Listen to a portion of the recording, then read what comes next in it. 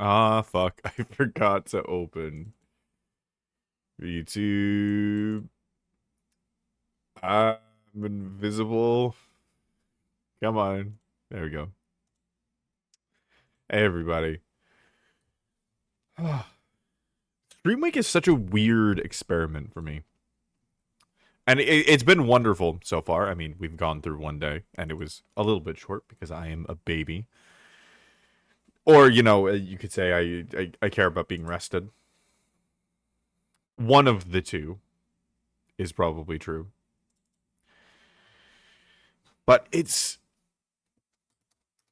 weird to prove to myself that not only do I love to do this, I want to do this a lot, but that it's also good for me to do this a lot.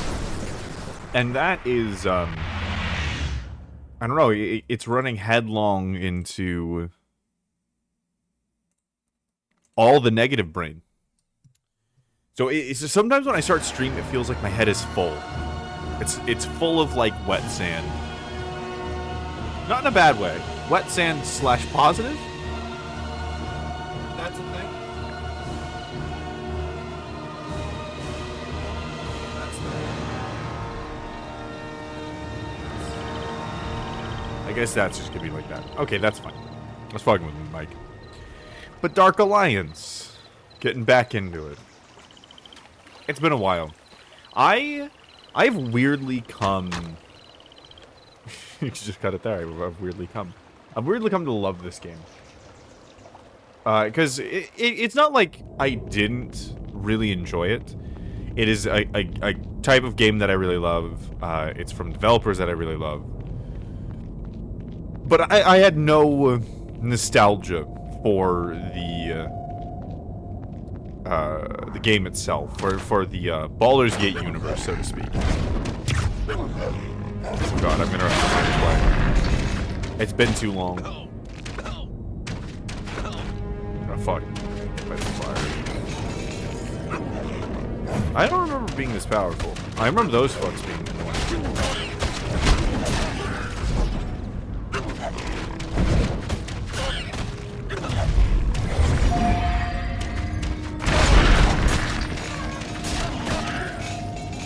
That feels good. See, that feels good. Actually, before I sing the praises of this wonderful game, I do want... it's a little loud. I turn that down for myself.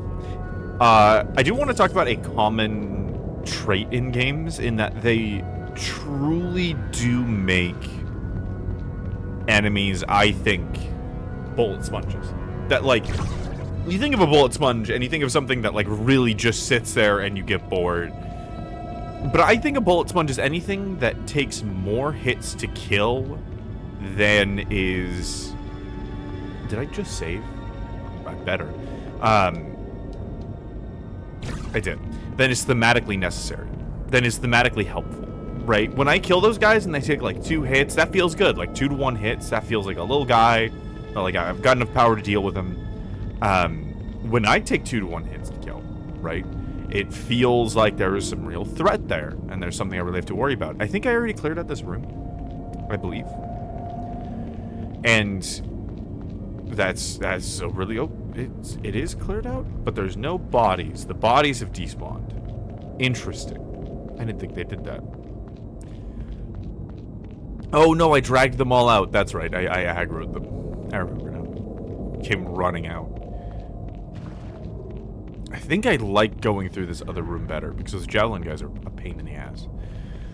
If you want something to feel hefty, you know, you can maybe hit like 10 hits. Wow, that's a lot. It's really just all relative, right? But if you make everybody take 20 hits, then you have to go way out of your way with like 60 hits to make someone feel like, you know, really tough. You know, that ratio. Ah, the jumping. I remember the jumping now. I think it's so funny they have to do this. Because of the way these mechanics work. As one of the things, I'm gonna, while no one's here, I'm gonna wrap, I'm gonna hype up parts. one of the things I love about Hearth is that you have an option if someone is faster than you, and it's hit them, right? Because in games, you have to let the enemies de-aggro, pretty much, or else it becomes very brutal.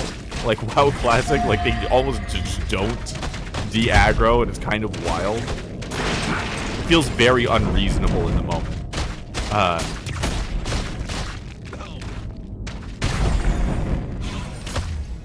Quiver's empty. There we go. I let myself get hit way too much. And it's because if you have no option. Won't hold anymore. I guess we gotta recall. You have no option other than to just run if they're more powerful than you, right? You have returned. You can't really get a leg up because it's just a battle of stat sinks. With the only... Oh, that's 11 to 25. Sorry for cutting off my own words so much. It's a battle of stat sinks where the only thing that determines fucking anything is your damage output, right? So you got damages, you got resistance, but ultimately it's damage and health. In Hearth, as you get hit, you lose your ability to do things. And that has the beautiful effect that if you get a lucky hit in, if you can find some strategy to deal a little extra damage to your opponent, whatever it may be, you can actually overcome a stronger opponent. I fucking love that. And that's not a thing in most video games. And it causes this very serious issue of over-tankiness.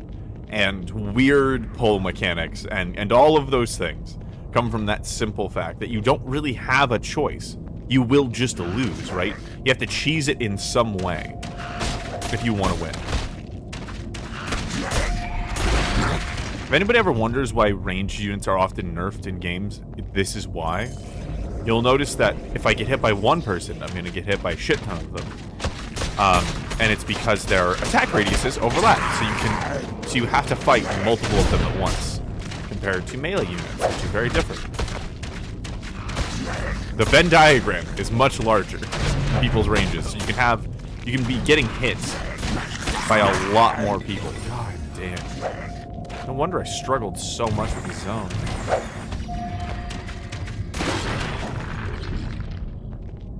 You know what? I'm gonna leave the gold. I'm gonna leave the gold and go get some save, because goddamn, the amount of times I was like, let me just pick that up, and I forgot to save, and then died right there, in fact, is too many to count. A diagram of me? Yeah, a diagram of you, a diagram of Venti. A Venti diagram, a Venn diagram for short. A diagram of my wonderful partner. One of the basic shapes. A diagram of Venn. It's cute. It's a shape that displays the physical cuteness of an object.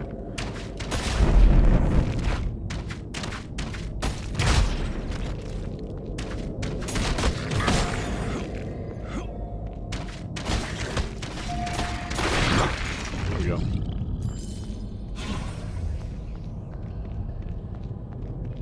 I think these rooms are going to be fine from now on. It was kind of funny having, like, one challenge area, because it's been a long time since we've gotten to an area that's, like, actually been an issue, now that we figured out the mechanics of this game.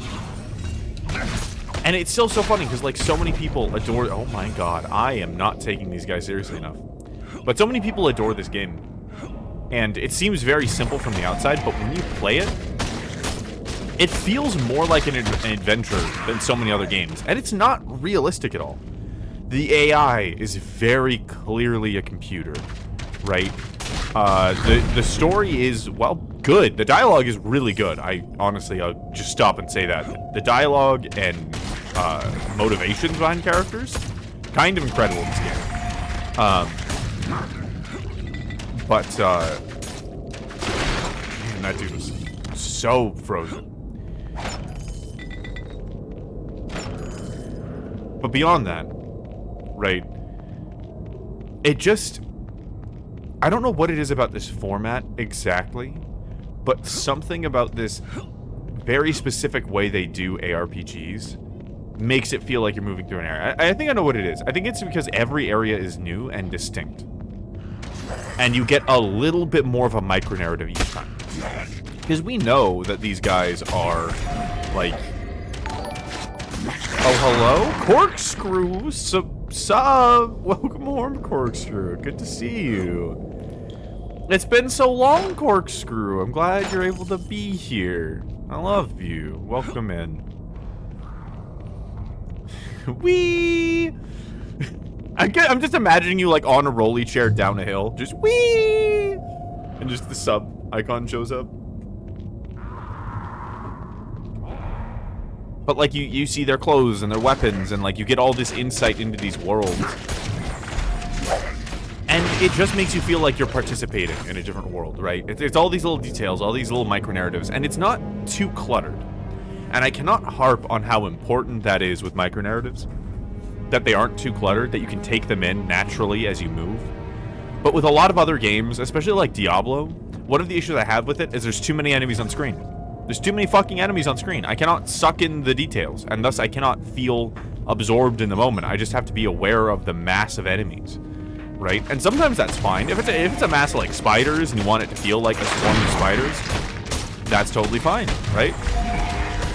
Absolutely no problem.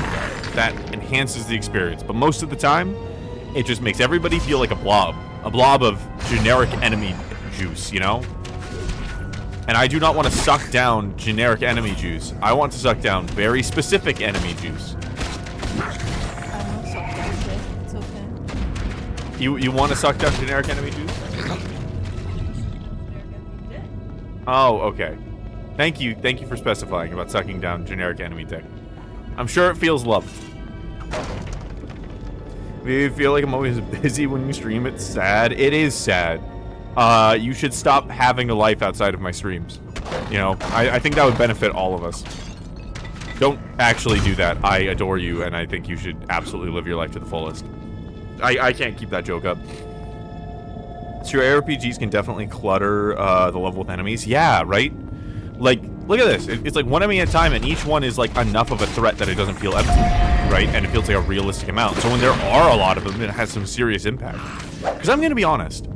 Once you have an overwhelming amount of enemies, once I have stopped processing the amount of enemies on screen, I have stopped processing the amount of enemies on screen.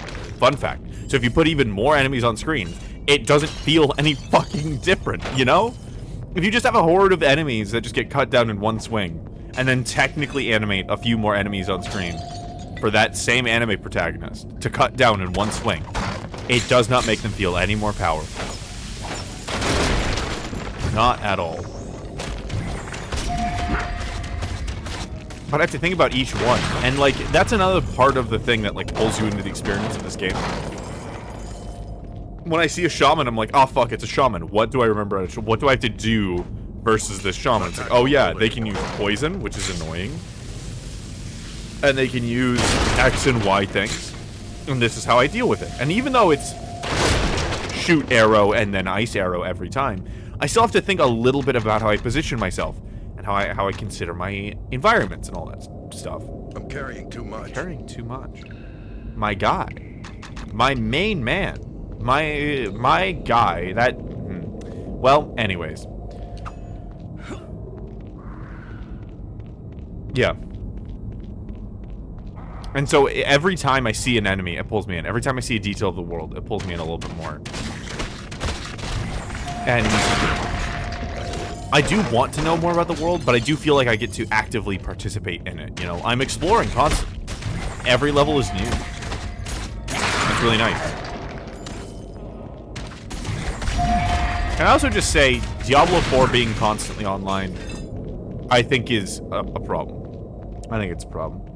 It's funny to think how this ARPG is probably closer to how D&D was originally run by Gygax. Yeah, that's true. Solo little dungeon exploration. That is very true. This game is a lot closer because it was just about dungeons. It's funny, I had this friend in high school that, like, after I started getting into D&D, started telling me about first edition D&D, because his parents were super nerds that, like, they met at, like, playing Magic, like, in, like, the first sets. They have boxes of alpha, like, they have Black Lotuses, they have all of this shit.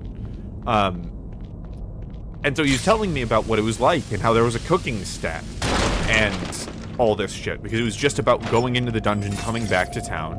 And the town wasn't really an important thing. That wasn't really the narrative was. It was just, this is where you pick up supplies to go in again. And it was a much smaller narrative. It's just that Gygax had happened to stumble upon a very powerful type of game, and he did not understand the genre in which he had walked into. Holy shit, how am I carrying so much? What is so heavy that I have? It's 10 pounds. Am I just weak? I could just be weak. I have a lot of mana I have 57 pounds of mana potions. Holy damn, I have 57 pounds of mana potions. Maybe I do a little recall and I get rid of the pounds of mana potions. Yeah, it wasn't until like AD&D that they started actually fleshing out towns. It was villages, or Hamlet or something was the first real town. Yeah. Village is a hamlet. Yes.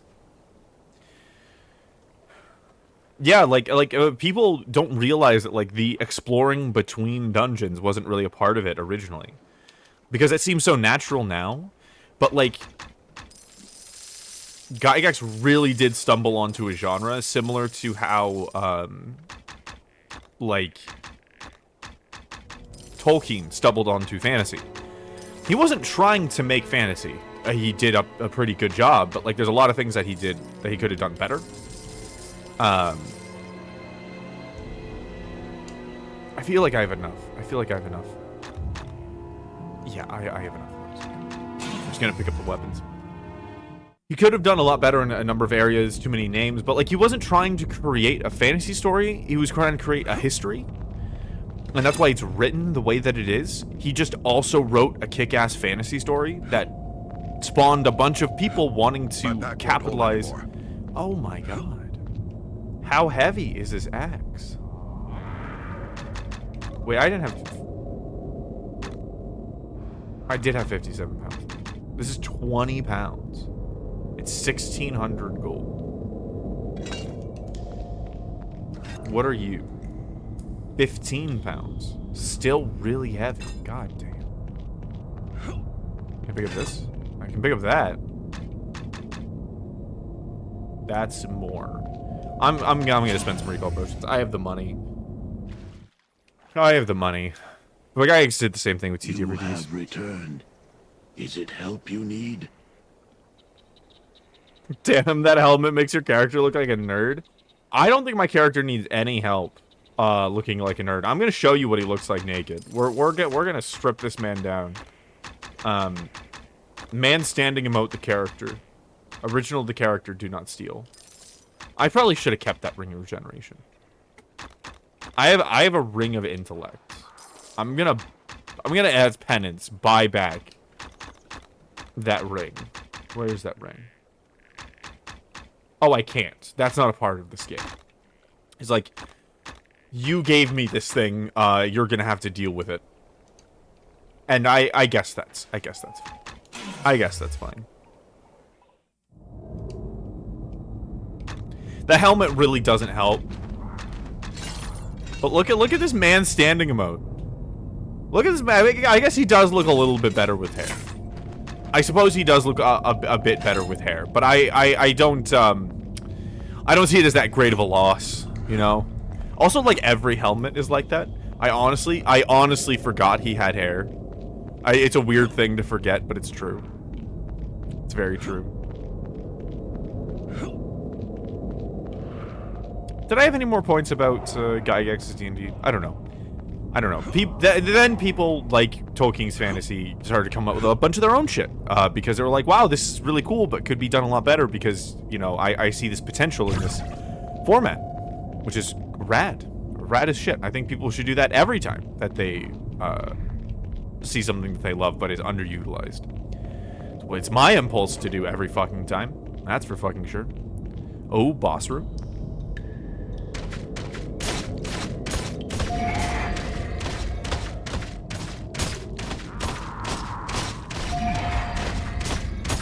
I think I'm gonna kill him like this. My lord, those abs are horrendous. Yeah.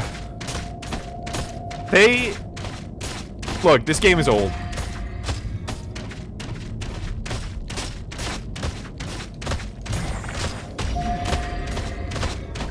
What do you think he's doing? What spell is he casting? That sounds familiar.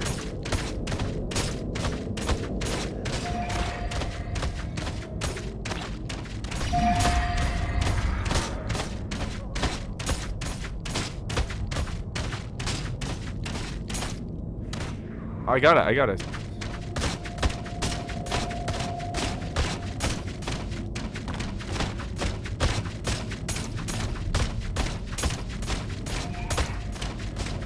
I'm glad I increased my attack speed.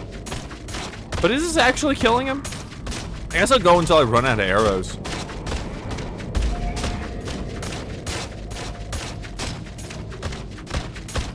Take bets on whether or not this is killing him.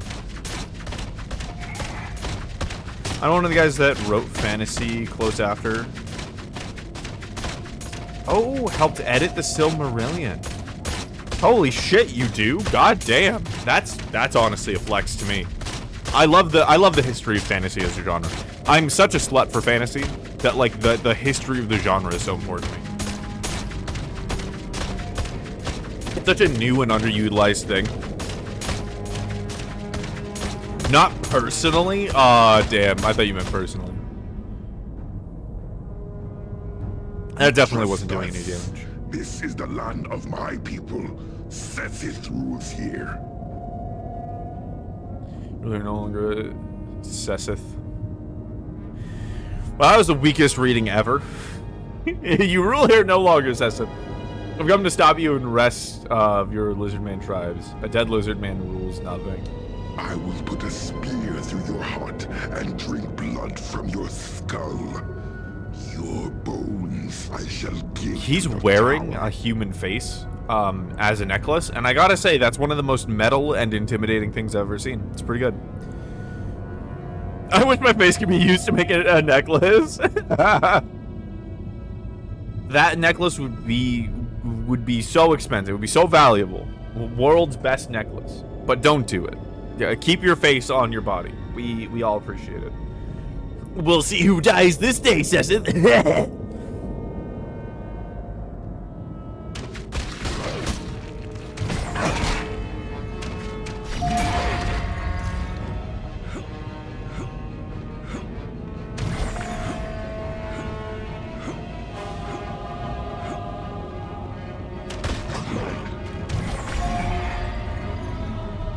I need to do more damage.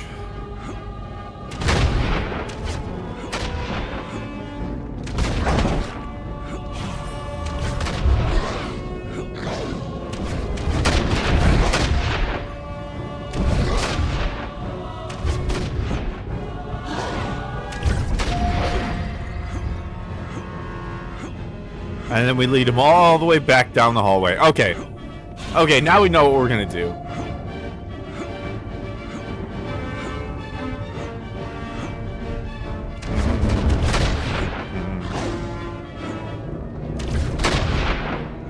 I wonder if I actually can slow him down. I think bosses in this game have some kind of iron will. He does seem to be going slower as I deal damage, just naturally, which is kind of fun. Either that or I'm just getting used to it. Also, there is something very cathartic about the fact that this game has very generic fantasy movie music.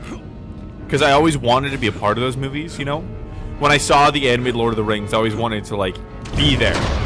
Not even necessarily, like, have to participate. I didn't need to be a hero. I just wanted to, like, be in that world, see the thing with my own eyes. Which is, like, horrific to think about now. Like, fuck. Lord of the Rings is pretty bad for the average person. I'm gonna be honest. He was walking like he really has to move. He's got to take a shit so bad. That's where his lizard man power comes from. He's got to take a shit so bad. He's got to take such a bad shit. It looks fine when you look at it straight down. It's like, oh, that's kind of a lizard walk, right? Because they swing their legs outside to side. But it just looks like he's clenching his ass when you see him normally.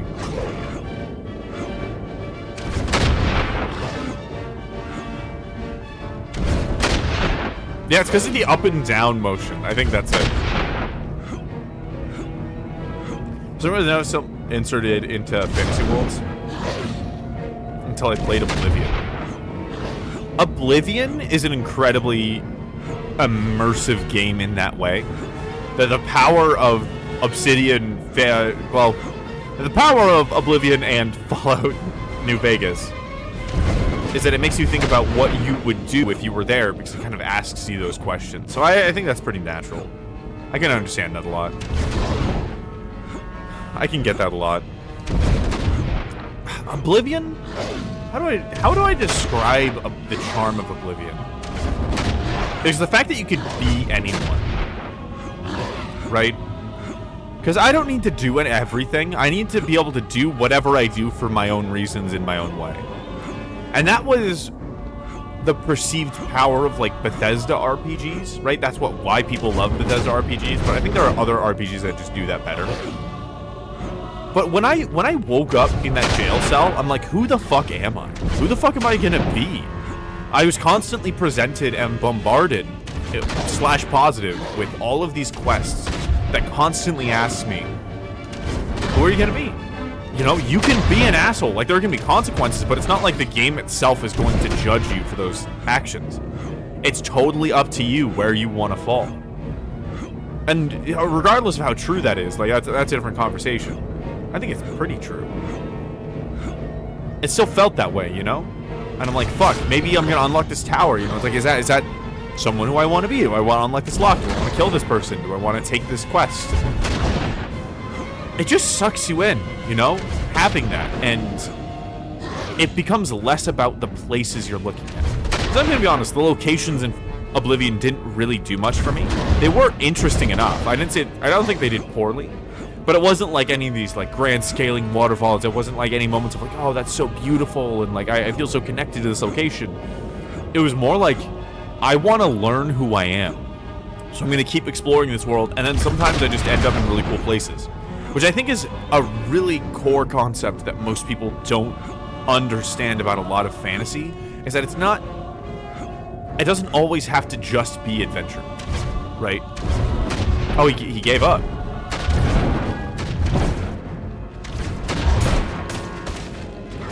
Okay, there we go. Like, you're being mean to me. Oh, he's definitely slowing down.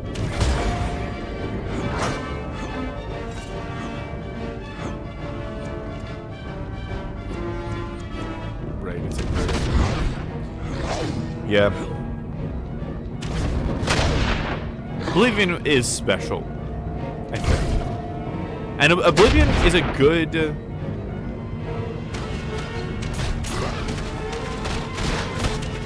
Is he stuck? I think he's stuck. Oh, there he goes.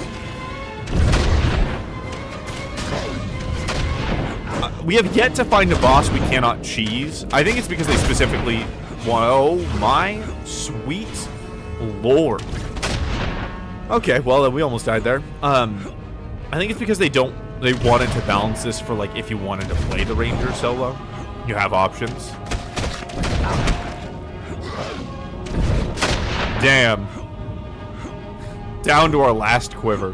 Which is so funny. They consider a quiver of arrows 20 arrows, which is, like, realistically correct, but when you often carry 400 arrows in this game, because it takes 60 to take down a single enemy, sometimes it's just...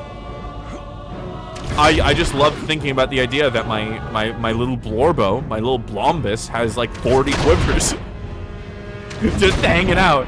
And he's just covered in them. Like, that's why he doesn't have anything else. He's covered in quivers. Just covered in.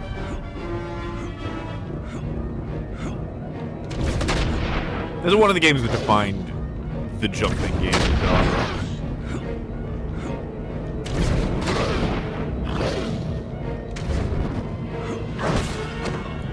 Oh my god, really?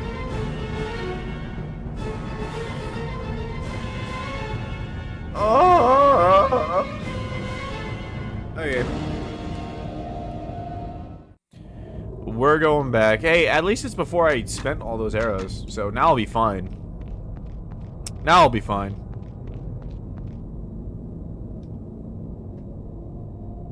You trespass. But yeah, back to the fantasy conversation. I feel like Oblivion, Skyrim, again, accidentally on the part of the developer. I don't give the developers credit. I don't give Bethesda credit for Skyrim's success.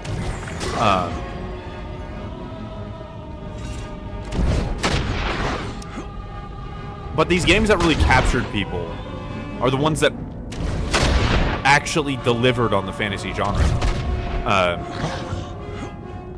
And I think it's because you can get so specific with fantasy. You can have so many extras. The Witcher does a great job. Because fantasy is basically not one genre. It's almost a medium in itself. There are so many subcultures that completely change the feel of it. And it's hard to describe, right? And maybe it's just become too generic of a thing. Like, there's a good chance that it's just been bloated over time. Because fantasy was originally just a very medieval kind of vibe, but it very clearly could fit so many others, right? Okay, this is gonna go a lot faster than last time. We got this. We got this guy locked down. At least I know he can't, like, one-shot us from full health, at the very least. So, as long as we keep up at full health, I get to be a cheeky son of a bitch.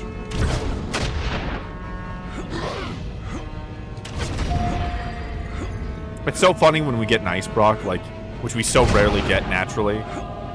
Just shooting him with fire arrows, because we've hit him with so many.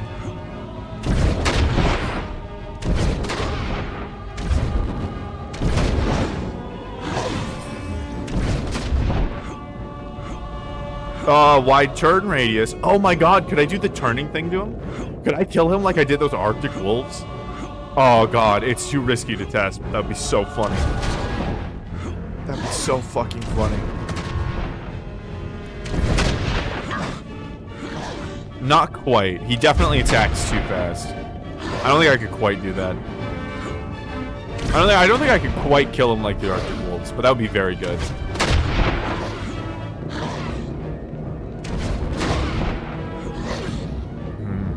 Oh, Oblivion. Forgot to finish up that talk. But not Oblivion. Fucking Diablo. The good old Diablo 4, which is a good game. Don't get me wrong.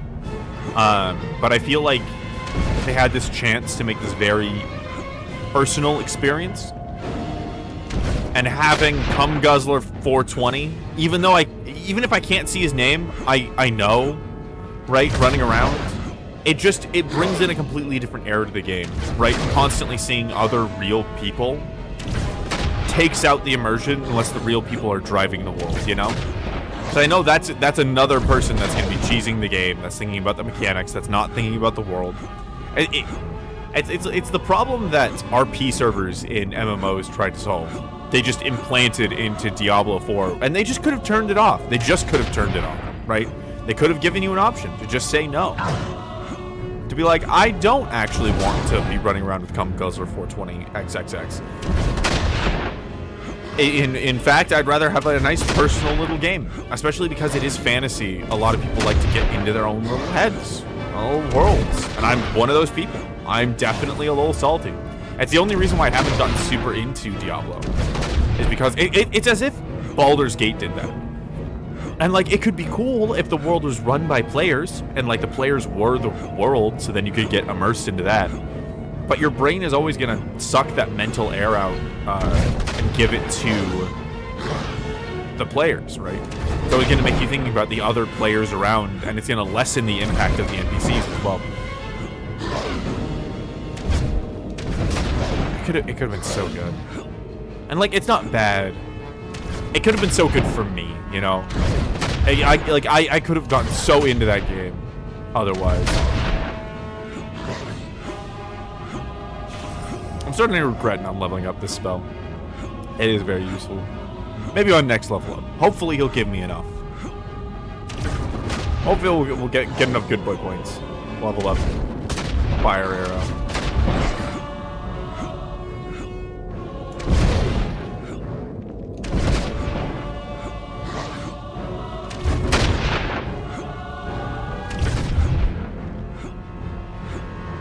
Large man in a hallway. What should we name this guy? I know he has a name, but we were just talking about Barry last night when we were playing Pumpkin Panic, and I just have a need to name people. Barry and Dennis.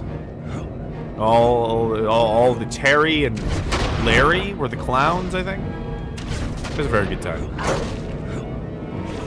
I don't know. This guy's not going to be relevant. That's the funny thing about a game like this. You beat a boss and it's like, I've overcome that challenge. I think that's one of the reasons why, like, people who like fantasy get so starved for it. Because the adventure ends. The adventure ends and it's like, fuck, I just want to do it again. And that's why TTRPGs are such a haven. It's because you get to just keep doing it over and over again. You don't have to wait for a whole game to come out. You don't have to be disappointed each time. When you got a good GM and a group that you like, and you get together consistently, it just scratches the itch, and nothing else can do that. Nothing else can provide that many hours. I mean, like, maybe Gloomhaven. That's only if you really fuck with Gloomhaven, and you also have a group to do Gloomhaven with, that you don't want to do TTRPGs with, which is a subset of people, right? Like, but I feel like it's very few, because you very quickly cross that line. I'm glad Gloomhaven exists, but it's definitely a weird genre. It lies in a weird place. Like, I have a copy of Gloomhaven. That's a thing. Oh, is he affected by ice now? Oh, he is. You are not immune. Lizard cuck not immune to ice.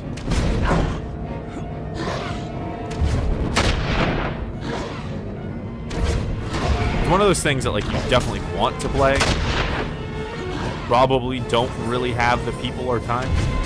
That's at least been my experience with it. It's sitting under my desk currently, unopened.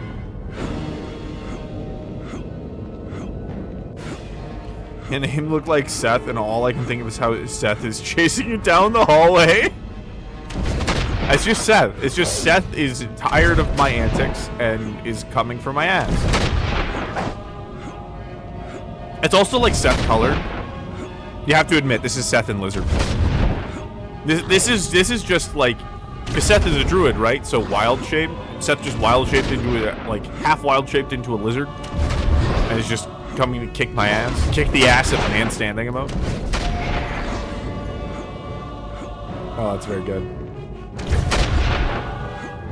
Pretty soon here, I'm gonna be able to pretty much permanently freeze this guy.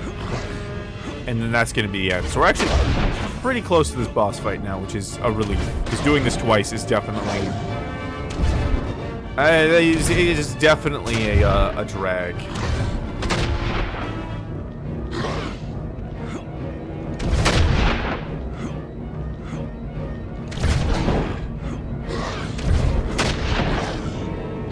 That's also just, I think, technically faster to do it this way.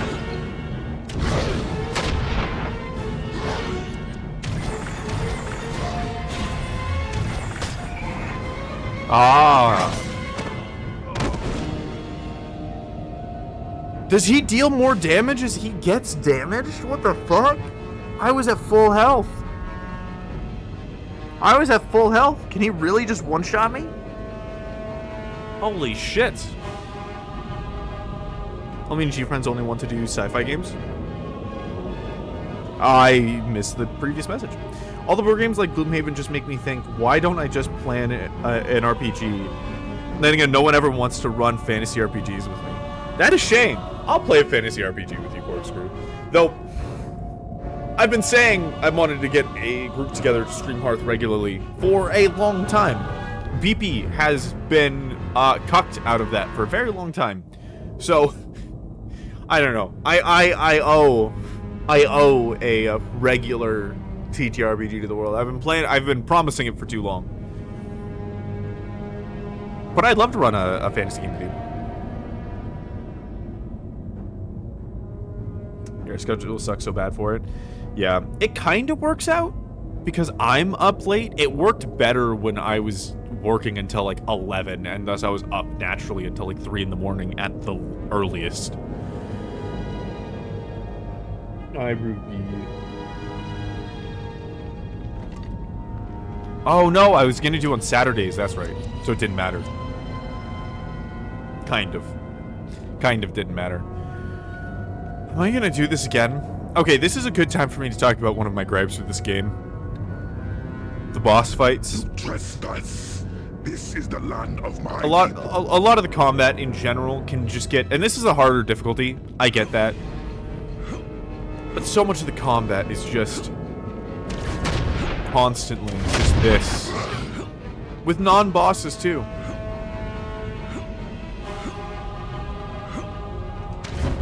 Just this. And it just takes so long. It just takes so long. And I don't know, maybe I can find a little area where I can cheese this guy. But that would take a while. Is this worth it, or would it be faster to do the stand and slap method?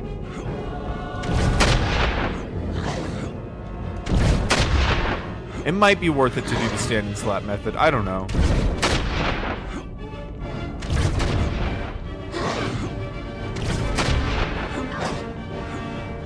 The fact he kills me in one shot is kind of wild. Maybe he gets a crit, because he definitely does not deal that much damage normally, so he might have a high crit, which is just not a good mechanic for a boss to have when it's not explained, especially in a game like this, but that's fine.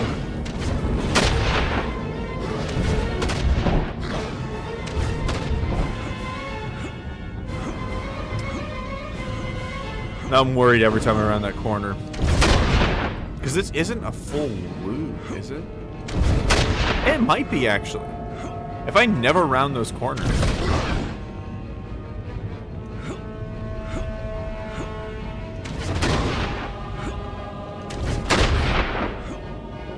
It's kind of nice because, like, if he's not on screen, then it's good to shoot at him.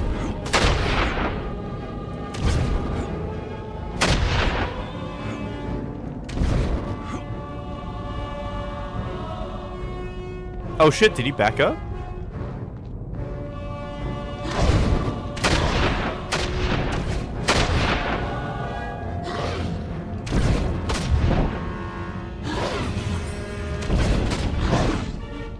There we go.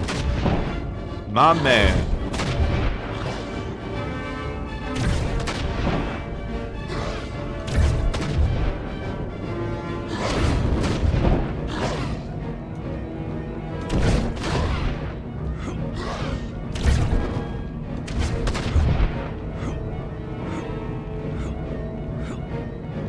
I was about to ask you if he kills you in one hit. Do they keep blinking and you're dead? Yeah, he kills me in one hit. He one-shots me, which is never a good thing in video games. It has kind of been globally accepted that, like, it's never a good thing in video games if a boss kills you in a single attack.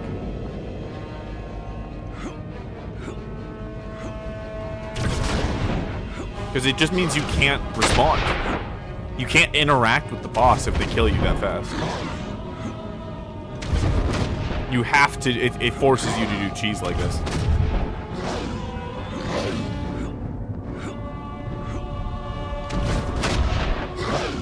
I swear to God, if this is the normal difficulty, I'm gonna lose my shit. I don't think it is. I'm pretty sure it's on the higher difficulty. I can do this for a little variety.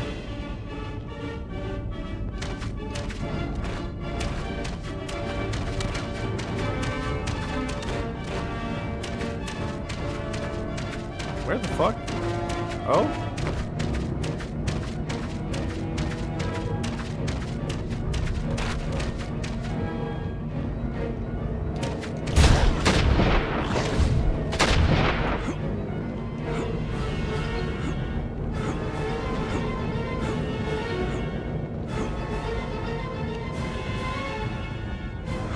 There we go.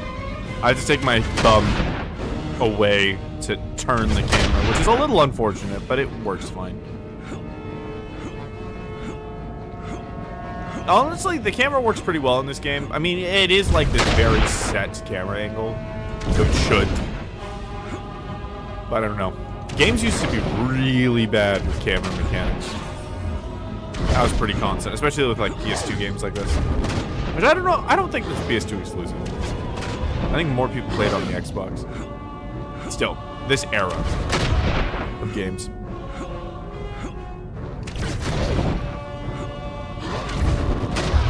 There's something so kinetic about fantasy. And like, I've had this thought a lot because I do love sci-fi, right? I love sci-fi. I just, like, my home originally is fantasy. I think I'm always gonna have a bias toward fantasy. But when you play a classic fantasy RPG, everything is swords and arrows and hammers and things that you can understand, right?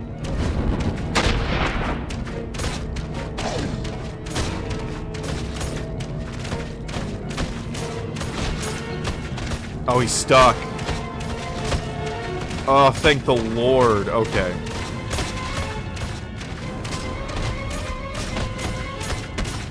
Okay, sweet. I just had to make sure he doesn't run at me out of nowhere.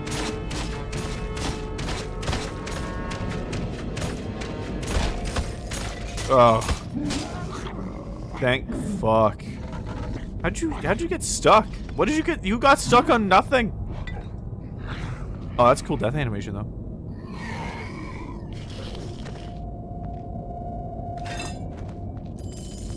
Garbage loot, but that's fine. Garbage loot from Garbage Boss. I'm just glad he's dead and I can save and move on. If it's like, second form, I'm gonna scream. I'm gonna scream. But that should be the burst of 2 bosses, so we're halfway through this section, correct? How many arrows did we use on that one guy? 200. 200. Oh, we go down. The rotting bog. Ah, zombos.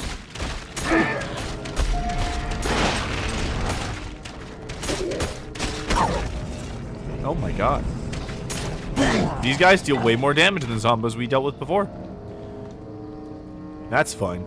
Also, I hate that I can't shoot these little guys on the ground. Just give them a bigger hitbox, my guy. It's so annoying not to switch to a melee weapon as a ranged person. How goes the stream so far? Hey, Oliver, welcome home. It's going really well, honestly. It's going really well. It's day 2 of Stream Week. And it feels good. It feels really good. One of the reasons I decided to do Stream Week is I have this opportunity to really lock in kind of this choice that I've made to like commit to streaming and to kind of like give my all to it. And one of the big things I was pushing against, there's an enemy over here? No, there were just random ass ripples.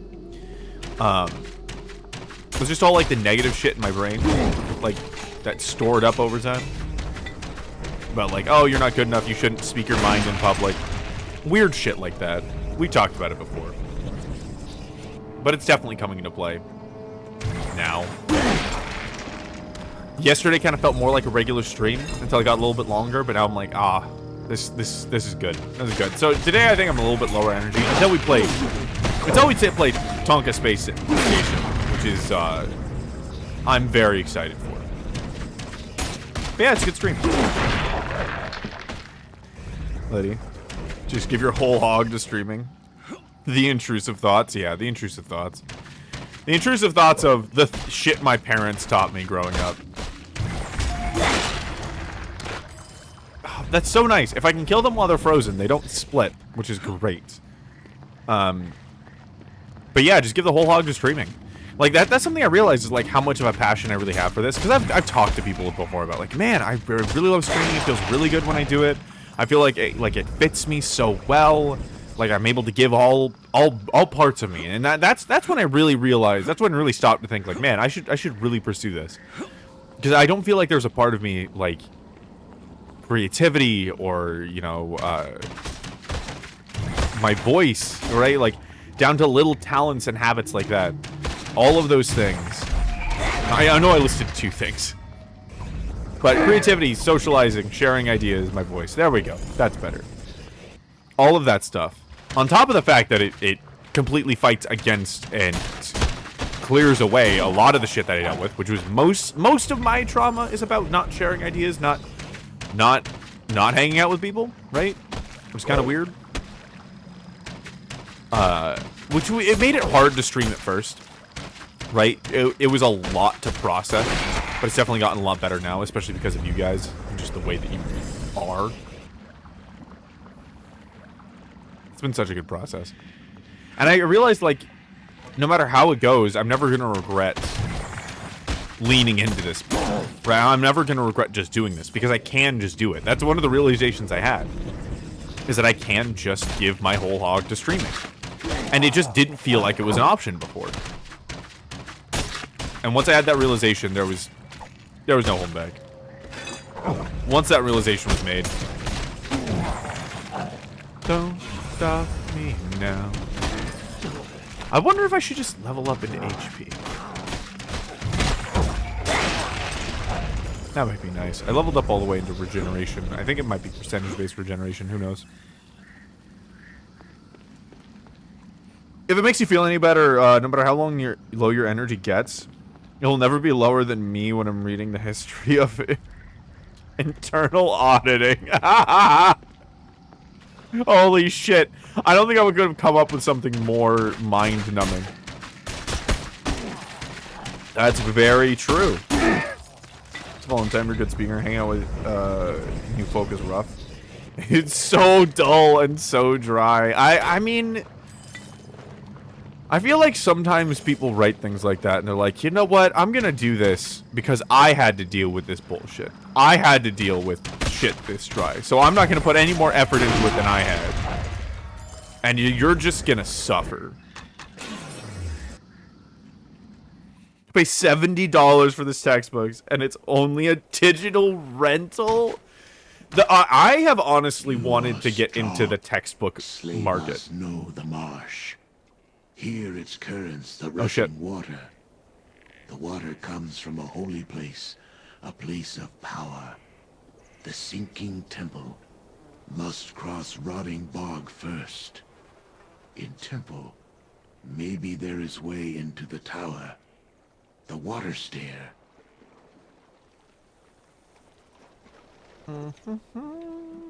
Supplies. Here we go. Honestly, I want to hear more from this guy, but he's so long-winded. And did I stop caring about the story? Maybe not entirely. But not necessarily the lore. Like, I get that it's just gonna be, like, some... Like, I'm not... It doesn't matter to me, mechanically, what the water stair is. It's just gonna be stairs. So I don't particularly care, right? It doesn't really affect anything. This game has kind of proven over time that, like, even though it may talk about cool things, it doesn't really do them that well. It does down to earth very well, which is why the first area is by far my favorite. I have 70,000 gold. What do I need to get with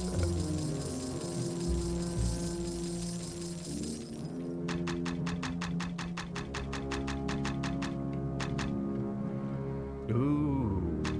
Icy Burst Darkwood Shortbow? Hot. Oh, not this.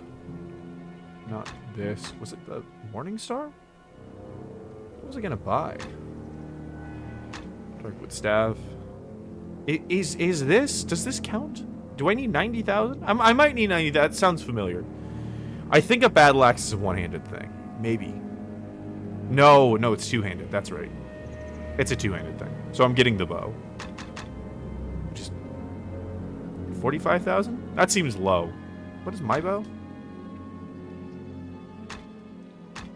Goes to 69. Oh my god, no, this is my bow. This is the bow I currently have. Okay, that is why it's so low. So maybe I was looking at this or this. It's amazing how low that damage scaling gets. Maybe I just skip to the next shop. That might be what I do. But, like, the money jumps so much. I don't think it'll help.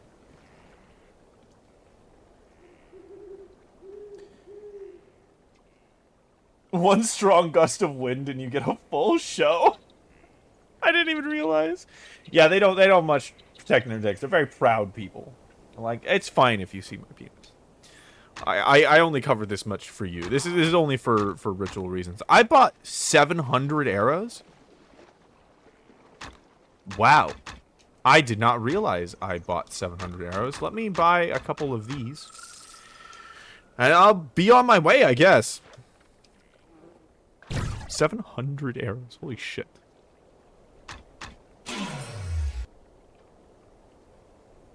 If you see Jimmy John Jr., then it's your fault for looking. That reminds me of, like, when my grandma would look at other people's hands when we were playing card games. She was like, I'm not cheating, I'm just looking. Insinuating that, like, if I can see your hand, it's not cheating. Even though she would lean. She would teach us to, like, hide our hand in cards by, like, leaning really far. But, like, she also would not hold back. She would, like, use the information. My grandma was a quiet woman. Is a quiet woman. She's still with us. I just am on the East Coast. My grandma's a quiet woman. She's very sassy. And she's very direct. When she does open her mouth, you know how she feels. She just doesn't often do it. Gives it more oomph, you know? Granny didn't want to get swindled in Vegas. Granny didn't want us to get swindled in Vegas. I don't know. I often have a really hard time trying to understand what my grandma was imparting. Like, usually you understand, like, what different family members were trying to teach you, or the values they wanted to impart. I don't really particularly remember any value my grandma wanted to impart. One way or the other, which is kind of weird now that I think about it. I don't really know what her whole shtick is. She's just kind of vibing. I don't know. Because she did care about us, like, as grandkids, a lot. But I can't remember a single thing that, like, my grandma taught me other than, like, that. That's so weird. That's such a weird realization to have. Yes, my little sister was thinking about studying abroad in Japan, so I started looking into it myself. And holy shit, it's pricey. I'm not surprised. Studying abroad in Japan would cost a shit ton of money. I mean, like, just college alone costs a lot of money. So I can't imagine, like, would it be, like, through the college, right? So, like, you would already be paying for tuition, and it would be like a swap, or is it, like, just taking a trip out there? Because I had a friend who studied abroad in China over a summer for a few months, but his parents are loaded. For all the wrong reasons, his parents are loaded.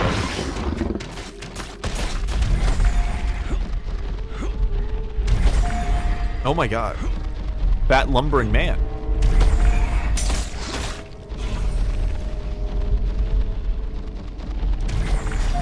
Oh, it's a bullet! They live in swamps? I didn't think they lived in swamps.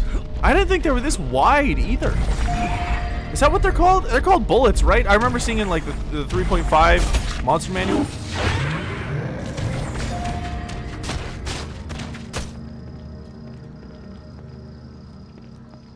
Oh my god. I didn't kill him. Oh, there he goes. Oh, there he goes. Sweet.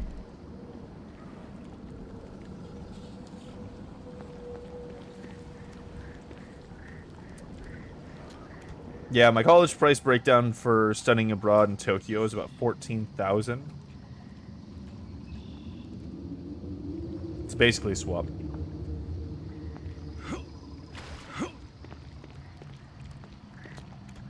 Frenchy pronunciation. Bullets.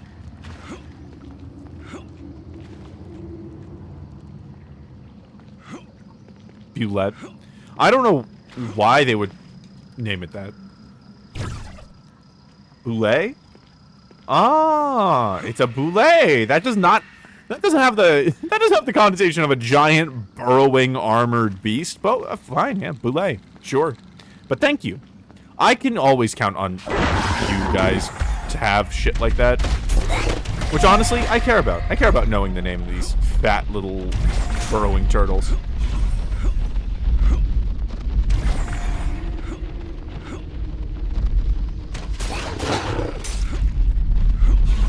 He just, like, is a walking snapping turtle.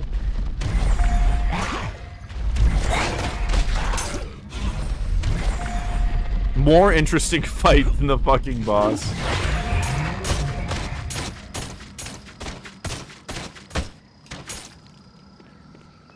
I didn't kill him. Okay, John, you can come out whenever you're ready.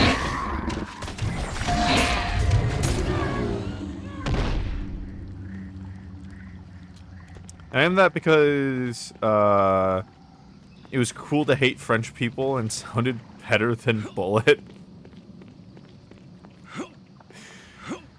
Oh, D&D. College says about 5,000 is tuition, and the other billable fees, the tickets, are 3,000. That's bullshit. Plane tickets are not 3,000. I hate to break it to you. I went to Paris for 400 bucks. It is not $3,000 to fly to Japan. Food is 2,000, 2,000 for personal expenses, and another 2,000 in expenses that I can't remember. Oh, that's a college. They're not asking you for 3,000 to pay for your tickets. Okay, that makes more sense. I see. I see. And so for expenses and that kind of makes sense, right? I thought they were asking you to pay 14,000 to like go study, but like if they're just saying it'll cost you and it's like 5,000 bucks, it's still like a fucking anything related to college. I think is oh my god, there's a second one. Anything related to a college, I think is like generally kind of a fucking scam because they will always overprice things because they can. Oh, beautiful. Oh, they get stuck so easy. Come here. Can I get you stuck in the same way? Where are you going? The sound they make is honestly what I would expect a giant caterpillar to make. When they do that, it just makes them giant targets.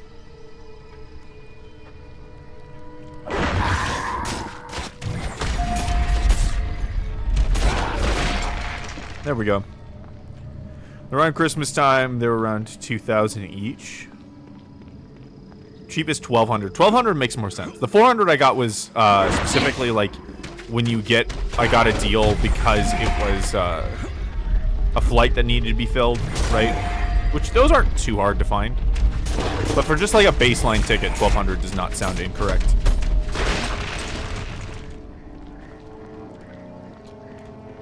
I'll only charge you 5,000 up front. That's just something you go through yourself, yeah.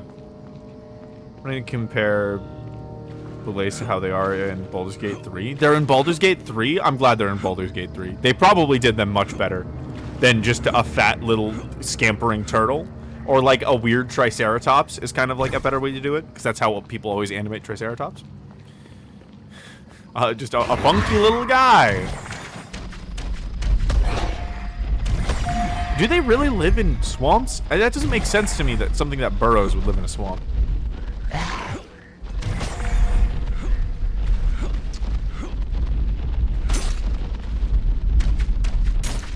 But who knows? I'm just a silly little fella on the internet.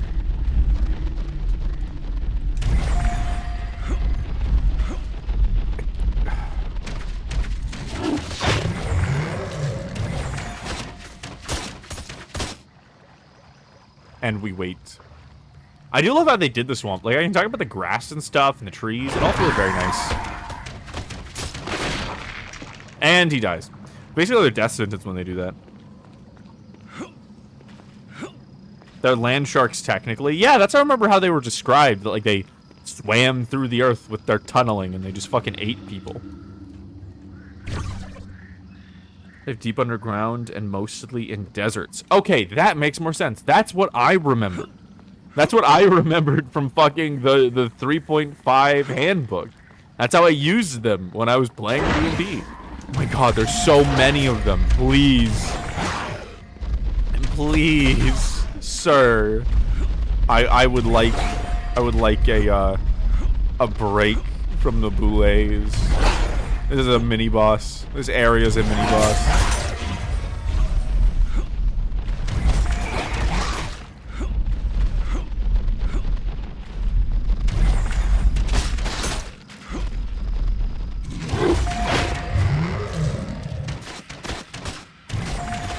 You're lucky that corpse is a physical object for some reason.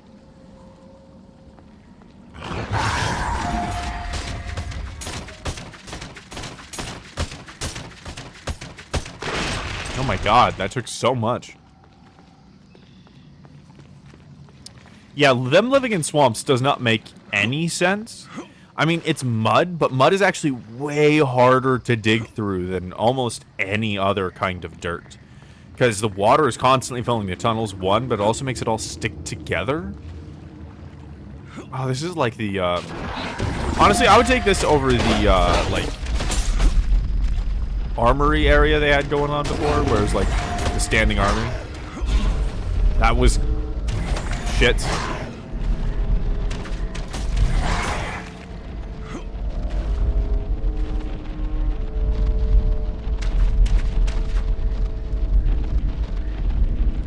I don't know what I did before that other one got stuck.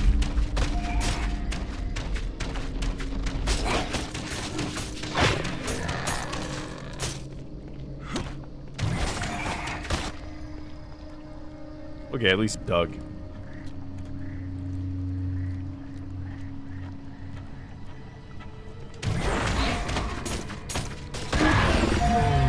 Oh, I think he died mid-animation and he just has to come out of the ground. What you fight here is like how a 16-year-old would throw one at you, and then in Baldur's Gate they fight you by burrowing around and can TPK you just by digging out. Damn. So like how an evil GM, non-derogatory, would throw one at you. See, that's what I love about Baldur's Gate 3. It's like a GM that doesn't pull punches and knows all of the rules perfectly. It's like a Matt Mercer that's a little bit meaner, and I very much enjoy that. Very much enjoy that style of GMing. That's kind of the way I GM too. It's changed a little bit with Hearth. With time. Well, actually, no. No, I don't think it's changed too much. I just had to get used to Hearth. But, yeah. That's a much better way to do it. The description of how a 16-year-old would throw one at you, where they just show up randomly with no reason and just hit you a lot, is very correct. Are they animated the same way? Like, is their body the same? Are they similar little, like, turtles? Little dinosaurs?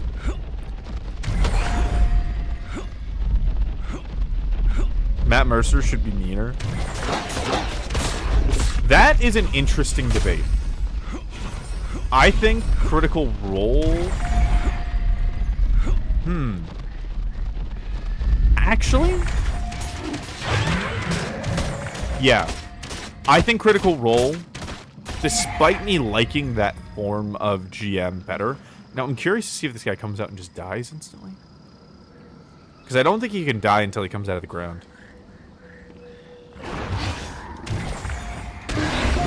Yeah, okay, so they die mid-animation, and then they have to come out of the ground first, and then they die.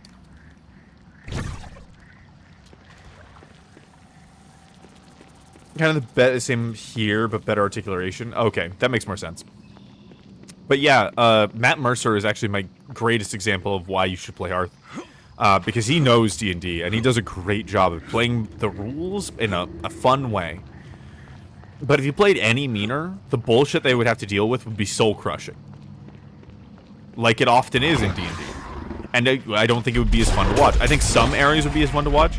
I specifically stopped watching Season 3 with the whole, the resurrection of, Laudna. When they rezzed Laudna, I was like... I don't know, I watched a while afterwards, but that really got to me. Because, as much as they said it was a big deal, it was very obvious by the mechanics that it wasn't a big deal. Right? Oh, no, he's super slow. This is going to take forever. It was very obvious by the mechanics that it's like, yeah, they just needed to do this res spell, and there was a chance that, like, she couldn't come back or whatever. And he did his best to make it a whole thing and make it an arc, which is all you need to do.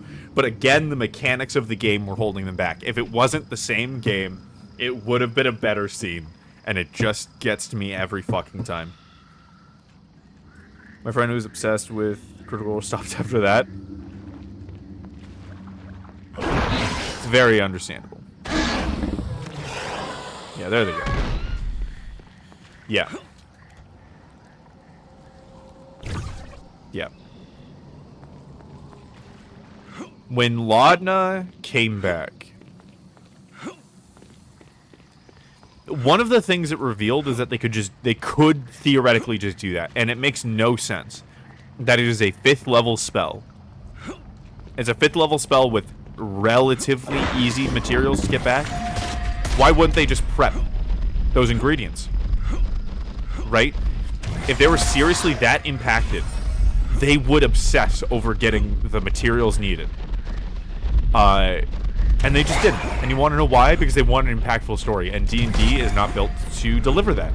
It's just not.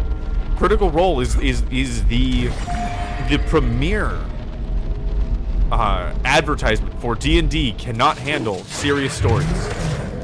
Fuck. Too many corpses of your friends in the way. It's just not built for that kind of narrative.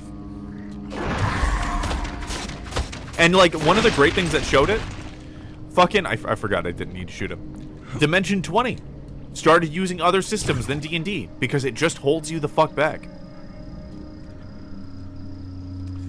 Let's see how Critical Role should play more not D&D, which they have been doing, guess, but still. Yeah, they do it in, like, side campaigns, right? But the main campaign is still D&D. I think they basically have a brand deal with that. They're locked in. But, yeah. My dad listens to Critical Role, but he doesn't like how they disregard a lot of the rules and the like for the sake of spectacle. He has lots of rule-based gripes about it. And see, that's the thing. If you want to play, like... And what's funny is they're so by the book. Matt Mercer is so, as a GM, is so by the book compared to most GMs. Right? Compared to most GMs. But he also bends a lot of the rules. Right? Also, like, I don't think he, like... He doesn't actually bend into that many of them. But he at least does the common ones. Oh my god, this one's kicking my ass. Mom, help pick me up. The Blaze bullying me.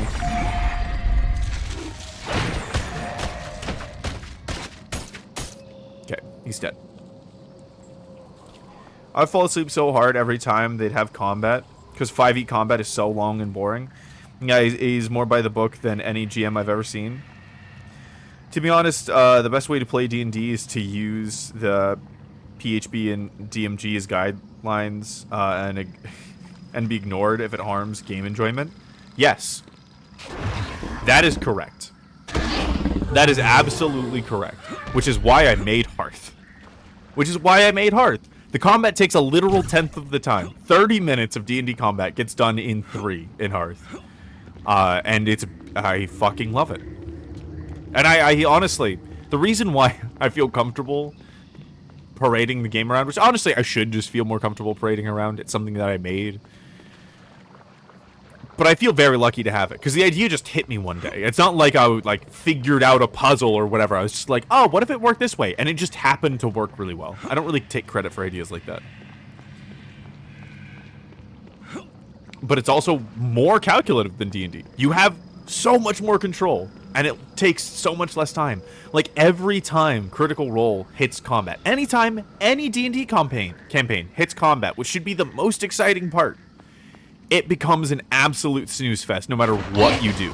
No matter what you do, unless it's a few enemies at low level, it will become an absolute snooze fest. It just takes way too fucking long, and it's each turn is so little impact. Even the quote-unquote exciting combats in Critical Role are boring as shit. I saved, right? I saved relatively recently. I think I saved after each one that I killed. Yeah, I did. Okay, cool.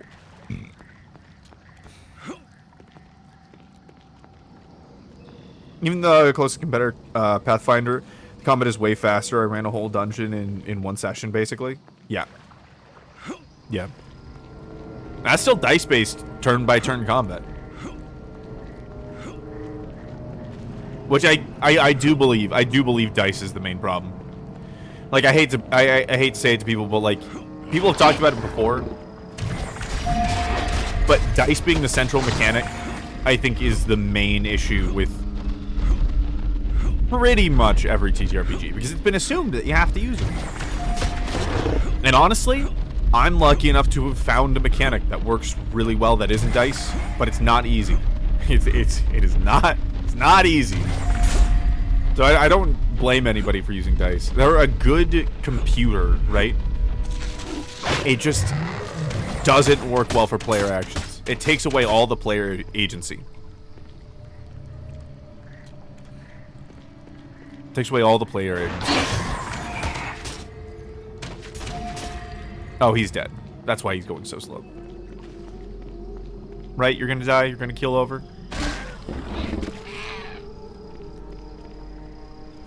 His death animation's so slow because I froze him at 0 HP. Look at that. God, he's stuck in death turmoil. Would I die if I walked? No, he's in death animation. He's fine. He's a nerd. And I'm really excited to play more. A lot of people are hitting 10k points, and I'm really excited to show it to the world more. I worked really hard on it for a long time. After my friend, she dropped out from the project because it had been 7 years, man. Like, we'd been making it together for a long time, but it just became apparent it would be healthier, right? And getting the book together. But I realized, you know, streaming was the thing that I wanted to focus on rather than game design. So I took a natural pause at it. But it's ready to play. No problems there. It's mainly just formatting things. Actually writing out all the different things. I do need to put all the perks in.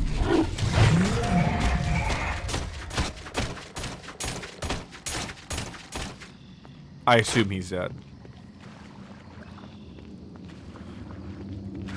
I just have to wait and see, don't I? There's something so magical about TTRPGs. There's something so incredibly special about sharing a story with somebody. About living out a story with somebody. Oh no, he was dead. He was dead. I keep doubting myself. I mean, I lost some mana and one fucking arrow. What the fuck does it matter? But there's no experience like it. When you get really invested, there's no experience like it. And people will, like, I'll be talking to them about Hearth and, like, how immersive it is and how it just functions better than D&D. And they're like, oh, but you can have these amazing experiences in D&D. I'm like, you're right. But what you don't understand is that your experience was actively ruined by the game you chose. D&D is not what made that experience possible. It's the TTRPG format, the genre, that made that possible. I hate to break it to you, but D&D actively ruined your game. Oh, wow, that one actually died without burrowing. First! There we go. We went 5 hours without somebody getting first yesterday. D&D actively killed your experience. I hate to break it to you, but it's true. D&D actively killed your experience, and you just don't realize it yet. Because so many people, like, get into D&D, and it's the first time they've ever experienced it, and it seems beautiful, and they're like, oh, but if I was just better at D&D, all of these little things wouldn't get in the way. If I was just better at the D&D, it would be more immersive. It wouldn't be as boring. People wouldn't check their phones so much. I'm like, no, man, it just gets worse. I'm gonna be real here. It just gets fucking worse. You still see the pain on professional voice actors in Critical Role. They have active looks of just pure disappointment that just takes them entirely out of the moment, and they're getting paid to be there. You know? Like, yeah. I have a vendetta. kind of against D&D and dice-based RPGs, TTRPGs, because I feel like they have taken away so many beautiful moments from people, because it matters so much to me, the effect that TTRPGs can have on people, the positive effect they can have on people, right? I think that's so special and important that I hate the number of campaigns, moments, and stories that have been killed that didn't have to be. The fact that, like, people could probably have fit 5 campaigns worth of special moments and beautiful memories in half a campaign of a different game.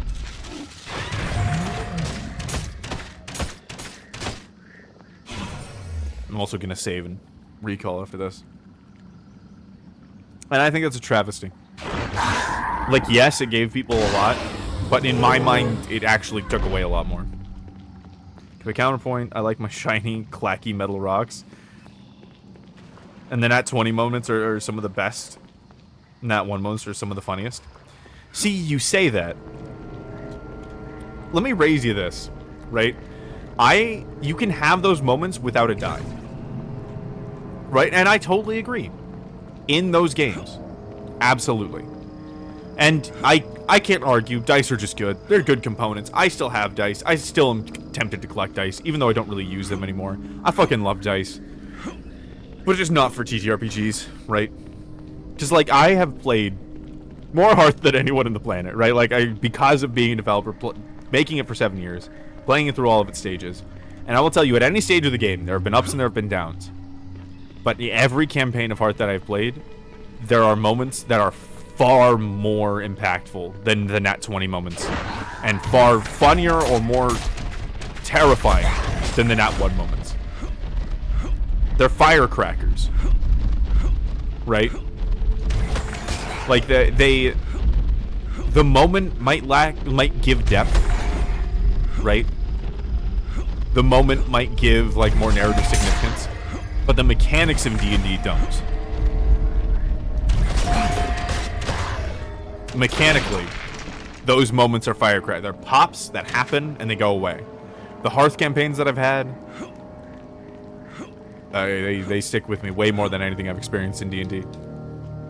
Way more. And I've had some crazy funny moments and good shit happen, and like times I wouldn't trade for the world. But goddamn, until I had an alternative, I didn't see how bad it was. Because like, I made Hearth. Originally, it was going to be a D&D combat modification, because I was just tired of the combat, right? And it just swallowed everything as I played because of the incredible experiences I was having with the game.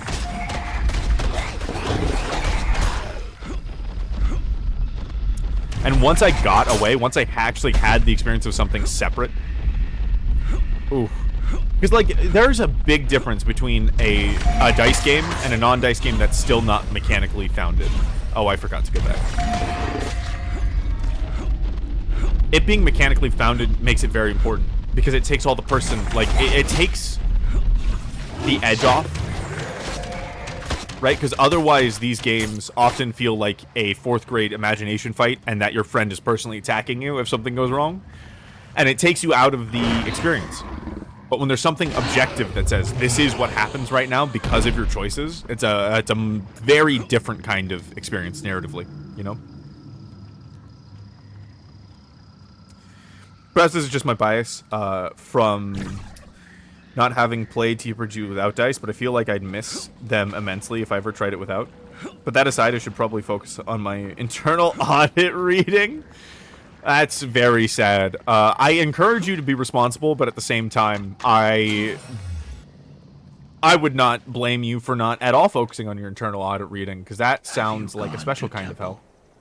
Have you walked down the water stair? You must do so to reach the Onyx Tower. There we go. I like what they do with the custom dialogue, but it's I just want my shit.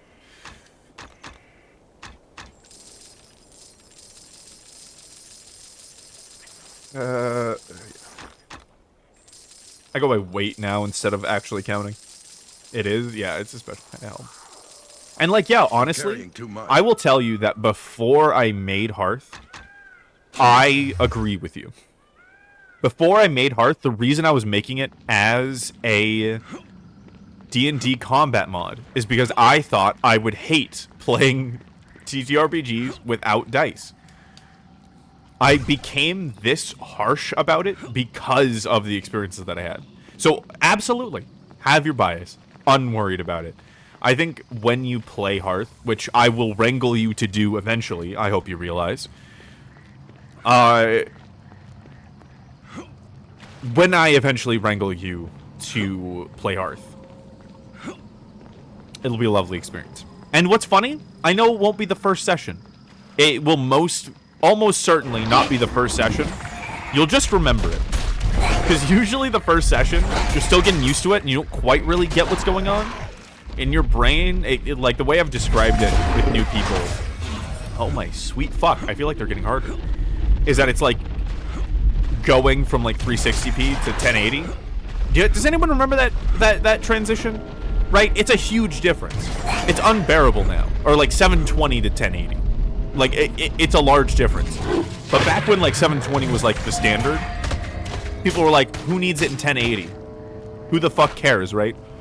It doesn't matter. It feels maybe a little bit cleaner. It's kind of nice. I'll turn it to 1080 if they have it, but I don't think it has that much of an effect. And then slowly, like, it sinks in. It's similar to that. I mean, it could be the first session. Fuck. There's been plenty of times where people played one session of Hearth and just lost it.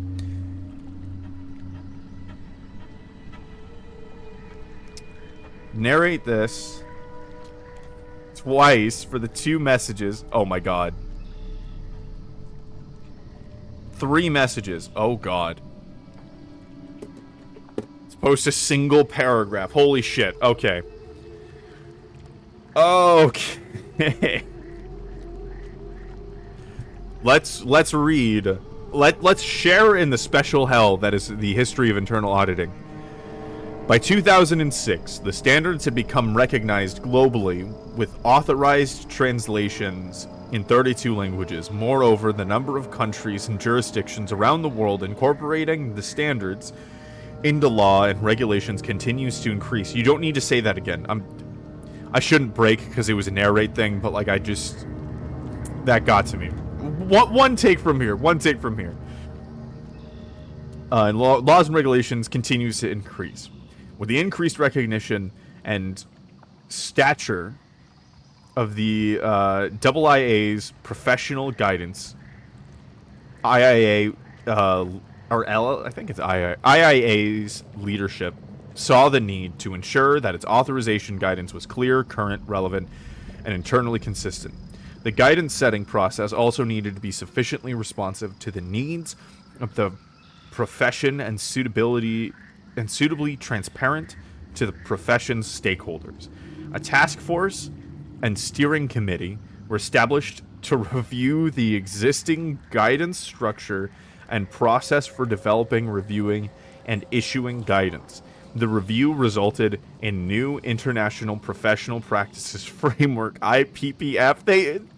They made that a fucking acronym.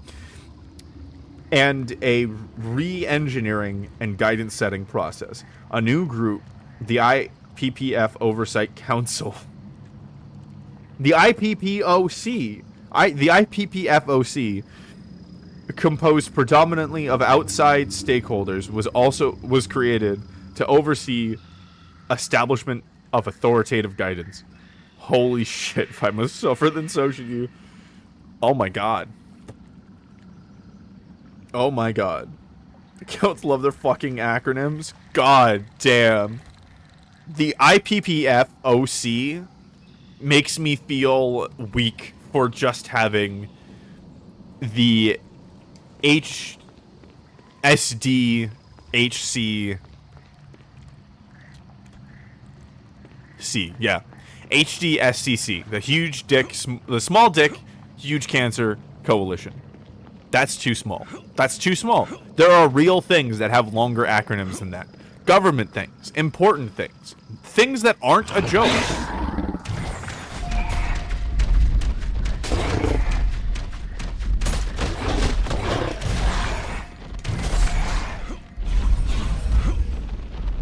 things that aren't a joke.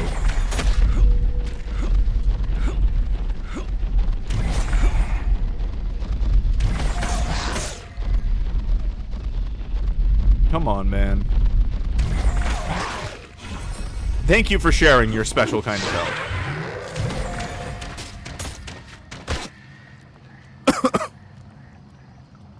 So fucking never. Buddha is an official government acronym? That's incredible. Oh, I didn't kill him.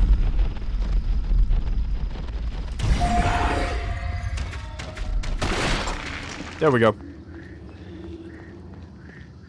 I just spat out my water in the middle of class when the teacher began to lecture on it.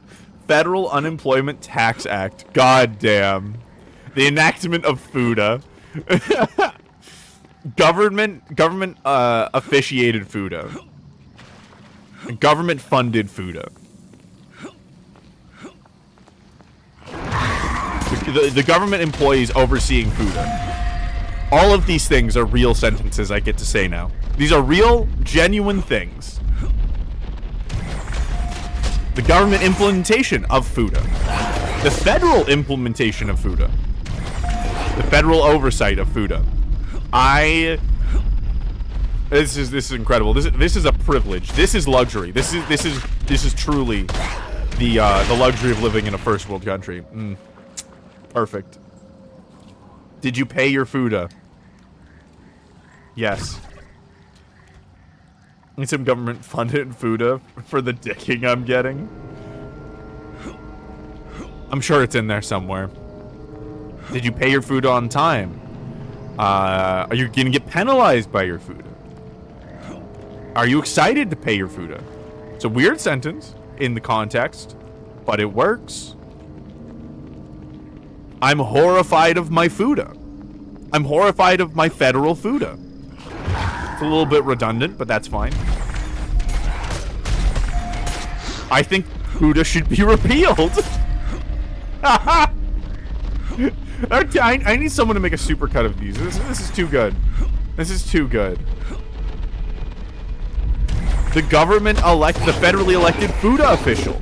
The head of the FUTA council. I'm sure these are things that exist. I'm sure these are things that exist. You get penalized for not paying your FUTA. FUTA penalty. We should really peel back our FUTA. We should really reconsider FUTA. We can increase FUTA. We should grow. Oh, what can you say for government programs? We should massively grow our FUTA. We should have stricter implementation of FUTA.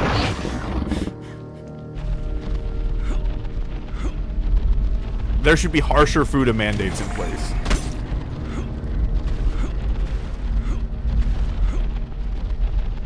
They also pronounce it differently. They pronounce it FUTA. We should expand FUTA. Yeah, there we go.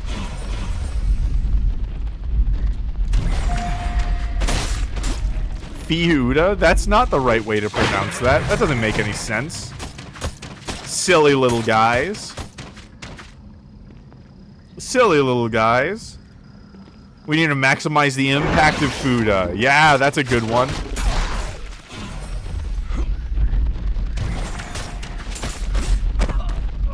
This is why I save after killing every single one of these things. Because each one has the ability to kill me. Each one has the ability to kill me. This has been a good tangent.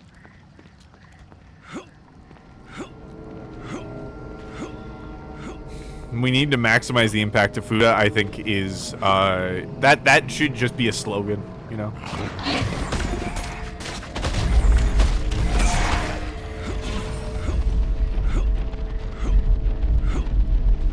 We should implement more FUTA programs. That's also what we could do. We should have more federally funded programs like FUTA. That's also true. In the same genre.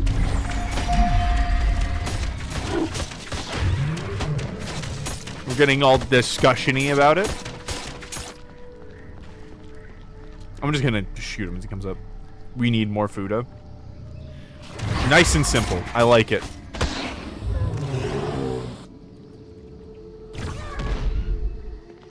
There's pronunciation, so young recruits would start giggling at meetings. I mean, fuck, yeah.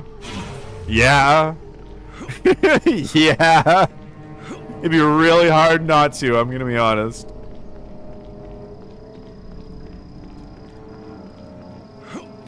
I'm sure people made some of these jokes. They're too easy. They're too easy. Especially in a class setting where it's already boring. Oh, hell yeah. New save point acquired. I'm hoping I can basically level up from these guys.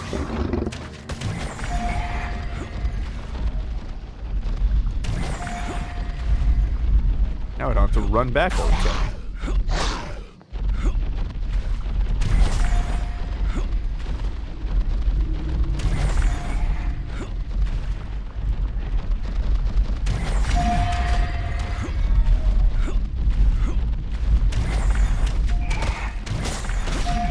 Oh my god.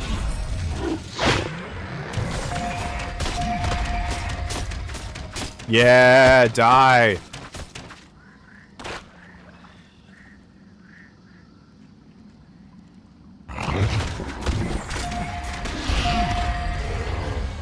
Most Americans will benefit from Fuda, or know someone who has benefited from Fuda within their lifetime. The idea that some of these are could probably or easily have been said by professors is a beautiful thing.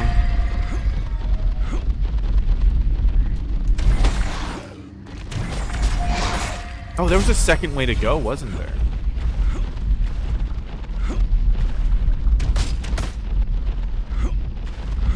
Why does this guy seem bigger than the others?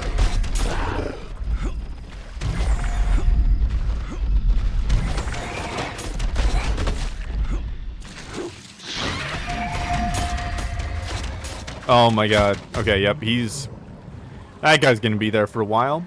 That's fine. Sorry, CJ, I didn't get my homework done because I was discussing food online. A semi-relevant excuse. Oh, I can see the map. They didn't quite have enough tiles. I can see the edge of the map. Oh my fuck. Oh my sweet fuck. We're gonna play Ring Around the Rosie. You know? Oh, he's stuck.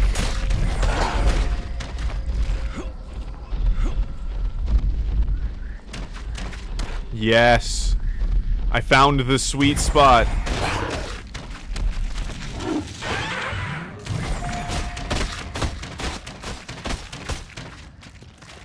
That absolutely did not kill him. That absolutely did not kill him. For everything I've said about this game, the scale of this man is so wonderful. Holy shit.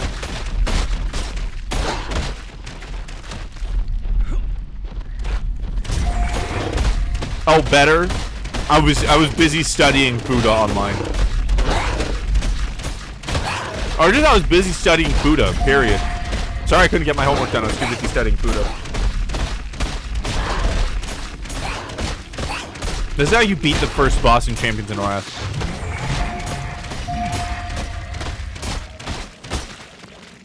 God, I have chunked so much flesh out of this man. I was Googling Fuda online with my parents. Oh. I am disappointed at the amount of XP I got from that. Everything disappoints me when it comes to XP in this game. It takes forever to level up. You know, this is an interesting debate. Level up should be important, but like making them take forever kind of blows, you know? Actually, here's the thing. Level ups can take as long as it takes to get used to that level, right? It should change how you play your character.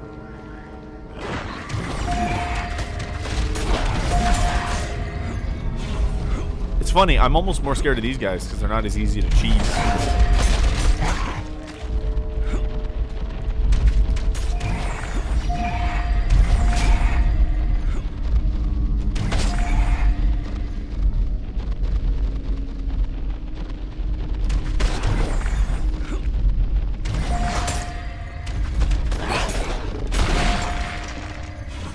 That was close. That was close.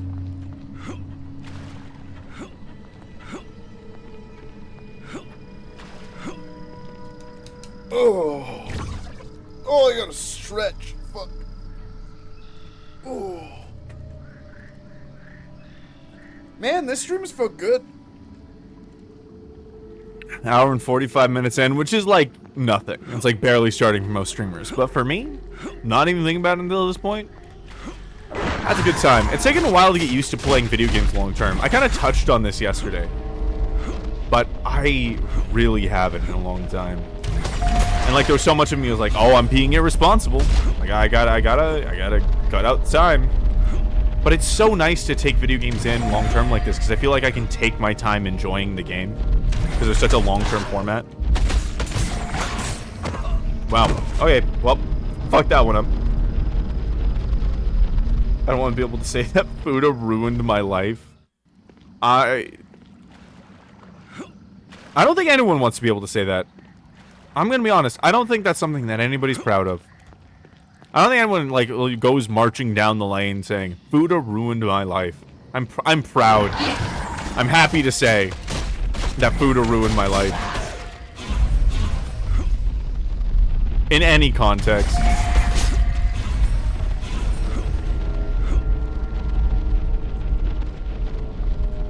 The Sinking Temple's interesting because it seems to be very different construction than the other things Blizzard people do. So I'm wondering who actually made it.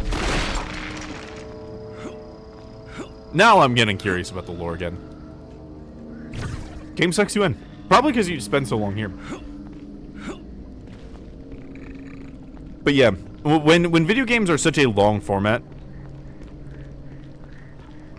it can feel like if you play them at the intended pace, if you don't have that much time for games, that you'll never finish them. And that doesn't feel good. In my humble opinion.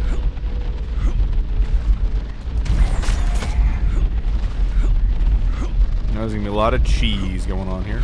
Oh, that dude got stuck. Hell yeah.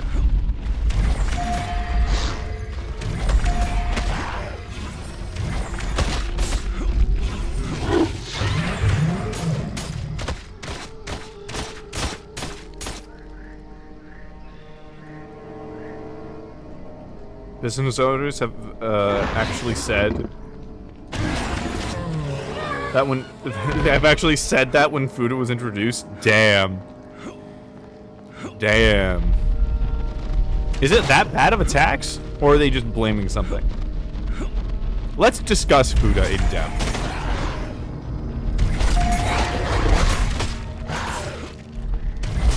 Is that like rich people complaining, or is it like actually something that negatively affected people? It isn't. It's just because it's a new tax. I see. I see. Fuda these nuts. I will Fuda these nuts. I absolutely will. I've come to the conclusion I have 700 arrows. It's worth spending a few extra ones to make sure they're dead. Businesses are whiny babies about anything that might mean they lose a few bucks a month. Yeah. Yes, they are. Yes, they are. God damn. They absolutely are. Where was that other one? Where did he spawn?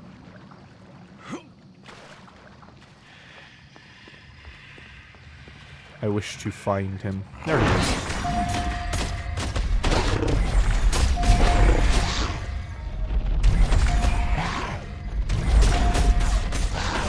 Oh my god. Oh my god. Well, you found me. Welcome to our Fuda discussion. What's your opinion on Fuda? And they're really business to force them to close up shop. I think that's like a common paranoia that business owners have. That like losing not having enough profit. I mean, they have to deal with times where business dries up for a time, and like I get it. But at the same time, you have to be realistic.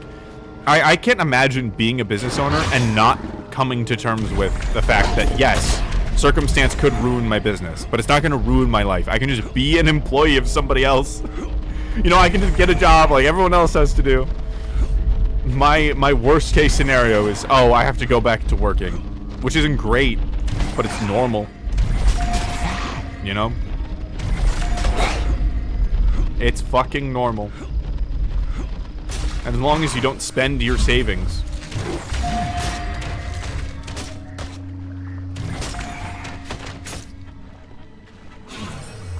Trying to keep a dying business going, you'll be fine. Okay, that's the max slow. He's gonna die.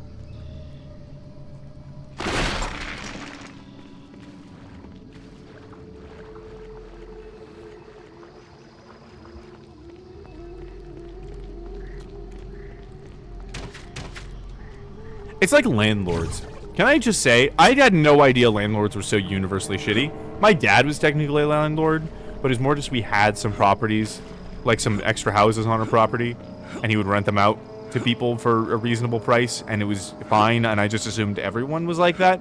And then I learned it's like there was literally a guy who does lectures for landlords, and he was like, you know, there was a person telling me it's like, you know, a sob story of, oh, you know, this person has cancer, and she got evicted. And it's like, oh, that's really sad, but you know what's more sad? The landlord losing thousands of dollars. And I'm like, absolutely not.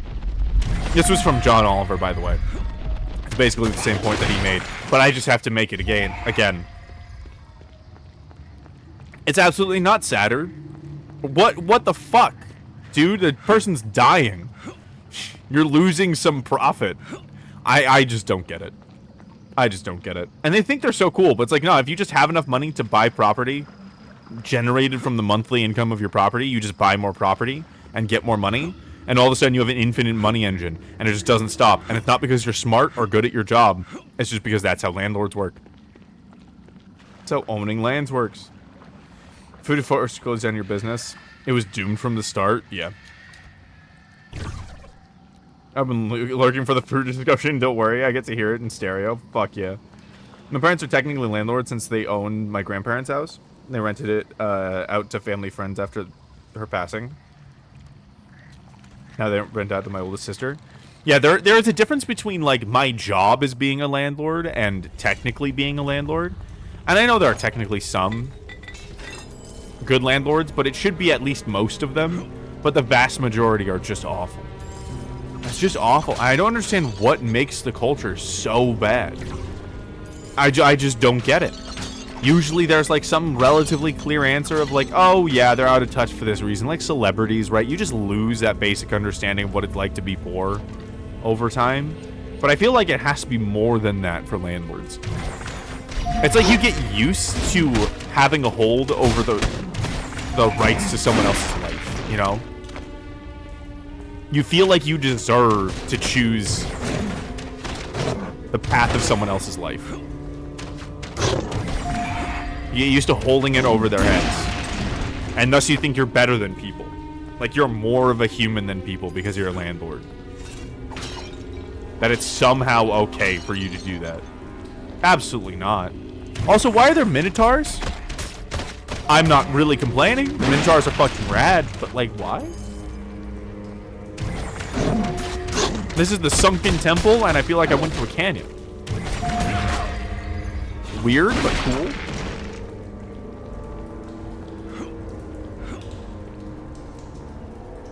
Yeah, career landers are almost universally asked, especially if it's corpo. That's because they see it as free income that they've earned since they had more money to buy a spare house. And they're so much smarter for doing it rather than working an actual job. And they're somehow doing renters a favor for being so kind and benevolent for allowing them to rent their precious spare home. Hate to say that you're right, because that's such a stupid thing to lose your humanity over. That's such a stupid, petty bullshit thing to lose your humanity over. God damn. But you're absolutely correct. You're absolutely correct. This house that I've taken away from you that you can no longer use because I'm taking it from somebody who would have rented it to you for less. Now it's the only available unit that you can get. I'm renting to you for absolute maximum I can possibly squeeze from you, but I'm being benevolent because it's my house. It's mine. It's mine. Fuck you. I'm a toddler. Fuck you. And yeah, they just had enough money. They had the superior intellect of just having more cash than somebody else.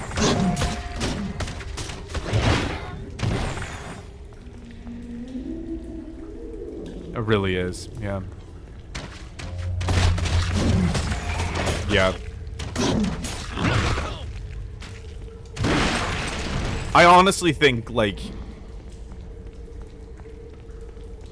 that has to be one of the worst reasons I have ever come to understand someone has willingly lost their humanity. Maybe not knowingly, but willingly. And it's just... some people just don't value it at all. Empathy, the experience of others. It's not like they didn't have it, they just don't care about it. If they can get more money being non-empathetic, which they absolutely can, they just will. They'll just toss it to the curb. They don't find any value in their care for others.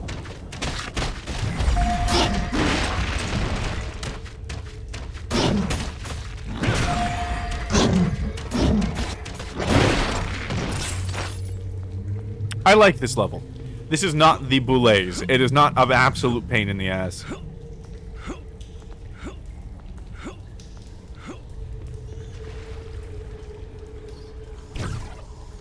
It's even worse if they're paying a mortgage on the house while they're renting it, since that could have very easily been a renter's mortgage. Yeah, right?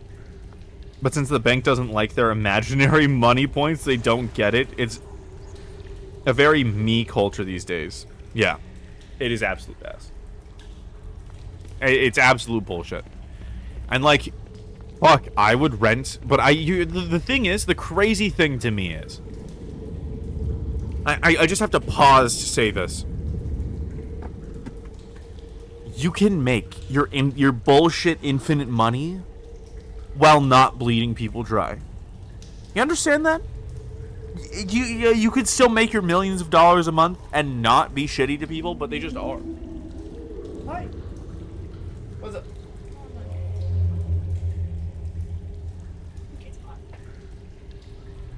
Did you turn it the AC? No, yeah. No, you should turn it down. It's on 67.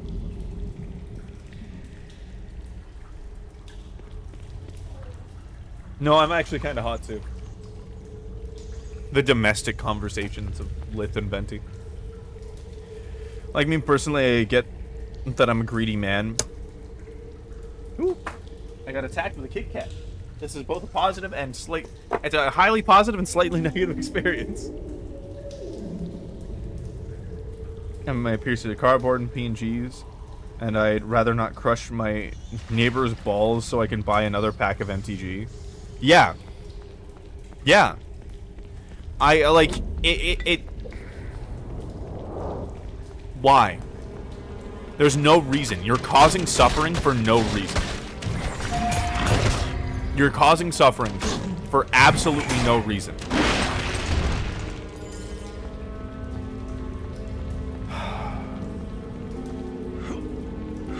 This is kind of the passive level of shitting. Right? If someone's gonna be a full-on, like, murderer, I have more respect for them as a human. It's like, okay, you're just a horrific human being. Cool, whatever. But it's the people that try to blend in with society and pretend that they're not horrific people that I hate more. Like landlords. Like shitty landlords. It's like you're so much more. You have so much less of a reason to be horrific. Even if somebody's killing somebody for no reason, at least they admit it. You know? It's not like, oh, I'm being benevolent. It's like that one kid in class you just could not get to shut up. That everyone hated. My cat has plopped right down in front of my mouse. So now I can't get back to my reading without disturbing her. It's not happening to them. Someone they view as human. So it's not real to them. Yeah. Yeah, someone they view as human. People who are poor, they just don't view as human. People who are struggling, they're like, no one could actually... And like, they have the gall to say that people are lying.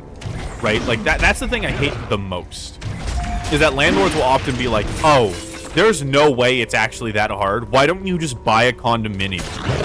You know? You're struggling to feed your kids, but you could have just bought a condominium with that money, and you would be fine right now. That money you don't have, that stimulus check you needed to feed yourself, you should have put that in the stock market and bought a condominium. There's no way someone could be struggling that much. I don't believe you. That shit gets me every fucking time. Also, you can no longer do your homework. You can't. It's just not allowed. Let me see what's this way. Your cat's on your mouse? That's fine. It's not your fault anymore. Sorry, my cat was on my mouse. She plopped down so happy. I could not disturb her. That's fine.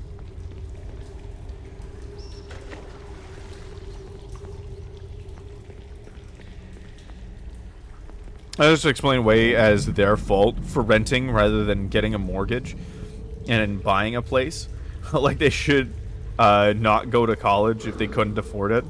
Yeah. Yep. Opinion on something is smart, not based on if it justifies their behavior. Yeah. Shouldn't have had kids if you couldn't afford to feed them.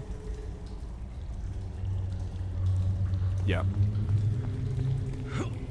You know, I get you were doing fine before, and, you know, you had a shitty abusive husband who left you and took everything in the divorce, and hoisted the kids on you and isn't paying child support, and your job laid you off for reasons completely not up to you, but you shouldn't have had kids if you couldn't afford them.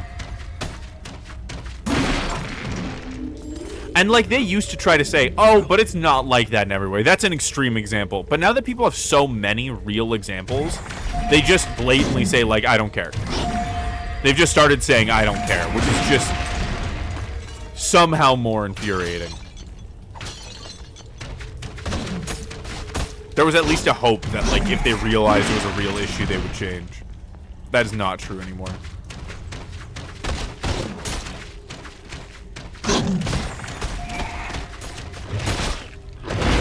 That was tough.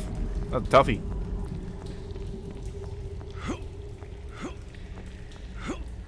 Shouldn't have fucked up if you didn't want to live like that. Asshats. Yep. Very correct. Also, yeah, you cannot move her. Yeah, you can. You fucking can.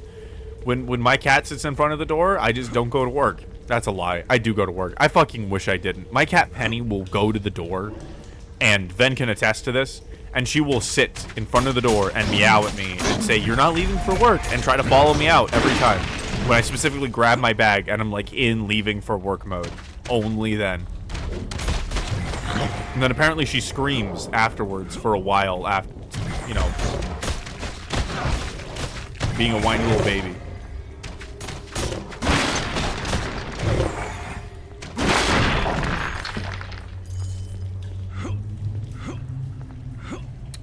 That's probably been said, but I also just hate... That's not the way.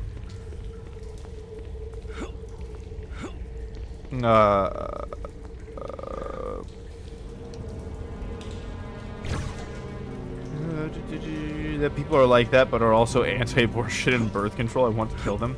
Even if it's a child that was made without consent.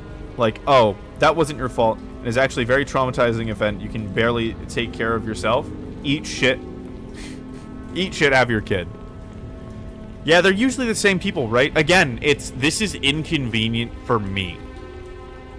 You screaming in pain because your life is getting taken from you or getting stabbed to death.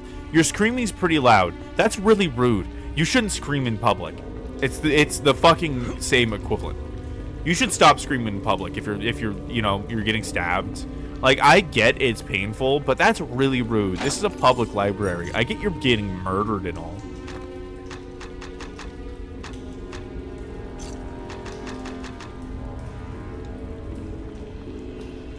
Yeah. It's just hypocrite logic, yeah. At some point, assholes realized that in this modern age, they could just find enough other assholes to feel justified. They just hide themselves in echo chambers, which is fine because they go sequester themselves. But when it's fucking landlords that actually have an impact on other people's lives, it's very bullshit. It's very extra bullshit. Oh, wait. I forgot.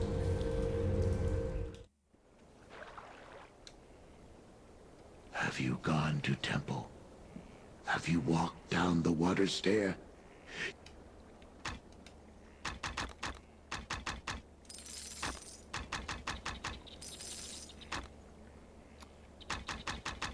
I could use some healing potions too. I've gotten more messy with the game as it goes on.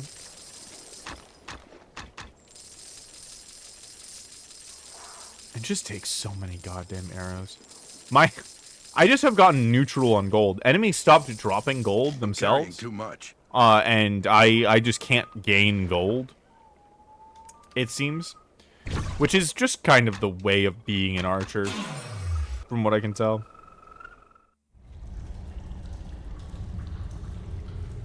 Yeah, I feel like I gotta dip in my, do my homework. Hell yeah! Enjoy your homework. Yeah. Have a good lurk. Have a good lurk, man. Last night, I was able to work double shifts and raise my 3 kids. You only talk to me just fine. I'm grateful. Yeah. Go read the paragraph I sent earlier. That's what I gotta read and write a report on. Yeah. Yeah, no, I'm sure Ven heard. And enjoy your hell work. Suffer minimally. Live long and suffer minimally. Be productive and suffer minimally. That's the phrase. That's the good shit. Be productive and suffer minimally.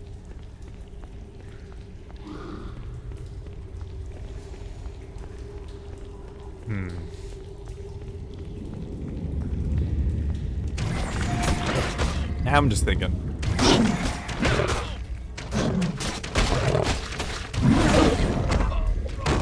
I was thinking too much. If you're throwing away a can, could you throw away mine as well? Thank you.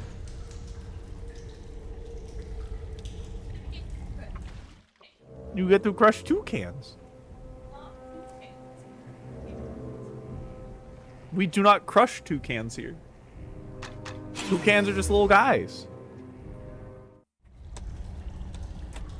By the way, if you want kids setting up my mouse, I can send it via Discord. Yeah, put it in the furry friends part of the Hellbore state. That's the perfect place for that shit. Absolutely. Pet pics are important. Pet pics are resources.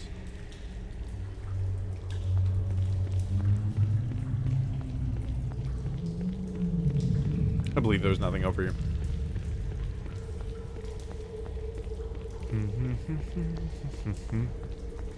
I will say they did go out of their way to make this place interesting, like with the way the lights are and like little gems in the side and just visually interesting. Oh, who is that? Oh, oh! Thank you for your cat, Oliver. It looks like Hanako. Oh, Penny's so aesthetic, so photogenic.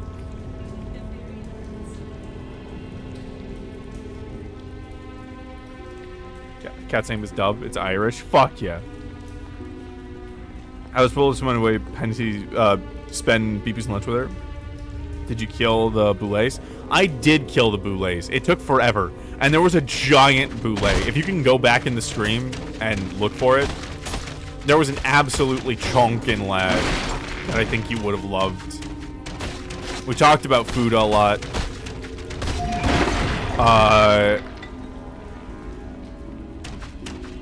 And we talked about very shitty landlords and why they're so shitty.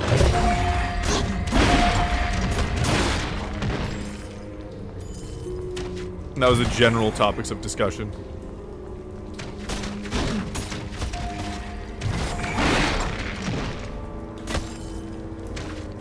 Man, fucking ice is effective against these guys.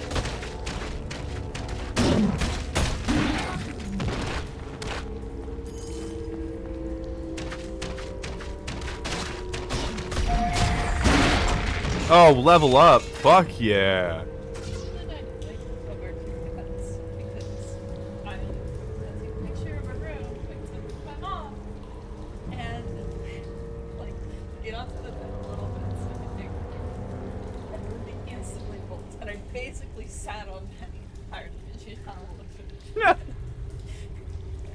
Yeah.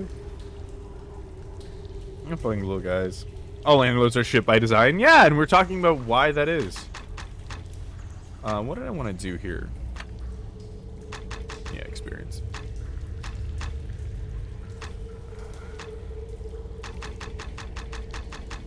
I need to level up. Combat reflexes, intestinal fortitude. Not that important, I don't think, at this level.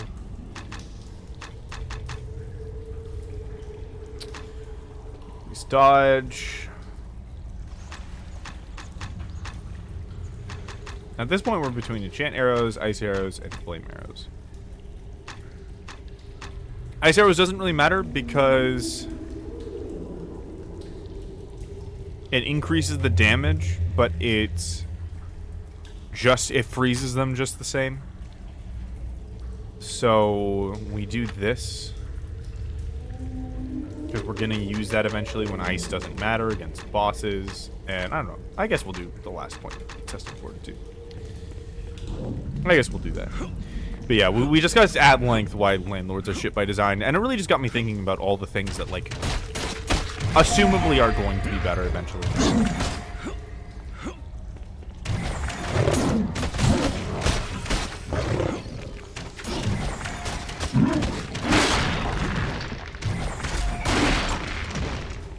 Okay, I'm gonna go save. That was way too close. That dude did half my health and damage.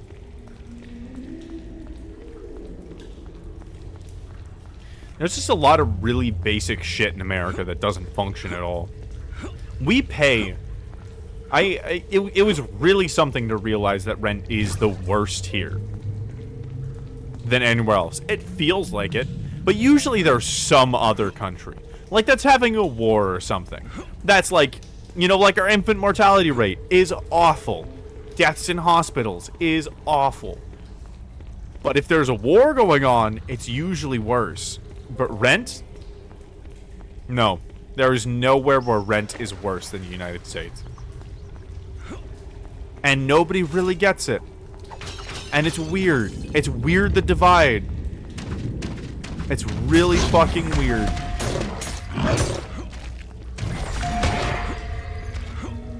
I sit and wonder sometimes how the fuck America in particular got it. I mean, I guess it's always trended this way. America was a country that was funded for the sake of the private interests of the rich. Right? It is a playground for rich businessmen. That's why they invested in the American Revolution. The reason why the rich people from the American colonies were willing to invest in the revolution is because they would get a say in government and get a lot more money for it. And that has always been the basis of America. That has always been the basis of America. And it really fucking shows. And it's not gotten any better. It's okay. I love you.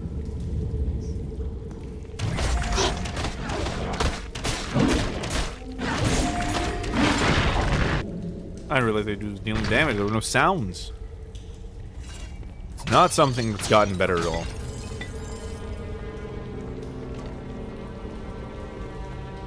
I'm lucky that we ended up moving to Philly. Just from rent alone. It's the most, from what I remember, it is the most affordable city as far as rent goes in the United States. And it's still not good. It's still really bad compared to other countries.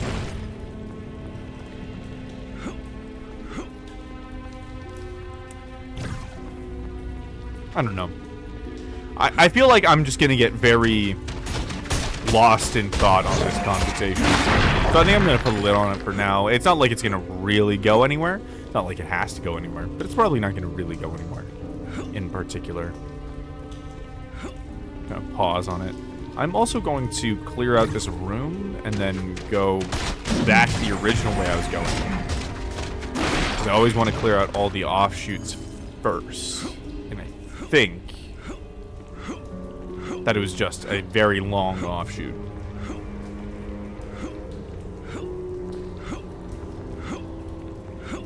This temple's weird and I like it. Right, this is another funny thing about this game, is that it throws curveballs at you sometimes. There's Minotaurs in here, and it's kind of like, why? Why are the Minotaurs? The Minotaurs in particular are a particularly, like, weird thing. But, like, the giant gems and the weird way that they're carved into the walls, like eye sockets, and, like, all those little things like that. Beautiful. Perfect. Love it. I don't want it to look like the generic sinking temple I'm thinking of. I want it to redefine what I think a sinking temple would look like. That's what I want.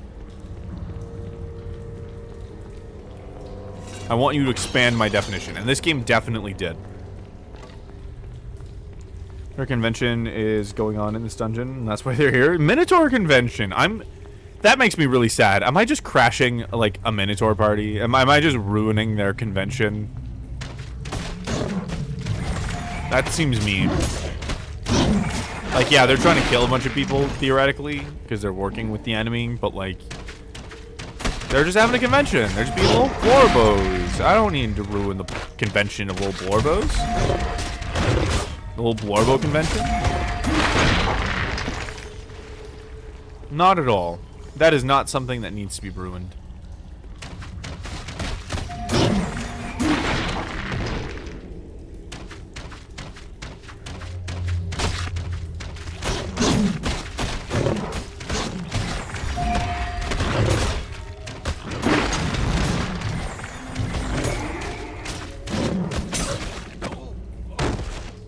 Damn, I did not save for a while. I knew I was being a little bit too nonchalant. I'll probably switch games here in a second. I'm very excited for Tonka Space. Yeah, you know what? I'm gonna clear out what I can of this area. Ah, fuck it. You know what? Let's swap. Let's swap games. I'm very excited. We're gonna play Tonka Space Station. So, okay, history about this game. Apparently it's a PS2 game. I thought it was a weird computer game from forever ago. But it was a game I played as a kid. Like, my parents were big on getting, like, us computer games of, like Jumpstart and stuff. And so I got us this Tonka game, because I think my brother was into, like, Tonka trucks. But it's sci-fi, and I don't understand why they did this. It's very sci-fi. Very sci-fi. I remember it being very unique. I remember really, really loving it, and I'm curious to see if it holds up.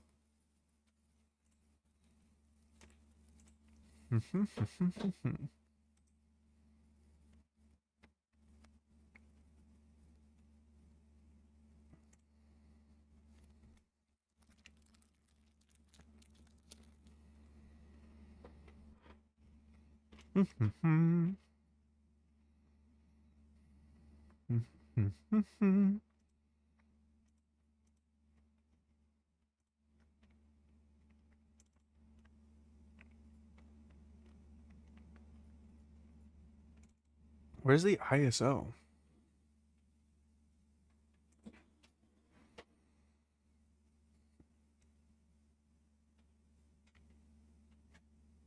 That's weird.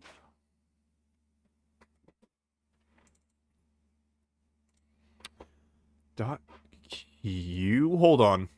I was told this was an ISO.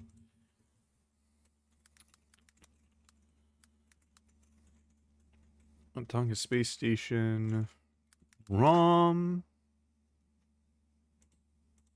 We need to know. Yeah, everyone says it's PSX.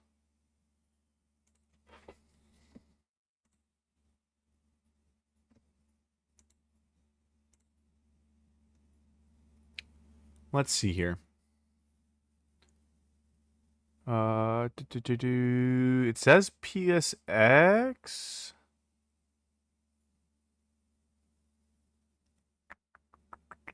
Well, let's try it. Let's try it. It was on PS2. I only ever played it on PC. With the wild controller. Holy shit! You played Tonka Space Station? Okay, Corkscrew, I feel like we're the same person that got split into two different areas. You have shared so many of the weird experiences I've had that nobody has ever heard of. Which is wonderful.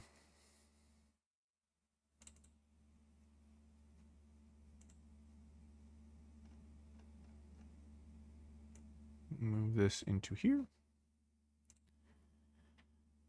Okay.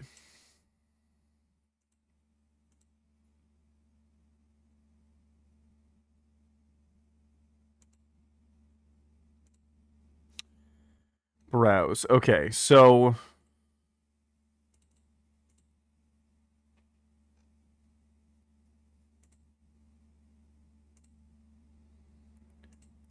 does this work?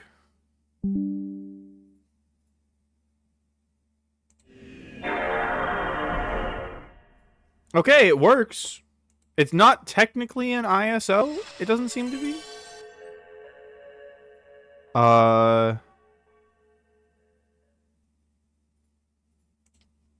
Is this the right PSX window? I think. Yes. Okay, fuck.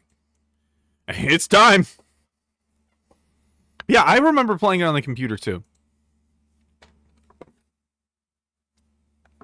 Oh, is it not actually working?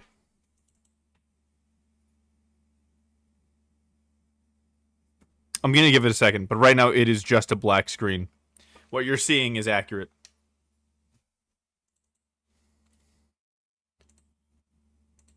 That's so weird. Okay.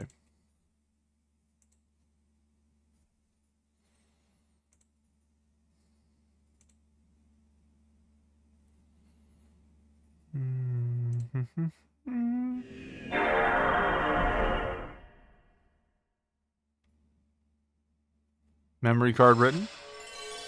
Okay. It showed the PlayStation logo. And then it stops. Let me see if I can do something. ISO selector. Browse. Can I select the folder?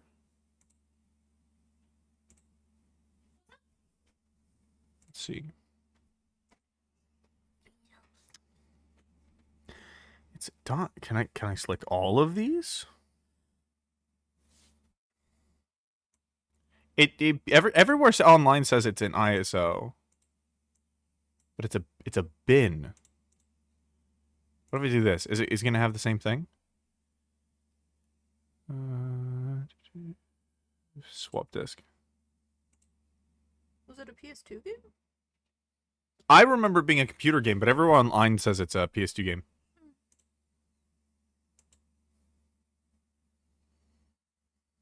Did you get the config for your emulator? Oh yeah, do you have the BIOS installed for PSX2? I do. I do have that. Okay. And it takes the first bin file. Can you select a whole folder? That's what I was trying to do. But it's not letting me.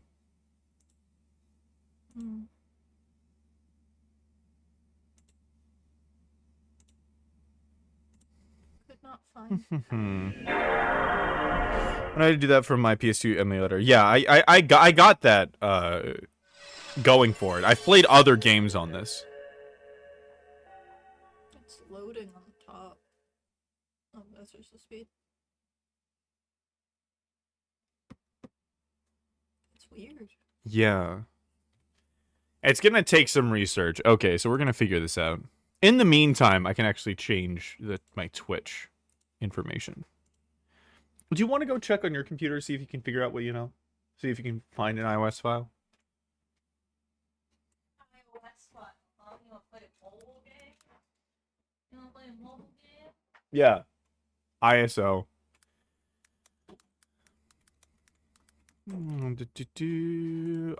This must not. Is this a category? It's got 11 followers. I hope somebody who follows this game. I hope somebody who follows this game finds this stream. Okay. So let's see if I can. PSX does both. Yeah. I have two different. Do you? Yeah.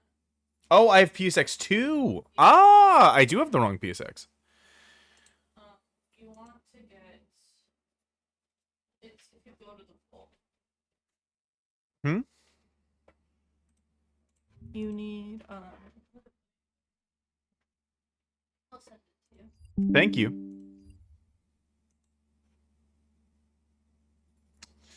You want Duck Station. Duck Station. Yeah. Station. We're downloading Duck Station. Because the PS1.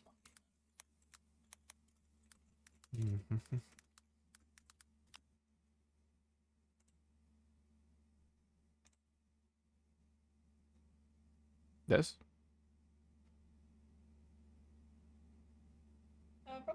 first one. I think you have to download both.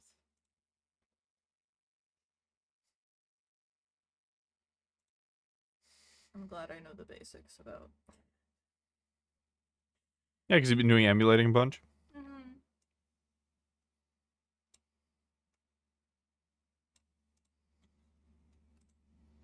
Should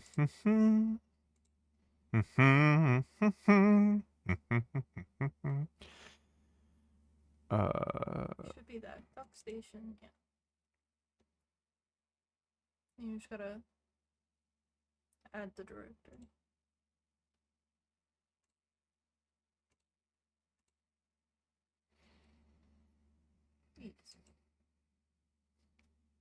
Oh? Failed to load BIOS. Oh, okay. Okay, so I need a BIOS for PS1. Which should be the other thing it was installing. Legally, I don't think they can do that. That's what it was. So I just need to put this in here? It should have a BIOS folder. Yeah, a BIOS select. Like, if you go here. Oh, yeah, so there's a directory, that you should be able to just put it into. Like, here, hit cancel. Hit this. The browse? No, just this folder. And then scroll down a little bit. There should be, like, in resources, probably, a BIOS folder somewhere. They usually have one. Not resources. Plugins? No? I'm just gonna do the browse thing. Yeah. Setting up the BIOS. Browse.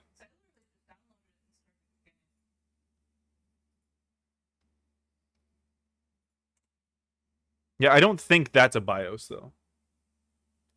It might be.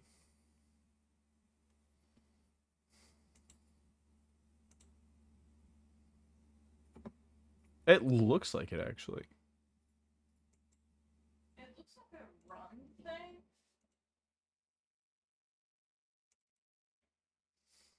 Let me just run it real quick.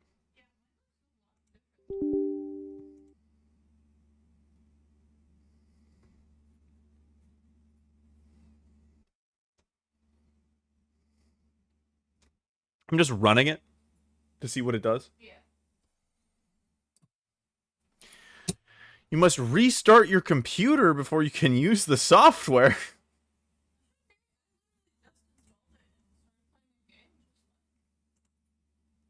Did you install both?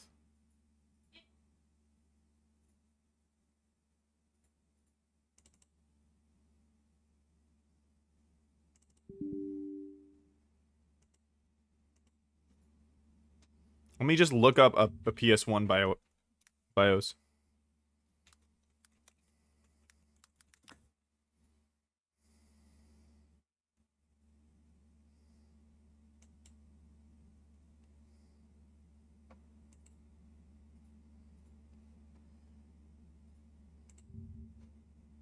So weird.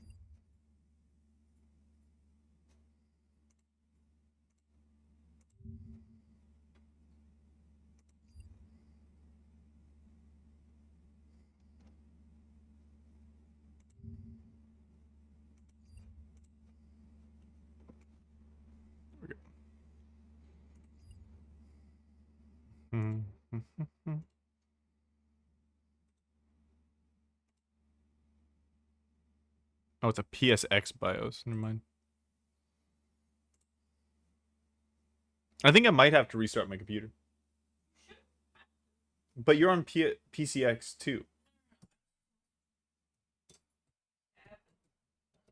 Huh. Your folder looks entirely different. That's weird. Yeah. We're so close to getting this working.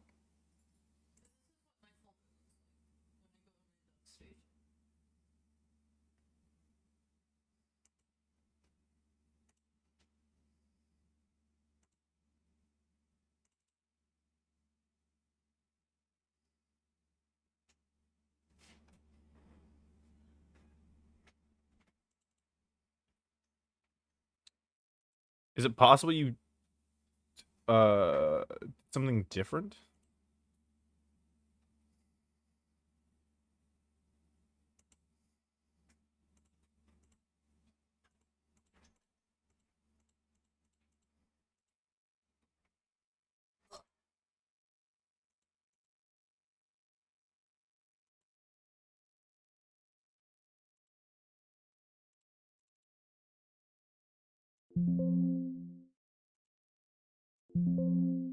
Yeah, it says I have to restart. I might have to restart stream.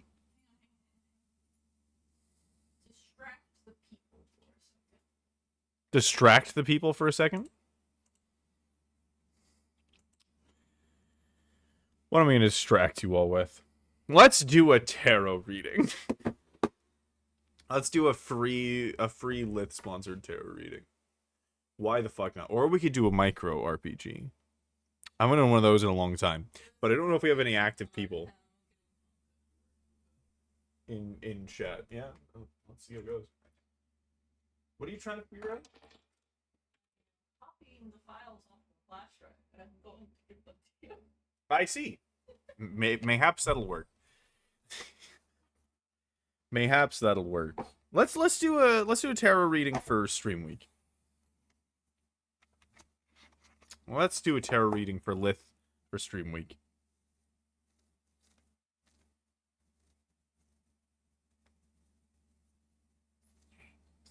Micro PG. That does not make any sense to me, but I appreciate the message in chat. That is some Lovecraftian mind bending right there. Not a single part of that makes sense to me. I do not have the knowledge for that.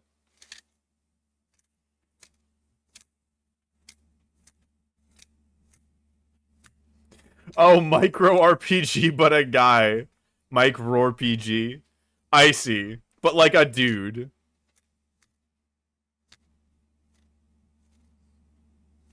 Hello, Latrap. You came at a weird time. We're trying to get Tonka Space Station to work, and it's being weird. It's being weird.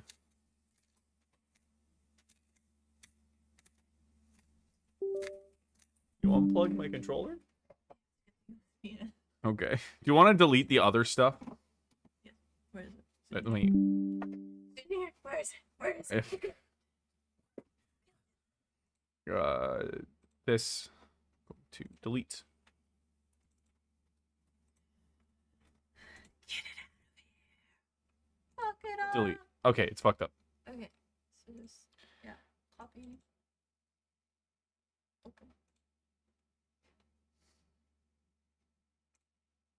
Oh, no. What? It's not here. It's here. There it is. You... wait. And then just drag that top one. The top one. The top. Yeah. Yeah. You're so excited. I just want to know if this will work. 'Cause that worked fine with me.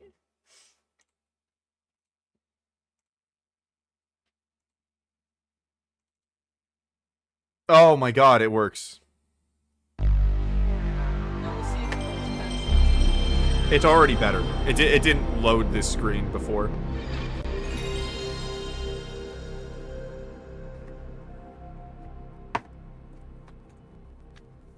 Here we go.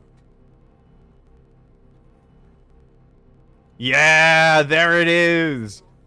That's what I remember. Thank you, Ven is a god. Oh my god. Okay. We're in it now. We're in it now.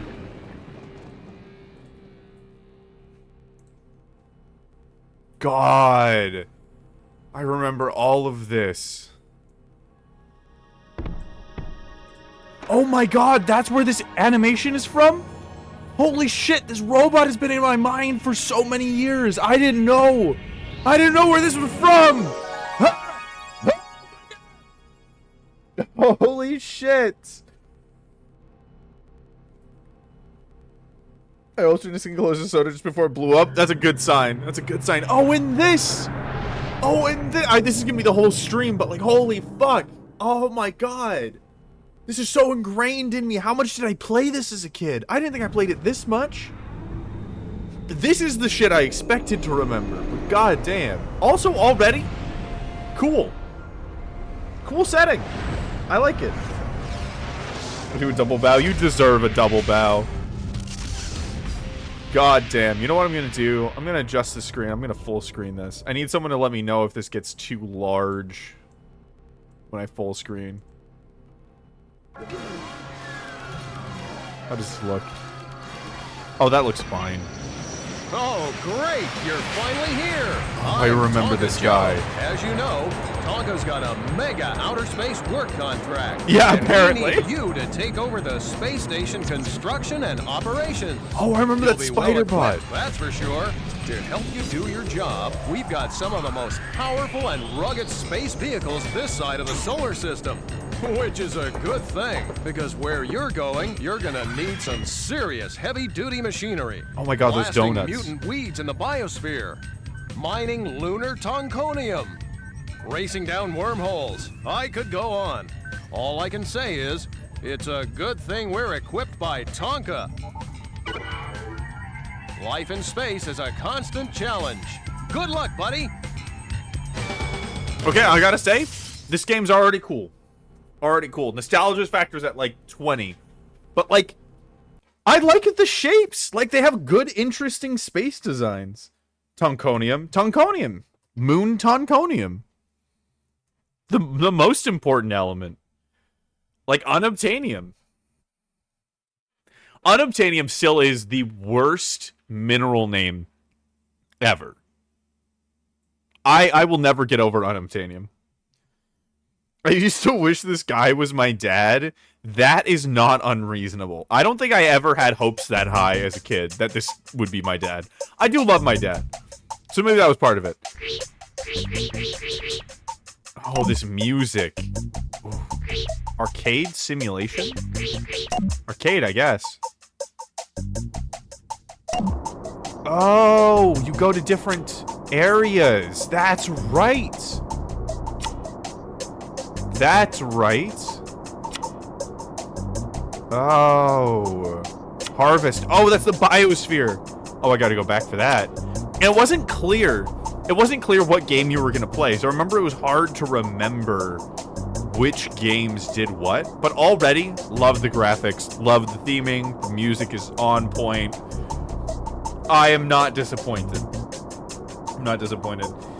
Lurk, thank you for the lurk, Litrap. Appreciate that. Also, assuming you can hear this, welcome home. I forgot to say, I was very excited.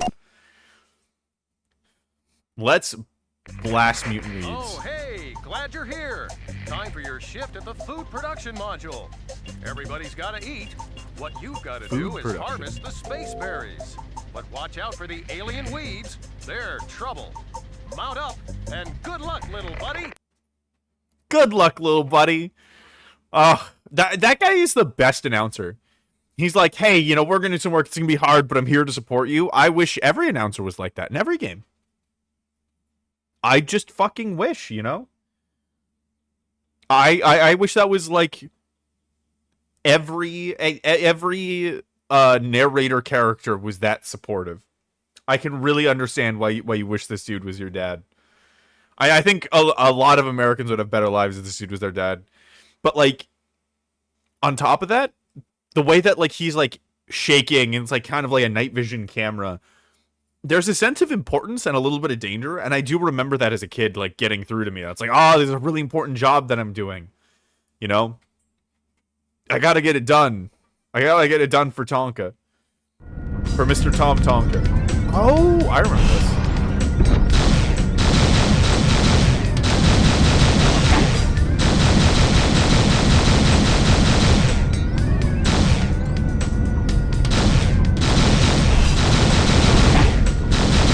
Okay, so I just can't shoot that. Oh, you can go fast. Okay.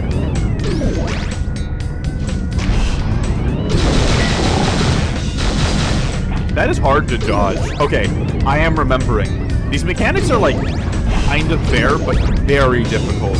Like you can fuck up very easily, especially as a kid. It's not an easy thing, but oh my god, the shape of these berries, like those vines. You can see they have very few polygons to work with, and it's like very simple mechanics, but they made it work, you know? They made it work.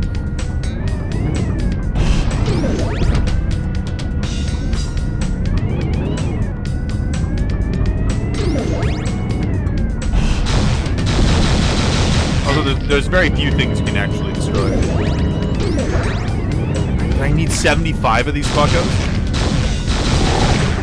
The levels are surprisingly long. I was expecting them to be shorter. I do kind of remember them being a marathon, but everything was marathon to me as a kid. Violence. I will speak you to in the violence you understand. The language of violence. Violence. Is that a heal? Ah, nice. Okay, cool.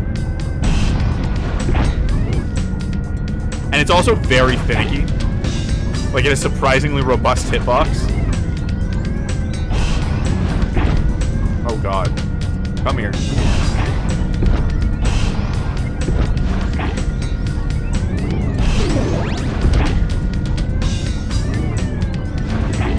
Turn.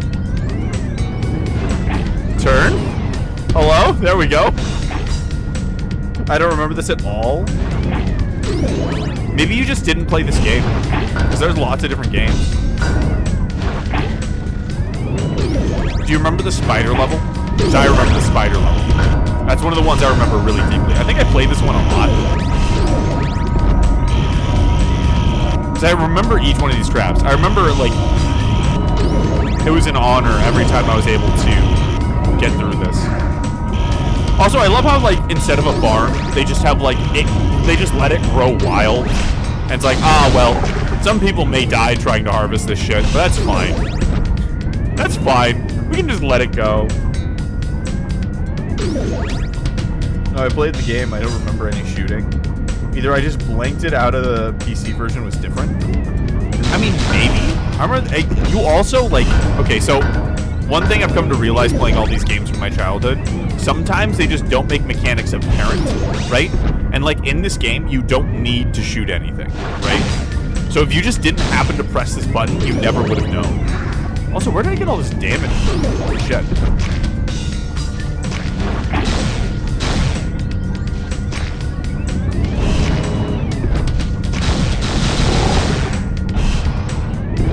It's very satisfying to kill those guys.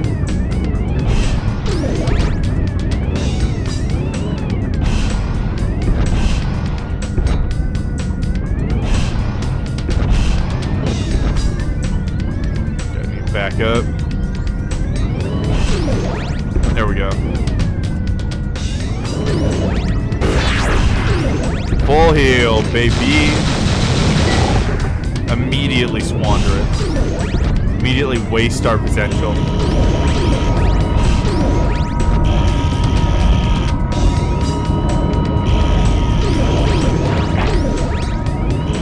Those purple plants were way more of a threat when I was a kid. Way more. Now, what I'm curious is if, like, there are multiple, like, if I complete this level, am I just done with this minigame? Or does it, like, go on? Right? Because that's always the question. Oftentimes in games like this, it was like you have one level with, like, kind of a bunch of different stages, which in this case is the... Oh, I lose health when I bounce on those things, I think. Ah, that's where I'm losing health. I see.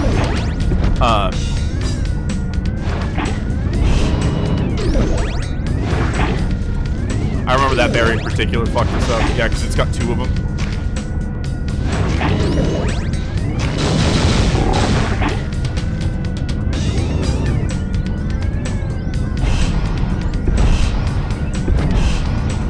Come on. Come on, little guy. There we go. And so it just expected you to play them over and over again, which we did as kids, definitely. But it's a very different expectation from now. I don't know why they put so much health here. I mean, I guess running into these things does fuck you up quite a bit. It just seems a little weird. Oh, it's not a full heal. Interesting.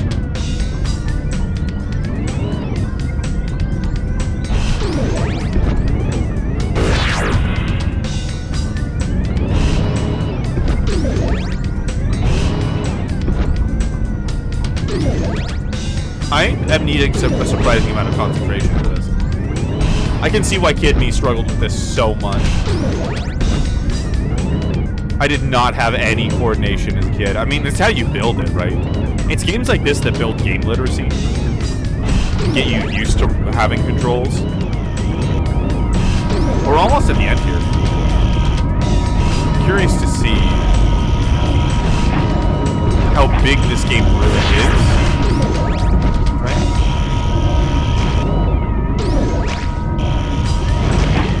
Those are just such cool plants. Like, they've got these very interesting middle section. The animations are really good. Look at that. Oh, they've got blood? Oh, look at that. They got blood dripping from the inside. Oh, that's so cool. They got, like, red bits in there. That's such a cool little detail that, like, you never notice otherwise. And, like, this is a perfect example of you would never understand the effort that went into this game. Also, I do remember if you miss one of these berries, you just have to go backwards for it until you find it, or just die and give up. Mission complete. Fuck yeah. Yeah, it took us so long to actually beat that. It took us so long.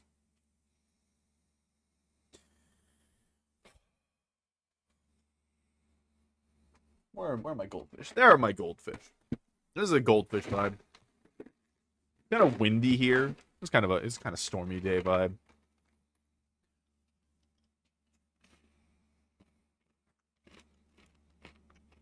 Let's see if that's just done. I'm curious if let's get any achievement or anything like that.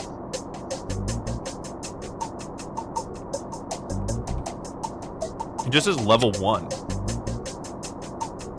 So I completed it. Can I get to level 2? Okay, what is defense? Whoa! All right, listen up. Red alert at the Defense Center. There's a huge asteroid on a collision course with one of our most crucial communication satellites. You need to chase and shoot down the asteroid before it reaches and destroys the satellite. Oh, don't worry. We're in good hands. I love how the little eye stalk is like a pet. It's so cute. It's so cute. This game is a really good job of setting tone, you know. Oh, what I was saying before, right, but every pixel is used. You know, I really want more modern games in this art style. Oh, whoa.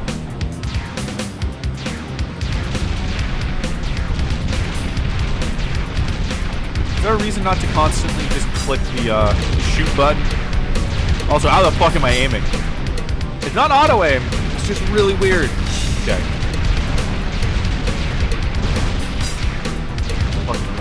Oh god. Oh god. Okay, so I don't lose health. It feels like I'm just losing health.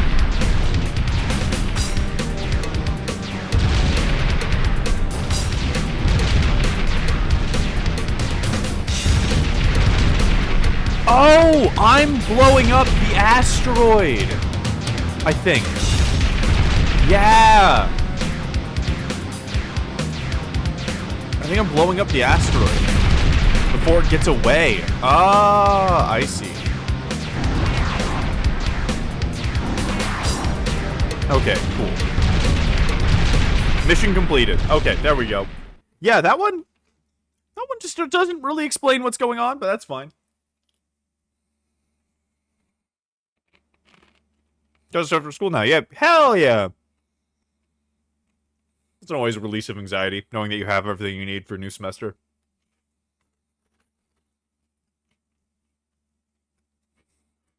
Oh.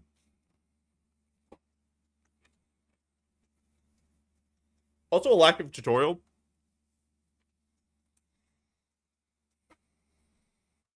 Very common. Very commonly just does not explain how anything works in these old games. But it usually works in more of their favor than not. Which is pretty weird. Whoa! Down there on that lunar surface, there's one serious mining operation going on. You need to collect the canisters of Tonkonium that have been mined.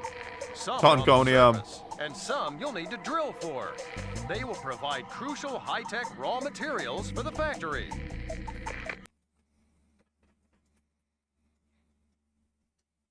Oh, Liz, by the way, I got 10k points. Hell yeah, part 2 of the Crazy Alchemist. Let's go.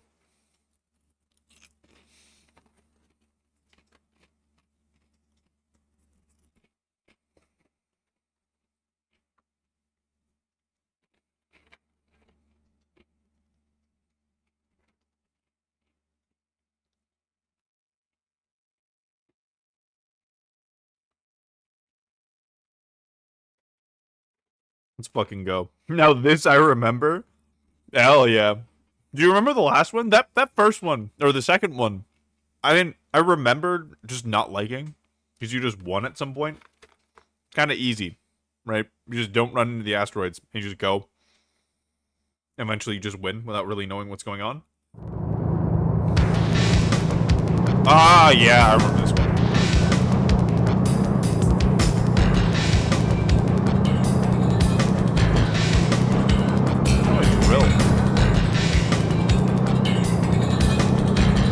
I remember this music a lot. I love this music. I love old style music like this. Oh my god, the Tonkonium! Oh, that light green glow. Ooh, I remember this. Right. It was like a platformer. This one we had a lot of fun with. I remember I didn't think I would like this one. I remember I was bad at this one as a kid. I was very bad at this one.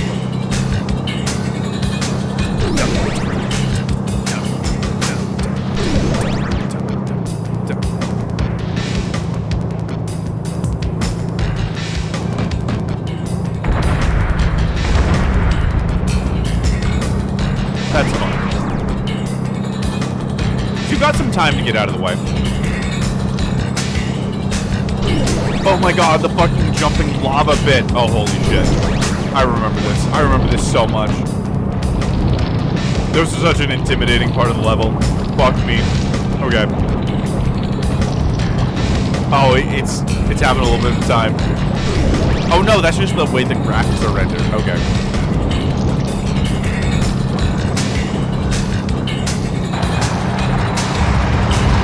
Oh, you hold A. Got it. Okay, so I have to go back.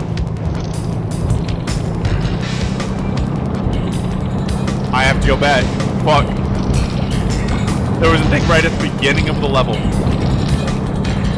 Oh, that barely hurt us. Let's go. Fuck them. Who gives a shit about these puny little sparks? This is Tonga. We're mining Tonkonium.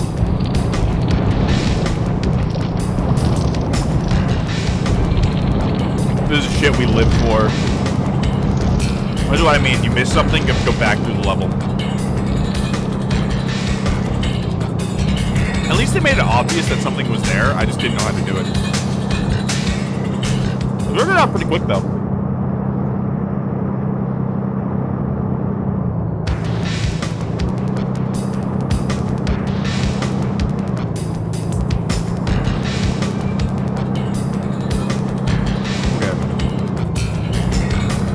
I'll read chat once I get back. I think this is it. Oh, there's another one right there. Okay.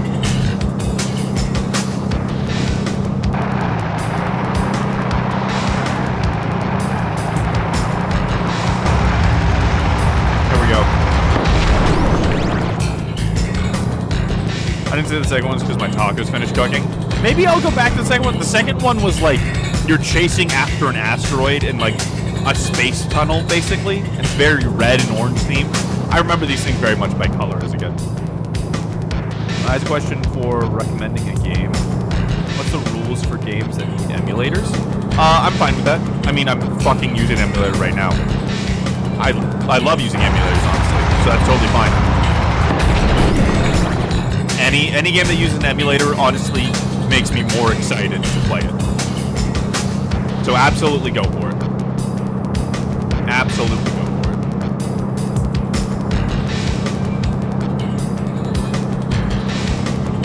it. No rules again? Encouragement? Please do. Any and all of the above.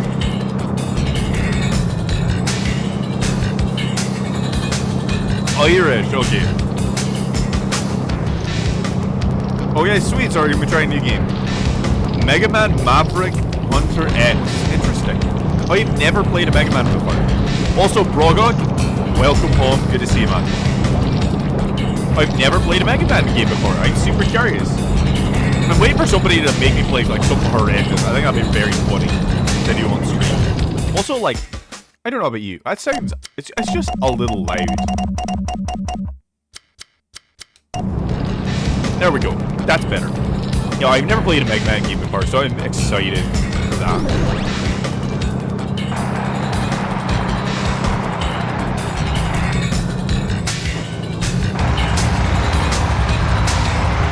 I'm excited for that. Also, welcome to the Tonka Space Station stream, Brogog. Surprisingly enough, there's someone in here, Corkscrew, that has also played this game. That is just wild. There's 11 followers. This is, out of all the bullshit I've played on stream, this is by far the least followers. By far.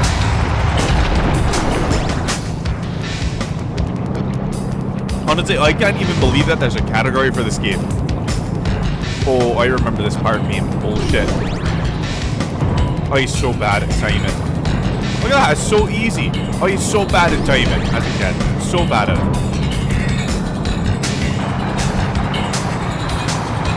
This is so good. This is such a good minigame. Because, honestly, the way the light shines out from the cracks, you're like, oh, there's one, go get it, go get it.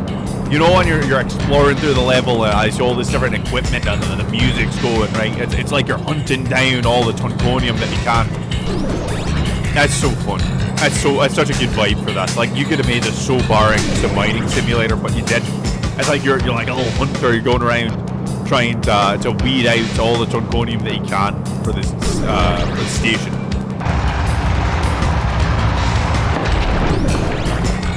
Very fun. Very fun. I feel like you're, you know, particularly equipped that nobody else could get this stuff other than you. You would have man, I can go for Maverick Hunter. Yeah, sure. I will always play exactly the version people want me to play, right? Always, always. And it's stream week too, it's a great time to do that routine, so you can just do it the next day at the latest. Assuming you'll be around tomorrow. Let me know if you're around tomorrow, by the way. Let me know. Also, are you still in Canada? Or did you come back? How are you done invading Canada? Got classes tomorrow. Okay, let me know.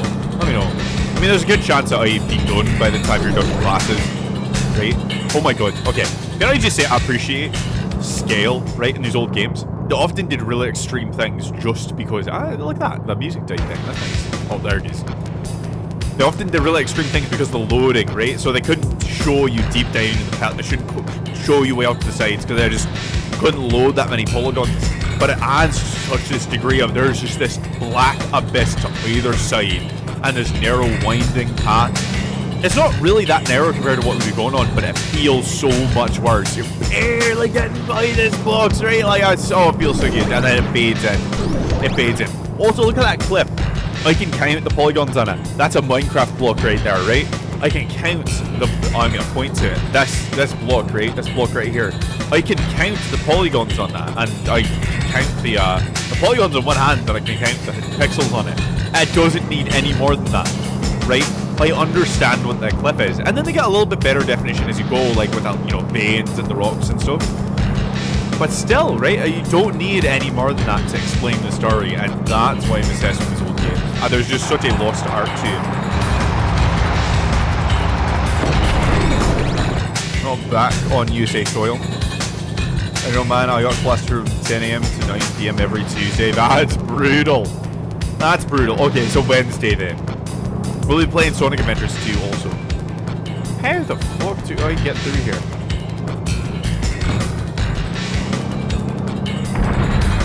I guess I could have backed up more than that. I guess that's what you do. You just hit it and back up. Imagine you can bleed it. There we go. Beautiful. Beautiful. Now, I'm waiting for the spider game. The spider game was by far my favorite game in this. I don't think I ever beat it, too. It's hard.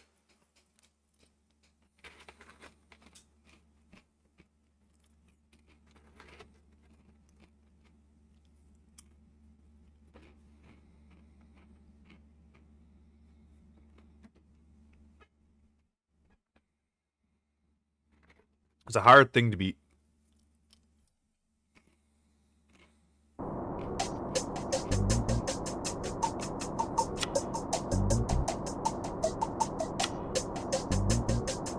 What we got now?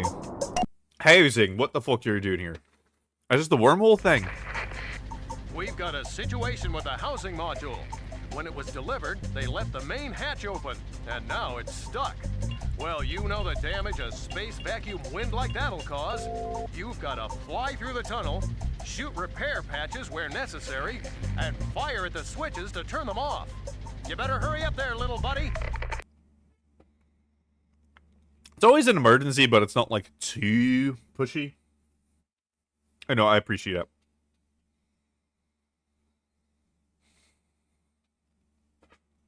Oh, you appreciate it. I remember being weirded out. Like, I was like, oh, so that's what this game is. Every time that I picked it up, I remember being like, oh, right, it's that one. I love how different each of the spaceships is, right? Like, this one looks like a dolphin or something. That's very unique. Oh, you see each one of these is like a different toy, right? Still, I really like it.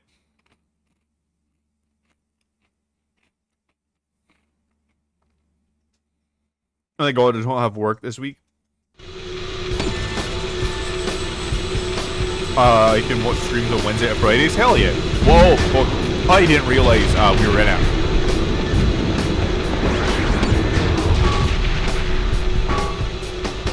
Oh, this is hard. Okay.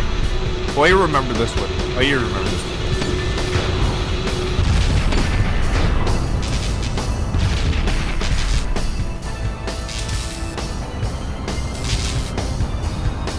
Oh, it's so tense. It's so tense. It's funny, you can't speed up or slow down, so I don't know how that's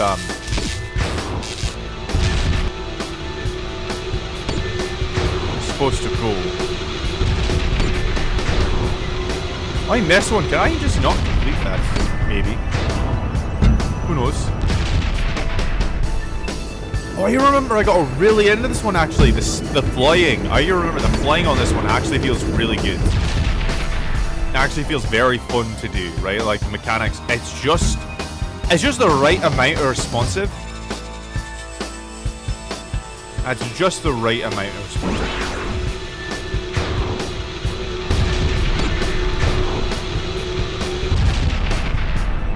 There we go.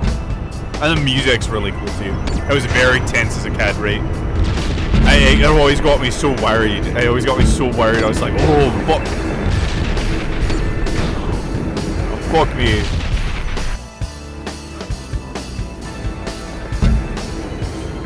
It's so funny when you bump into it now, but I was so stressful as a kid, right? It's like, oh, I'm bleeding hell. But they give you all these repair bars, right? I was so bad at games. It was still fun though. It didn't make me feel bad for being bad at games. I don't know how to describe it other than that.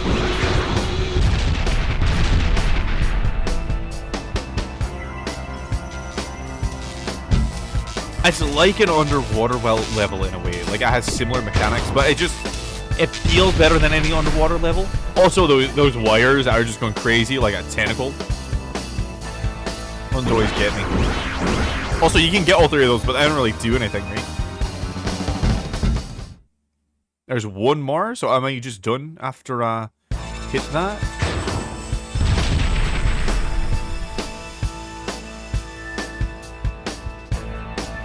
Did I miss one in the beginning? I might have missed one in the beginning. I wonder if I can just keep going forever if I just...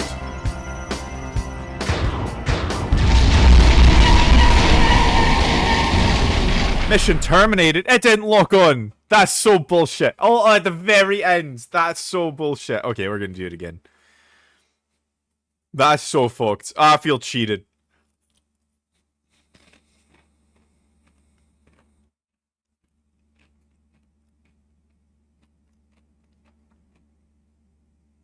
Are you hungry? Yes. Yes, I am. I am munching on goldfish. One of my dear partner being willing to feed us, the us. I have to beat it. I don't know how you get past level 1. We've got a situation with Pizza? the housing module. When it was Pizza sounds pretty good.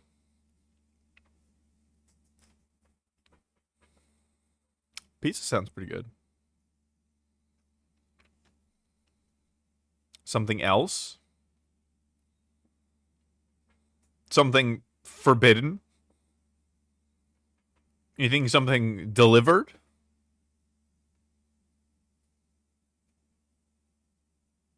Is it Jackass Burrito?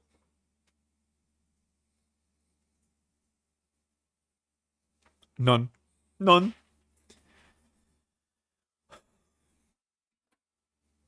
Did you want Bell? Is it time for me to break for Bell? Yeah? Yeah, is that it? Okay, so I missed that one. I missed one at the very beginning.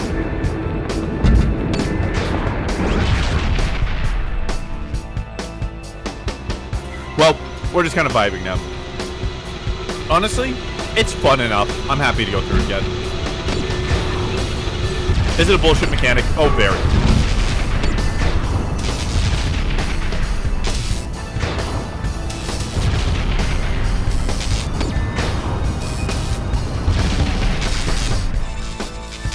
This music just goes hard for no reason. And it's like not that complicated music, but it just works. It textures the scene. I was talking about this earlier, but stuff like this, like, the importance of it is that it gives texture to the visuals and to, like, the moment that a lot of modern games don't do because they don't have to, and it's a missed opportunity. You know? Also, I'm not too worried about health. Just because I know there's so many repair wrenches later on. Hey, this guy. But also, like, every area in this, like, they could have just made this repeating, but they have unique little areas like this, and it's really cool. Bark. Shaman down goldfish.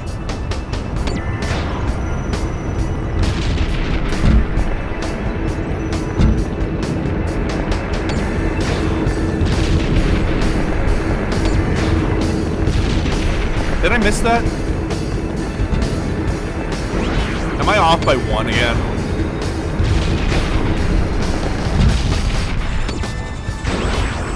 That would be very sad.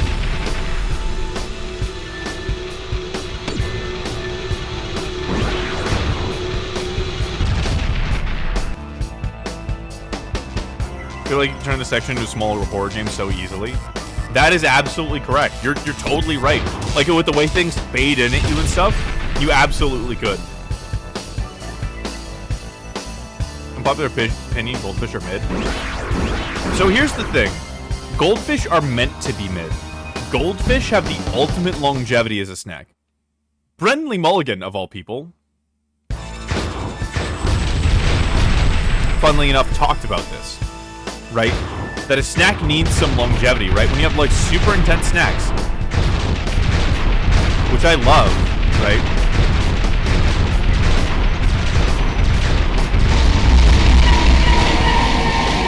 Yeah, I missed one. I missed that one. Talked about how, like, when you have a snack, if it's too intense, it, like, burns out your mouth. And, like, fucks up your stomach if you have too many of them. Goldfish are just salt on a cracker. In a fun shape. And that's all I need them to be. I just use them for salt intake.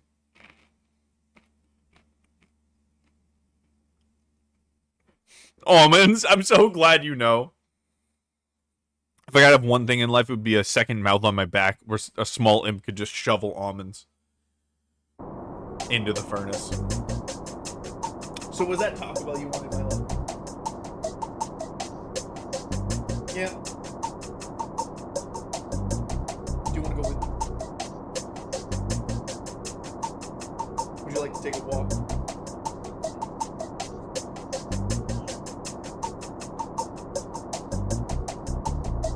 And you would send with. You would pay him.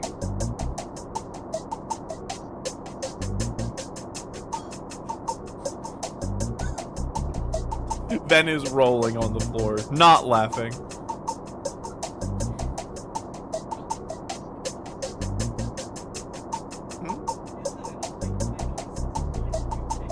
No, I don't think so either. So is that the only thing your stomach will accept for lunch today?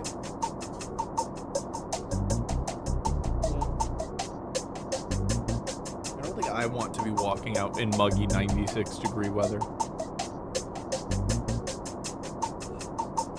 Is their posture good at least on the floor? Yes, they are not. They are not shrimp. It's not bad posture. Your back is straight.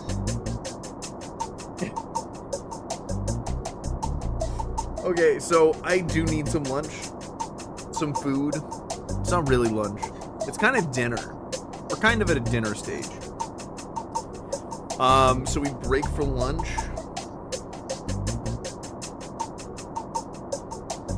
We already had nugs.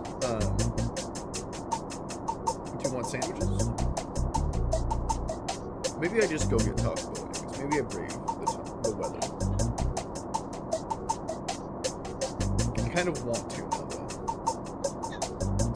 though. Let me check something. Linner? Linner. It's basically Linner. Let's see.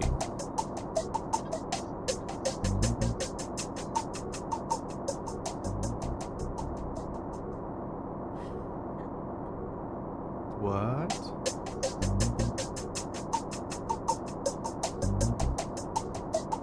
I have so much money in my account. Oh, I got paid. Is it Tuesday today? I got paid early. I got paid early. Cool. Okay. So in celebration of me getting early, we're going to order Taco Bell for delivery.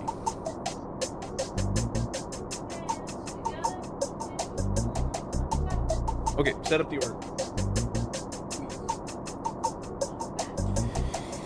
I was like, can I justify this? And I'm like, I absolutely can. Also, Ven has my phone right now, so I cannot see chat. You guys could say whatever you wanted. I would never know. You could be as mean as you wanted. Oh, I can see chat.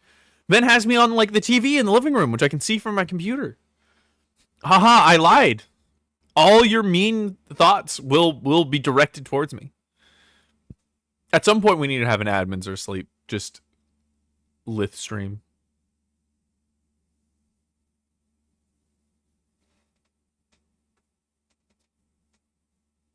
Hey, don't send messages in the chat. You goblin. That's not me. That's an imposter. Among Us. Among Us. That's not me. That's not me. I always thought it was weird, but like, I realize now what I was thinking as a kid. All of the tech in this level feels alive. It's like tentacle wires and like, you know, like, except for the few things that just aren't moving, like these pipes.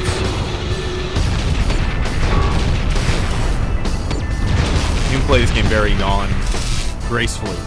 It's all kind of like moving and weirdly fleshy.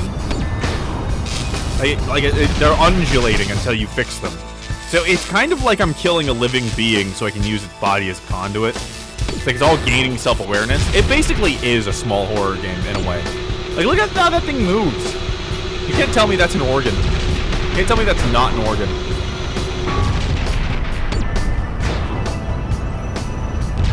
honestly worth it to hit something, slow down, and make sure I don't miss anything.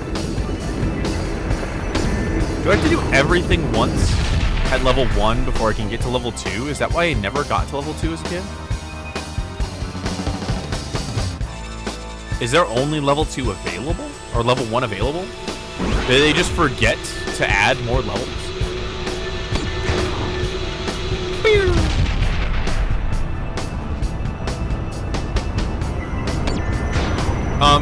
Is there a quesarito? Is that possibly a thing? When they took the quesarito... No! It's the same one. It's the same one that I missed last time. I don't know. Could you get me a second chalupa? You get to hear the Taco Bell orders.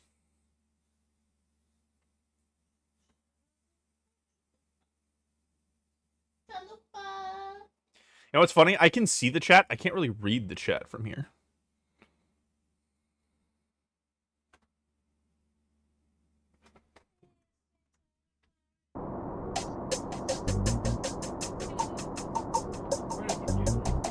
Like balls?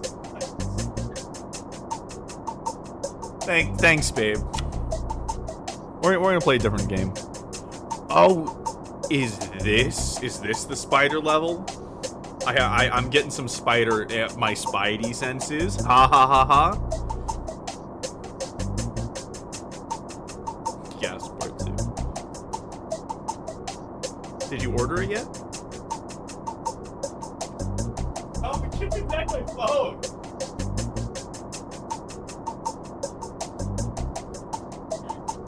You ordered Taco. Okay, thank you. I've ordered balls. Balls have been ordered. I'm gonna have Taco Bell brand testicles for lunch today. Oh no, it's not. Here's the deal. The fuel crystals for the power plant are harvested from the tail of a comet.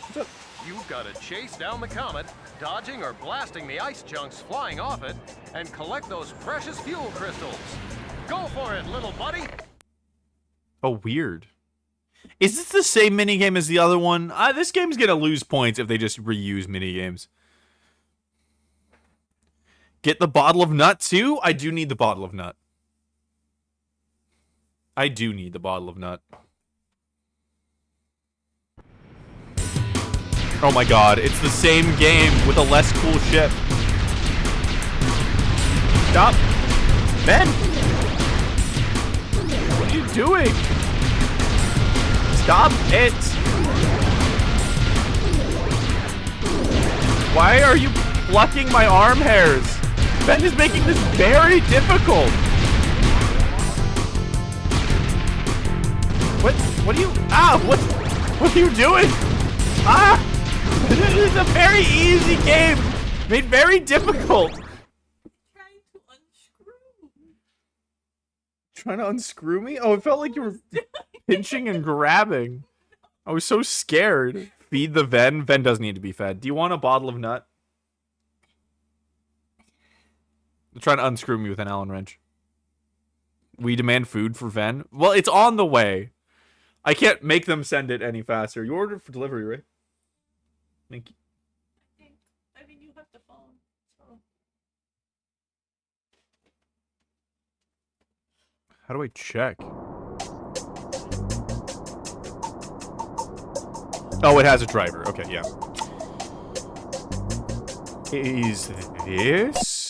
Is this the wormholes, I think?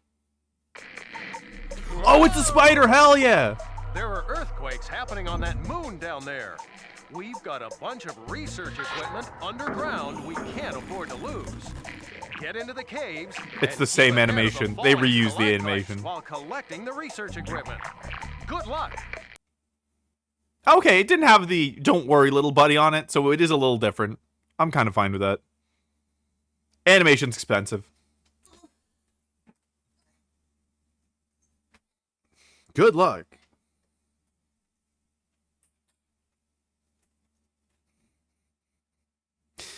My messages in chat today are balls. I like balls. I have ordered balls. Ideal. Ideal representation. It's good shit. The floor was not kind to my poor back. I'm so sorry. That does make sense, though.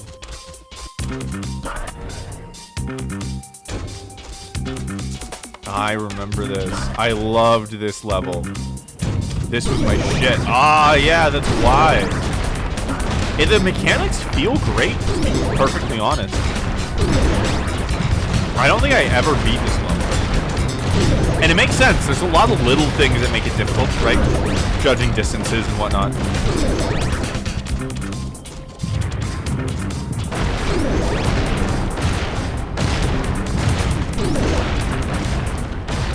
Like here, I probably jumped off. It made it worse. I don't think it's faster to jump. I'm just gonna run.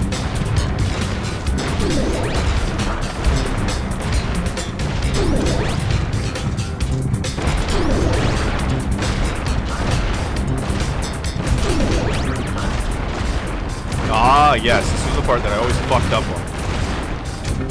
I thought it's so obvious to me that I can skip platforms now.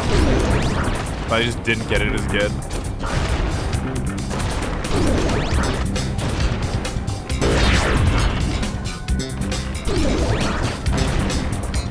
Honestly, like, these games control so well, I'm very surprised. Like, I kind of expected this to be, like, shit, and I just didn't realize it.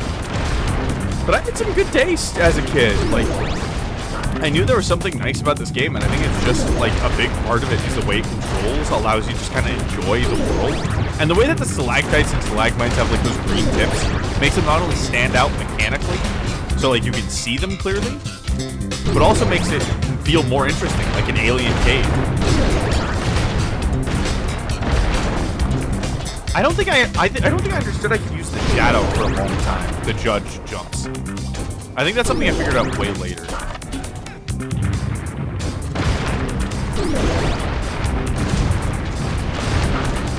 I don't know if those things can actually catch me. I don't really want to find out. I think they probably can. They've gotten closer, farther away from it. So they probably can.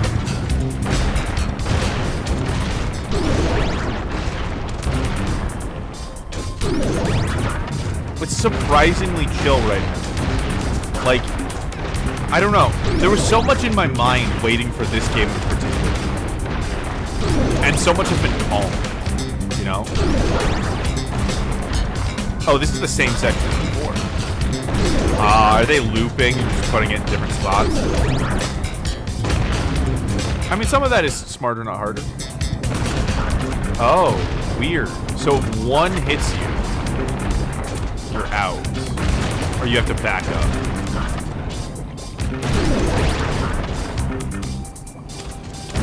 That was close. No wonder I was so frustrated.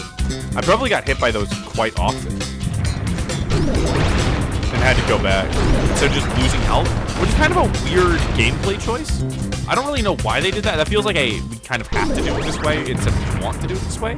But maybe it's a have, maybe it's a want to. Maybe it's like, oh, you didn't do the parkour correctly, so, you know, we want to make you run it again until you get it right, which I can kind of get as, like, the difficulty mechanic. Okay, well, that was a little anticlimactic. Floor back. Hey, Jay, welcome home. Good to see you, man. Jack. I was just reading the name. Jack, welcome home. Chiropractor. God, that reminds me in the first... Oh, that's something I should play. The PS2 Spider-Man game. That was really fun. But in that game, he's fighting Tornado. And he's like, man, you just popped my back. I feel amazing. You're like the world's most dangerous chiropractor. And that line is stuck in my head forever. There was a Tonka game I used to play all the time on GameCube as a kid. The space light goes crazy. Hey, yeah, good to see you, man. They use a lot of bass in the soundtrack, surprisingly enough. Okay, so I'm going this way. Is that it? Is that all we have? Oh, there's one more.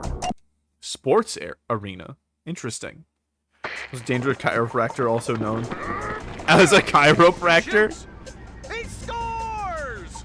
Oh, hey, we need to get you over to the sports arena, where the space station population goes to have fun and race. You've got to test the systems before your time runs out. Once you're done, everyone can enjoy it.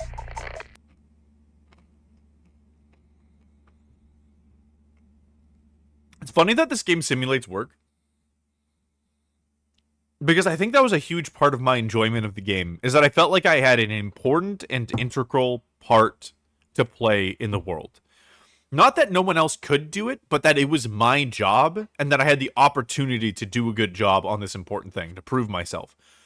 That's a very rare feeling in games. They don't try to do that. They try to make you like, oh, you're the special chosen one. But that feels way less palpable than, hey, you have an opportunity to do a really good thing that's very important. Someone else could do this, but it's falling in your hands. This is your shot. There's way more energy behind that, right? Because, like, if I'm the chosen one, no one else can be that, which means I'm kind of chilling. Right? If I don't do it, then no one else could anyways. Right? There's no fear of failure.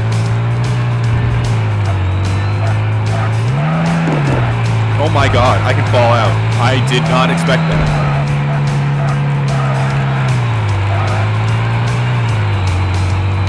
I did not expect to be able to fall out. God damn. I barely remember this level. I remember my brother kind of like this level. I never really cared for it.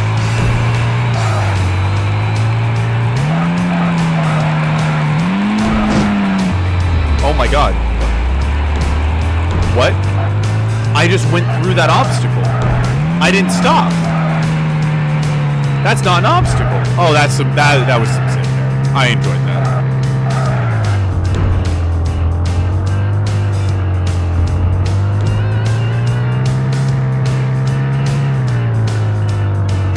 Also, this game doesn't lose anything for rendering right in front of you. It actually makes it much more exciting. Also, again, it handles really well. And, like, the drift is nice.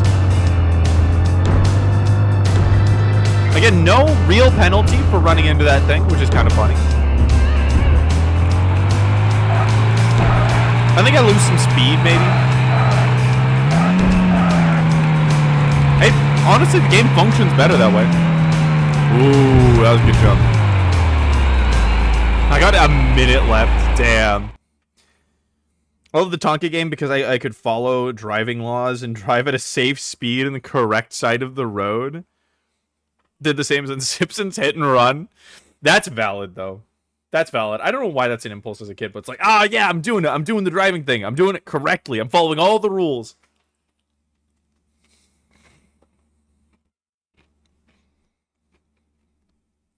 It feels like you're achieving something, especially in a game that, like, wants you to go crazy, like Simpsons Hit and Run. It feels like more of an achievement to drive safely.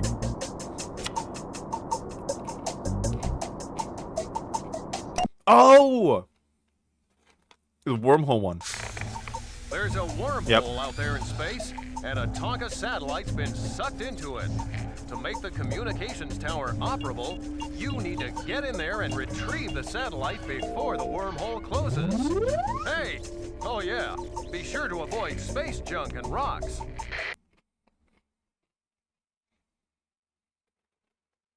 I remember this being one of the good ones.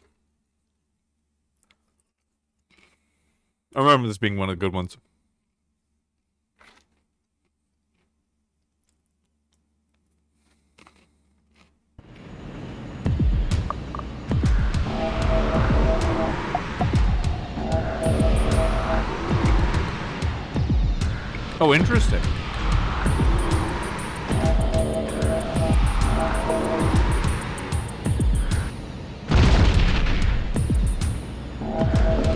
Is that just more space junk?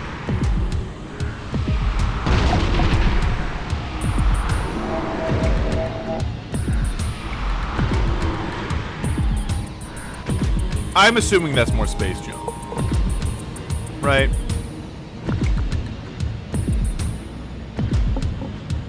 I wonder why I thought this was such hot shit when I was a kid.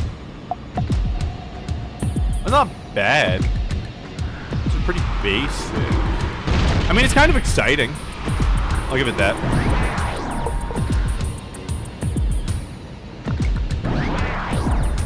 It's a little weird to figure out where to be on the map.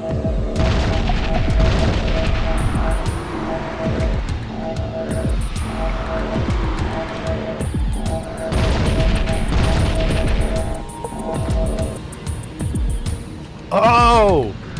Oh shit! You can go sideways, and it doesn't seem to affect your hitbox?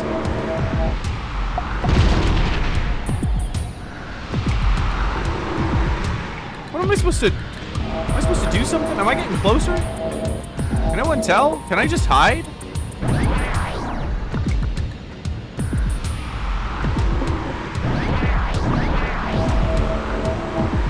Oh, I'm getting closer.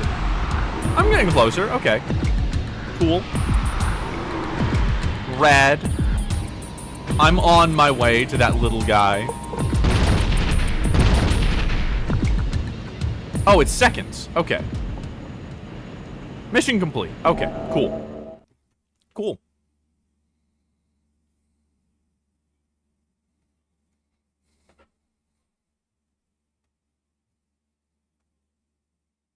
Where is the Taco Bell?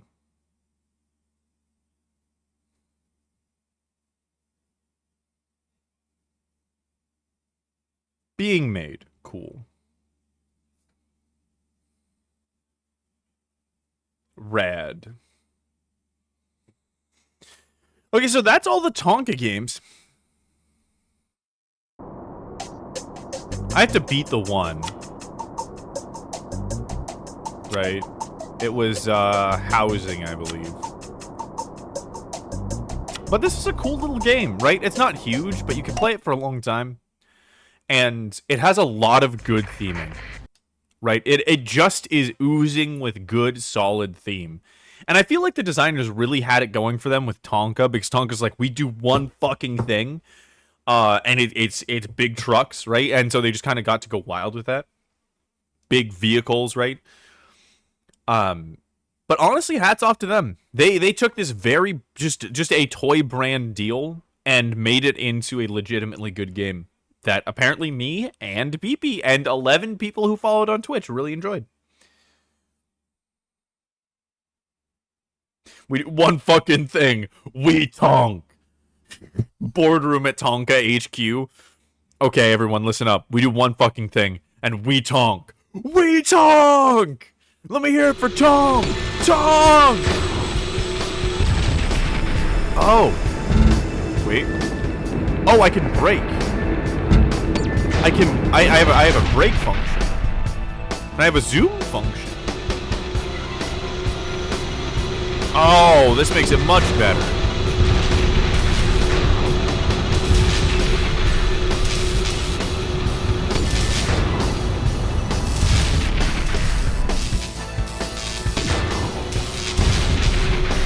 Speed run of Tonka.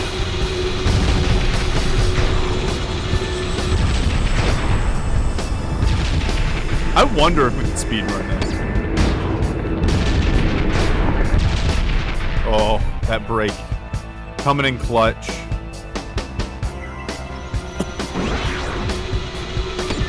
We zoom in.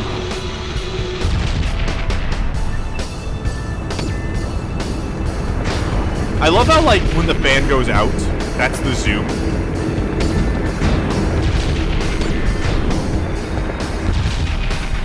Did I miss one again?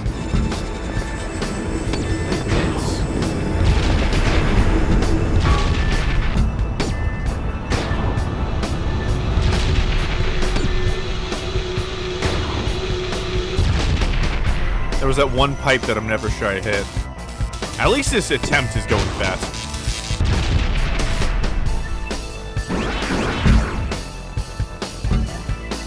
Zoom.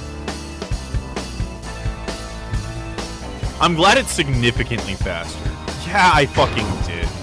God damn it. Nope. Fucked up. Fucked up. Hey, yo, this truck fucking tonks! Yeah, exactly. Correct energy. Trending hashtag among construction workers on Twitter that says we tonk. We fucking tonk. Brogok, if you're listening, you should incite this trend among construction sites. We tonk. Fucking tonk that shit. We're gonna tonk this. Gotta fucking tonk. I can't not live and breathe by that saying now. So that's what we're doing. Living and breathing by the saying we tonk. We're gonna tonk. We do one thing, we tonk. If we do one thing here, it's that we tonk. Get ready for tonk merch. Right next to Small Dick Huge Cancer Coalition merch. It's all coming in. It's all coming together. Small Dick Huge Cancer, tonk. Disney Extreme Skateboard Adventure. What I really need to do is after we've played a bunch of games, I need a shirt or a hoodie that is a compilation of art from like every single weird game that we've played. All together.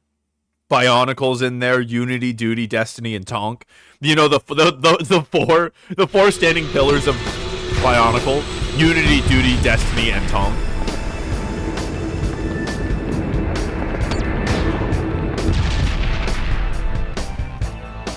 Being careful.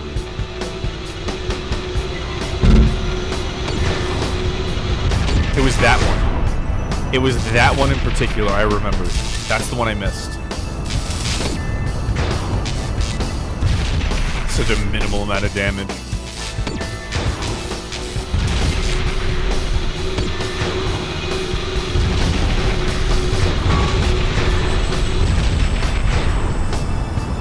I feel like this game was made to be a little bit larger. Because they have level 1, like they were going to have multiple levels, but they just don't. They just don't have multiple levels of any of this, right?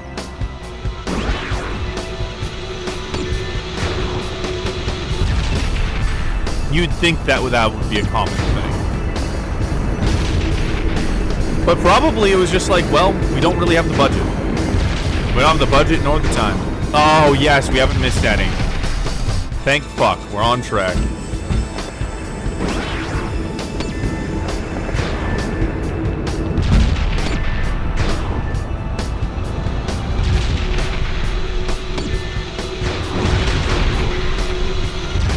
I just realized the little missile is like a little patch plate. That's so cute. I thought they just used generic missile model.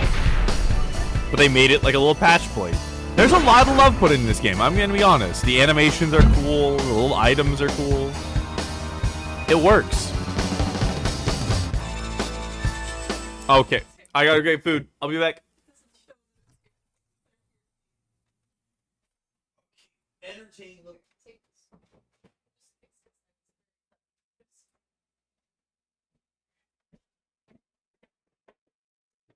Hello gamers, how are we doing while Lith has to scuttle away? I hope we're doing great today.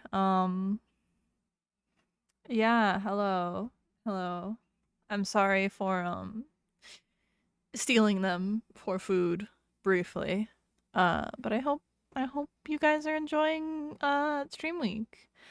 I'm sorry, I'm not gonna do Irish. I'm not like Lith, I can't do it. I'm sorry. I'm sorry, I can't do it. Yeah, I hope you guys are enjoying Stream Week. Lith was really excited for it. And I love them very much. And I hope you guys are having a good time. Because they've been having a great time and have been very much hyping it up. Even though I made the mistake of downloading games that I want to show them. And I'm like, Lith, I want to play games with you. Ow! It's fine, I can wait. I have all day with them. When they get off, I can just be like, hey, I downloaded Parappa. I want to show you Parappa the Rappa and like hang out. That's probably what we're gonna do tonight. This is like when Raven Hannah Montana showed up on the Sweet Like of Zach and Cody. I always loved the Hannah Montana episodes when Zach and Cody showed up and just like fucked shit up. There was a Punch. Hannah Montana episode where Zach and Cody showed up? Oh yeah, they like cameoed on each other's shows all the time. I would have paid to see that shit. Did you not get 2 drinks? There should have been 2 fucking drinks. They keep missing them because they see the one extra drink at the bottom and they don't look for the drink in the combo. I'm so annoyed with Taco Bell these days. I wasted one of my free rewards on a drink. And they didn't even give it to me. The drivers don't look for the extra one. They don't realize that it's there. And because it wasn't on DoorDash, I can't get a refund. Kick, punch, it's all in the mind. If you want to test me, I'm sure you'll find the things I'll teach ya is sure to beat ya. Nevertheless, get a lesson from teacher now. Kick, punch. Kick, punch. Punch, kick. My favorite one, my favorite Parappa song is the license one. Check and turn the signal to the right. Check and turn the signal to the right. Now turn to the right. Now turn to the right. Do do do do do do do do. Okay. Yeah. So are we going to pause streaming? That's up to you. I don't mind. I'm okay with taking my stuff, but the problem is they didn't give us the fucking extra Baja Blast. I'm really pissed off about it because I am so tired of them forgetting it. Oh, you know what's better? I'm gonna take extra of the people. That's fine. Okay. They have like a system that's like, hey, my order was fucked up, and then they never Do anything about They it? never fucking do anything about it. And I'm just like, please. Taco Bell app. They could just give you your points back at the very least. It doesn't cost them anything to give you points. Okay. Do you know why we stopped the car? Do you know why we stopped the car? And that's because you just got your license. Do do do do do do do do do do. Okay, I'm gonna go. But yes, I want to show Lith Parappa tonight. Cause that's from Parappa 2, and I'm like tempted to just start with Parappa 2, cause like Parappa 1 was like okay, it was a little mid, but Parappa 2 has all the bangers. Ugh, Parappa 2 has all the bangers, and that's that. I probably like 500%ed that game when I was a kid. So I wanna play. Okay, I'm gonna leave so Lith can go back. Gonna be playing Genshin and complaining to Taco Bell about lack of beverage. Taco Bell, you bitch. Taco bitch. Taco Bell, you dumb bitch. You ignorant slut. Yeah. Ugh. Okay, I'm back. Oh, my phone. I need to reset up stream on my phone.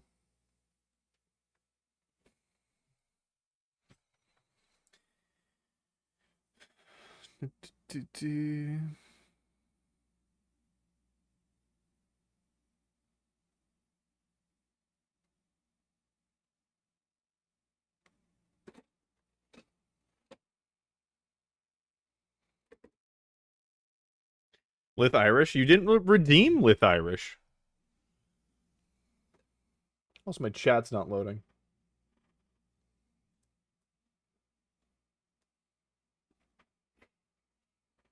Give me a second.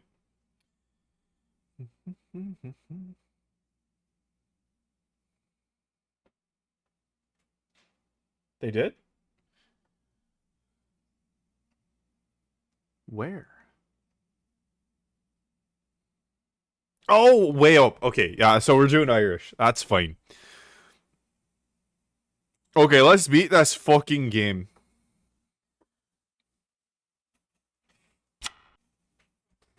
Let's beat this fucking game. 18 out of 18. Wait, do I have to hit all 4 of them? Oh, son of a bitch. Oh, that's not explained. And it's also, you just can't, I don't auto lock on like everything else in the level. This level is definitely failure.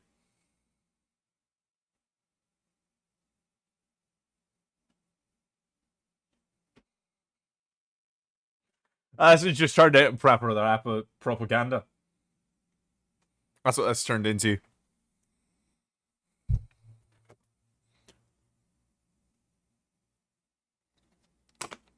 You know what? Fuck it. I'm gonna use my own emote because that's exactly how I feel.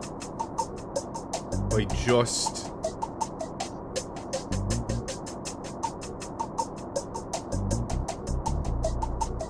Let me emote.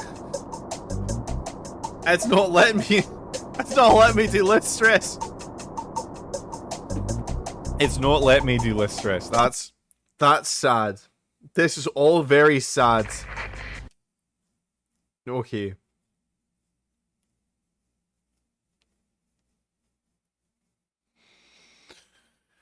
Okay. Thank you. I appreciate that. You're emoting for me. After this, we're gonna do Spiritfarer, because that's absolutely the vibe. It's absolutely the vibe. We're gonna do Spiritfarer for a good long time, and I'm gonna enjoy it, and we're gonna have a good time, and we're gonna relax, and then... Actually, between this and Spiritfarer, I'm gonna eat, and we're gonna talk for a little while. Oh, I can fish. I can fish what I'm doing Spiritfarer.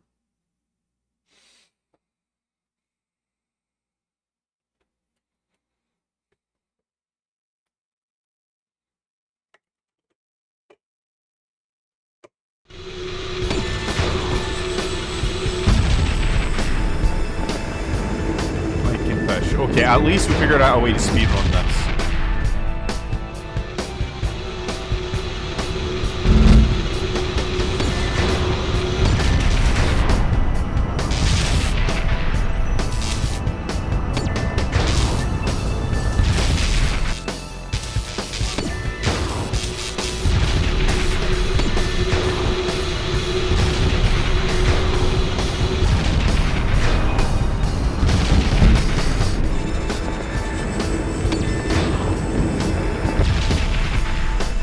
I think this is on track. I'll know when we do the double thing.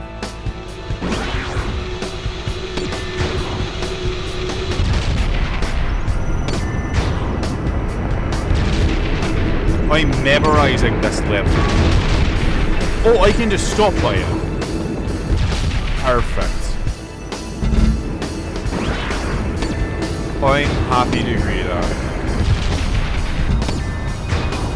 Just run into it. I didn't think that was an honest option. I would have done it earlier. I thought I could get away with it. Okay, so we're done. Now we're gonna slow way the fuck down and shoot the fuck out of all those targets. Once they come into view. So that one.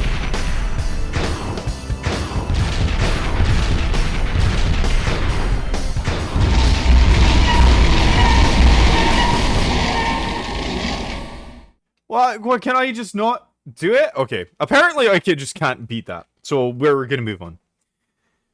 We're gonna move on. Oh, it's food time.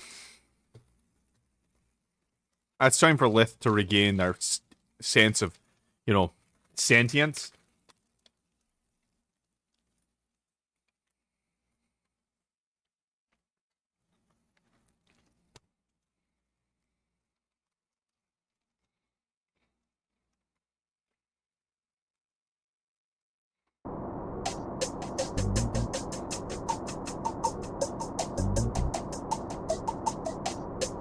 Okay.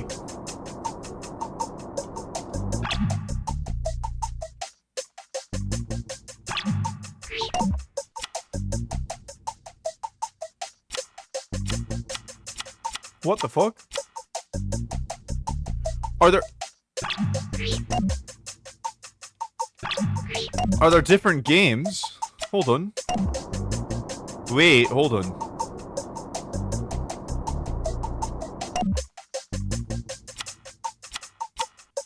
Oh, weird. There's a whole other part to this.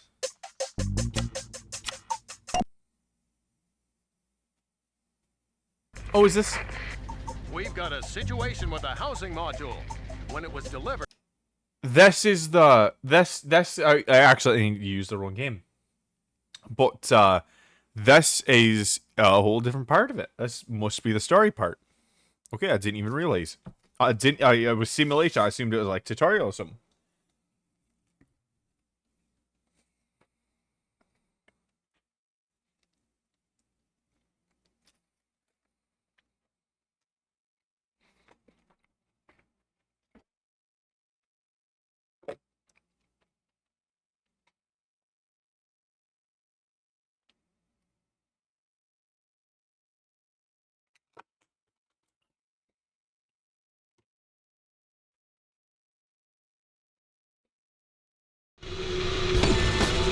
Well, yeah, it's the same game. Well, that's it.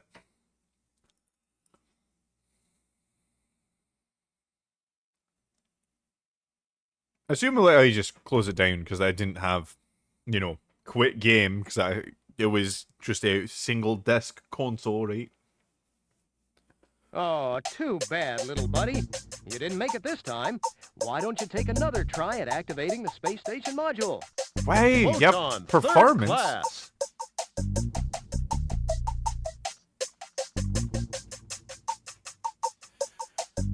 Well, now I want to keep going, but you know, maybe that's another stream. Maybe I'll come back.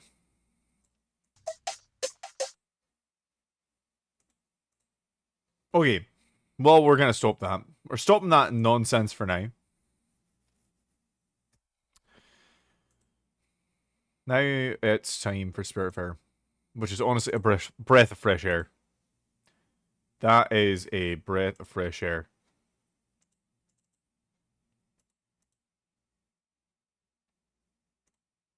And honestly, I wanted to do fishing in this game anyways, just because it's a great way to get glims, and we need a lot of them to get the final upgrade for the boat that I want. Hello, Dancing Dog. Welcome home. That's good to see you, man. Oh, I need to change the stream info. Hold on. We are no longer playing Tonka Space Station. There.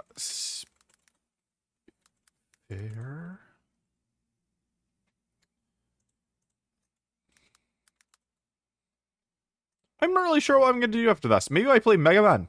Who knows? Alright, because I got the trap here.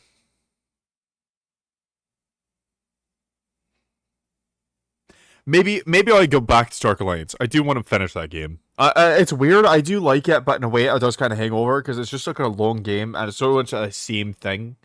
It drags on a little bit, right? It drags on in some ways.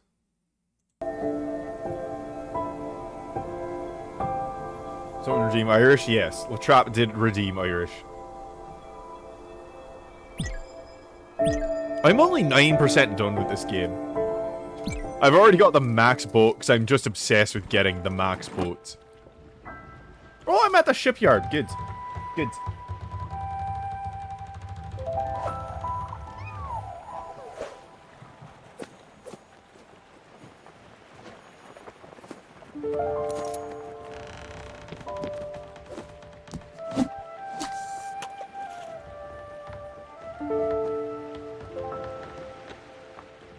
Don't mind the silence. I'm gonna be eating in the meantime, right? One day I'm gonna have a 3D model and you're gonna be able to see me eat. And that's fine. This is such a comfy place to come back to. This game gets better every time I play it. I get more involved and more emotionally in love with it every time I play it. That is why you make so much money when you're fishing.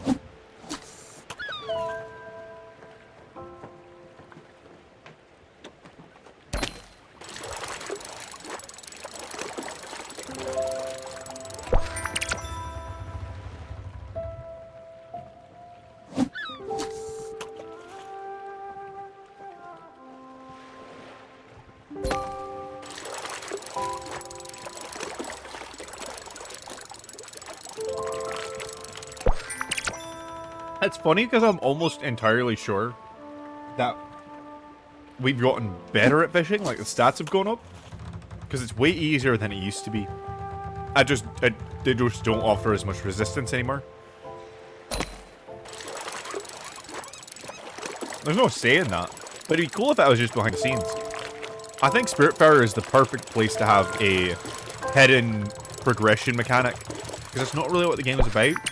It's just something that naturally happens as you go.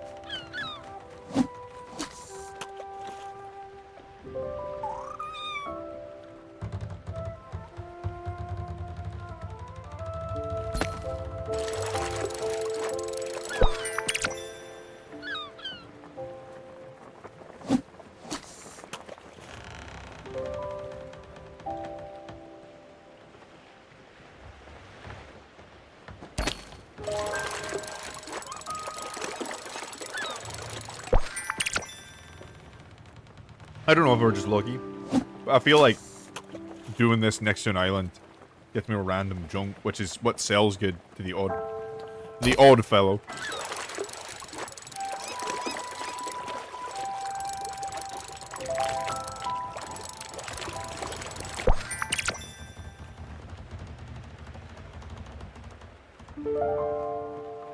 By the way, for anyone entering in, I'm just shoving chalupa in my mouth. Gonna be done soon.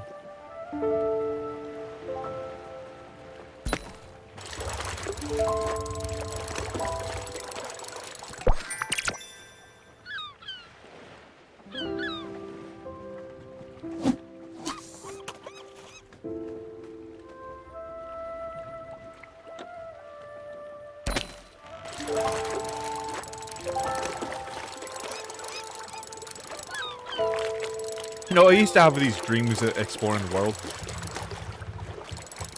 I'd watch things like Balto, right? I'd watch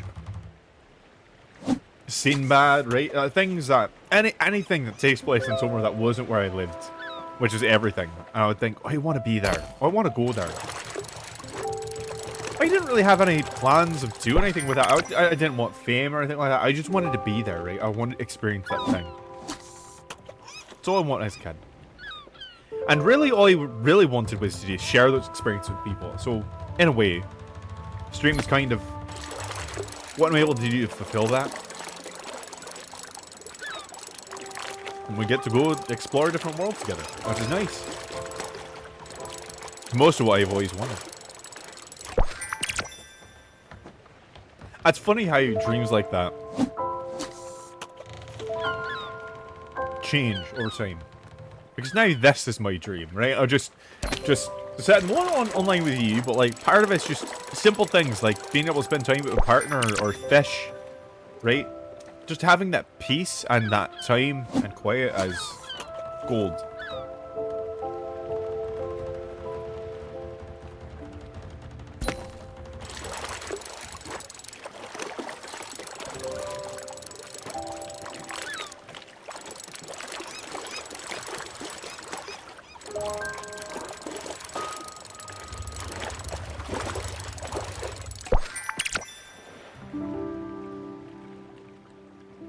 Kittens reminds me of that can be ceiling. Do you got new kittens? Ah, that's adorable. Yeah, it can be little monsters. They usually are, honestly. It's worth it though. If we got the time and space for it, it's worth it. I haven't got an old shoe in a while. That's kind of nice.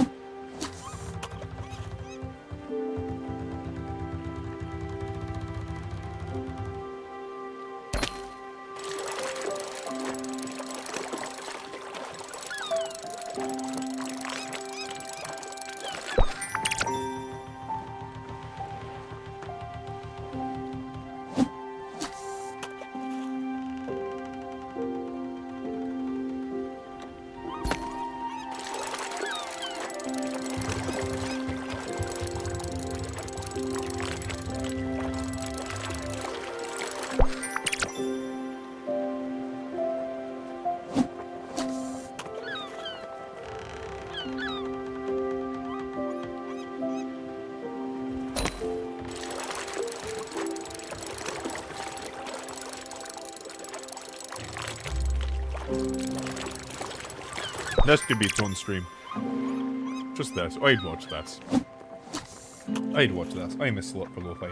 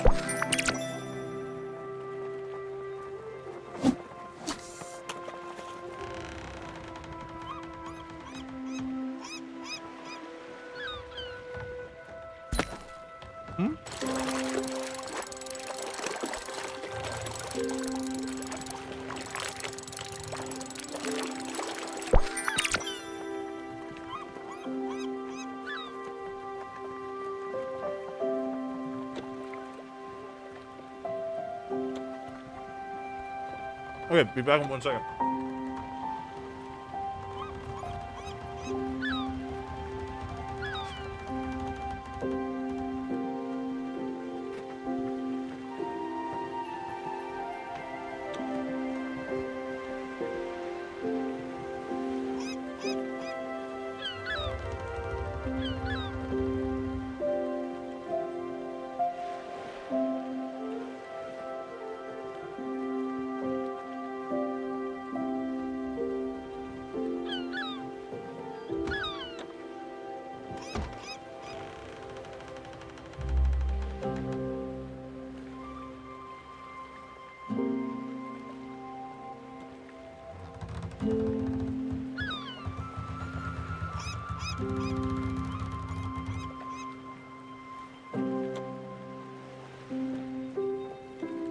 Okay, I'm back. I don't know how long I want to keep doing 13, but that's kind of nice right now. Yeah.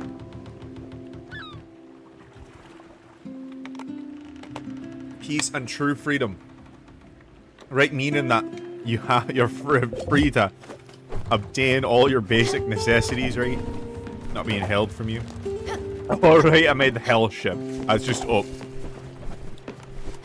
Right, okay. Let's feed everyone. Before she gets in the garden. Here we go.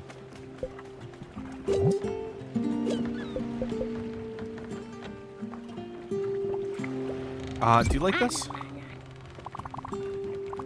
Oh, right. It's, fish. That's right.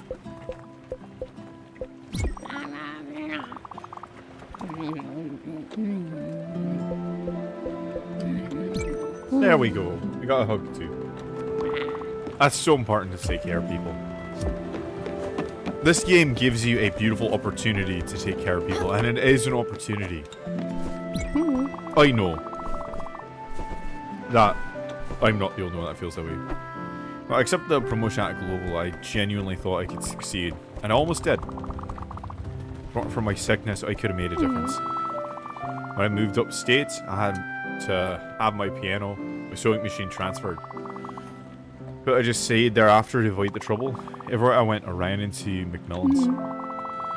Jed always wanted me to get out with him and his friends, but I always just never happened to trust them. They're douchebags. Well, I just don't use that word lightly. Yep, that's understandable.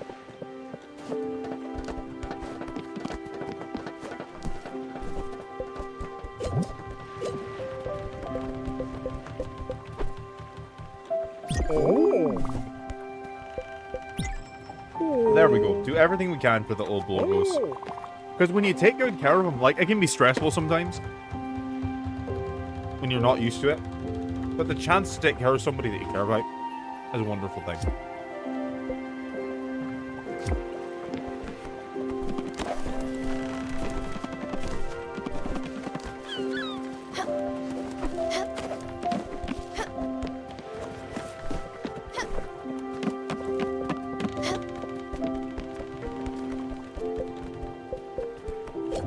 Let's feed you popcorn. There we go.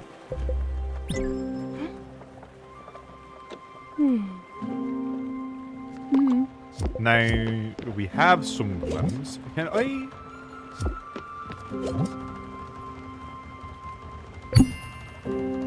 500 glims for the medium ones. Nice. 550. Ooh, look at that. Or it was 50 for the small, probably.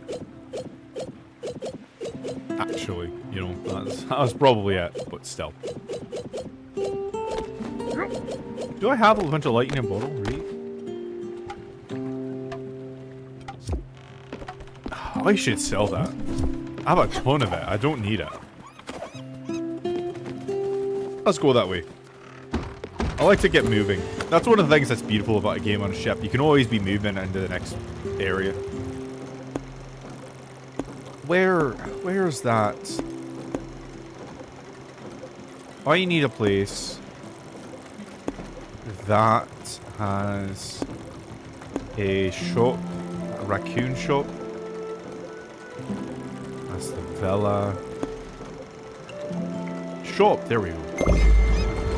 Good. Now let's see what we can do with our ship. Properly this time. I don't want to put too much above too much else. Because I like the peaked roofs, right? This can go under. Right? These can go under. That's fine.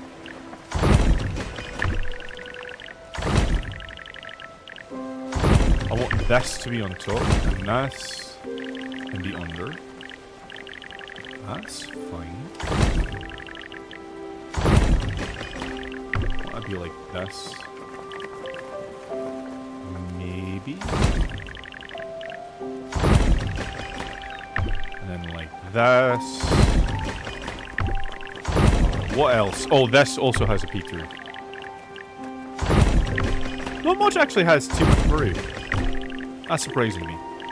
That's kind of fine.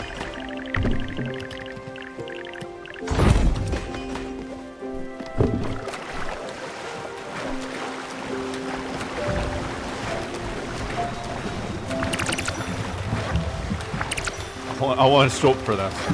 I heard the bumping into wood, and it was a really great cue.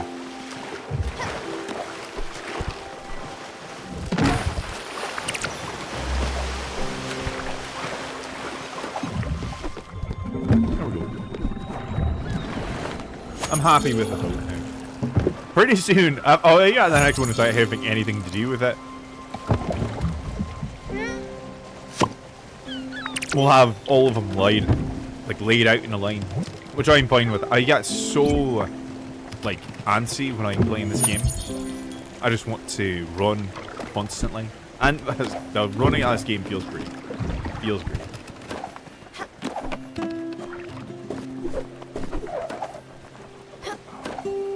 This one could do so much better as an end.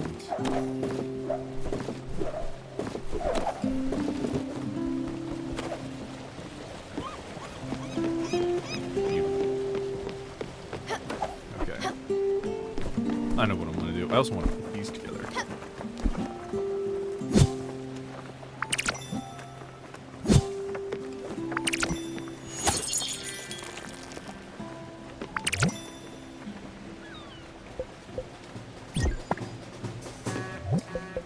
Ah, our favorite bus driver.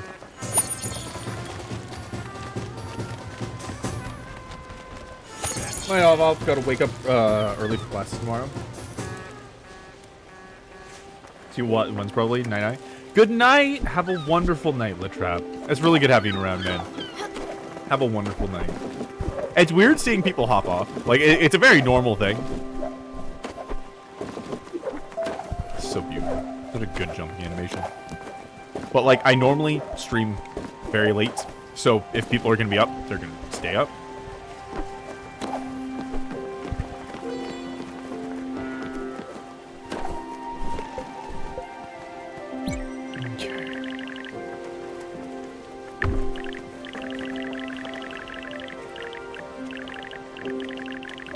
Oh, it does have a big side. Okay.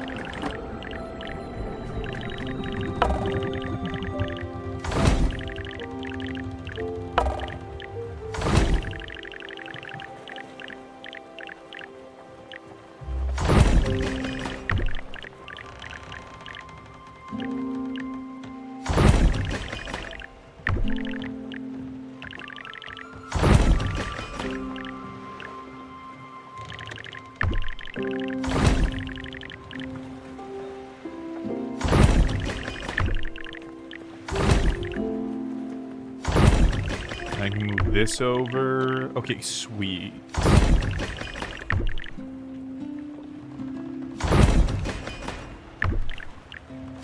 Okay. Oh, we're here. Fuck yeah. Oh, wow. That's kind of perfect, actually.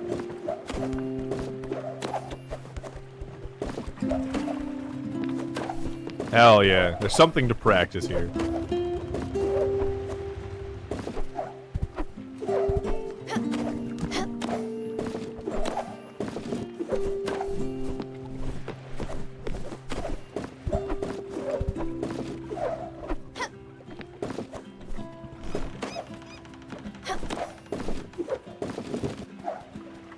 That little detail of the work you can do to move fluidly across Spiritfarer, it is a beating heart of the game, and it's such a simple little piece, you know? This game has been well fulfilled. All of its deepest potential. And I enjoy it very much. Oh, you can go pretty far over here. Everything's well characterized. They have good micro narratives and all the little animations. It's funny because like I didn't start like think about I didn't think about micro animations for a very long time. Right? For a very long time, I didn't really consider them that much, except in TCGs.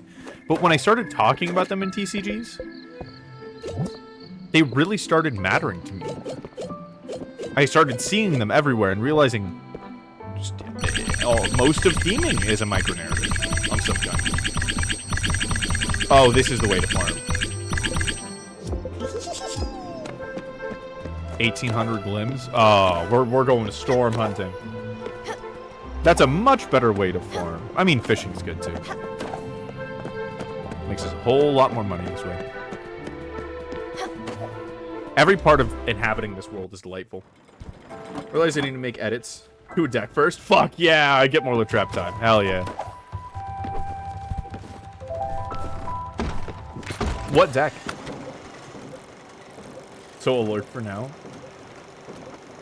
Went to an Eldraine pre-release. Hell yeah, man. That sounds fucking great. Horrors? Good. Good shit.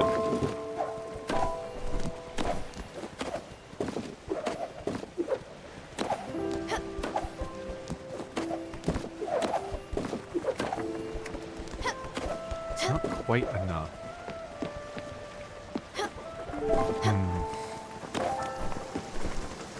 Oh, it's already here. I knew it was close. I didn't realize it was close. Where is Uncle?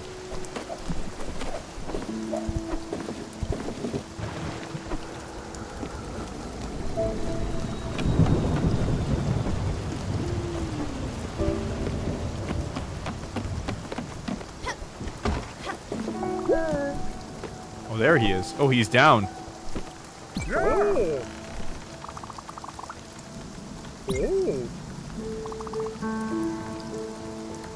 Thank you. I love you. I've been blessed with extra Taco Bell.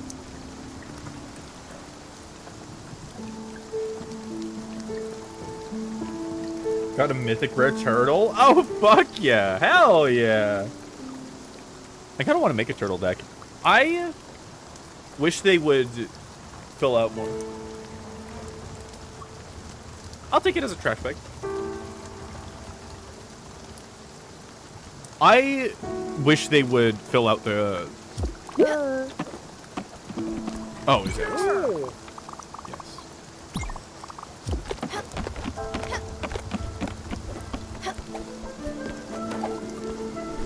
Honestly, I could rearrange the ship to be better for laser hunting.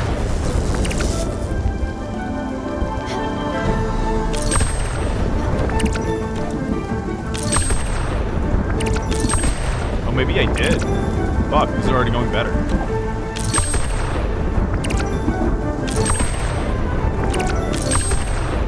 It's so satisfying. Every sound in this game is amazing. Oh, poor little daffodil.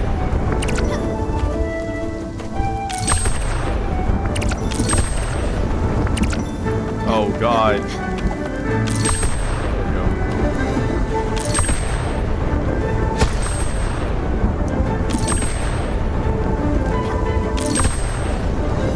It's kind of nice they spawn around you.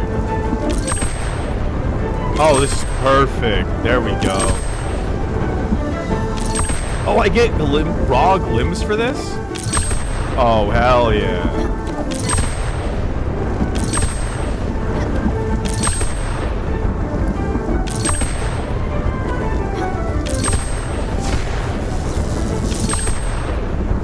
Every aspect of this game you interact with. Weather, the sea. Oh, that's it. I got pretty much every one. 13 for one storm. Okay. Hell yeah. I got a 2-card combo that mills someone out turn 1. How?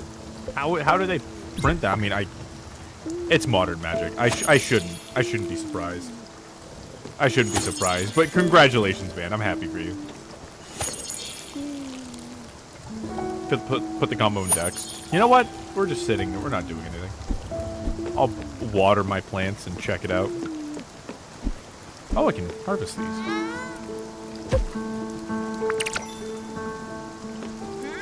Okay, what do we got?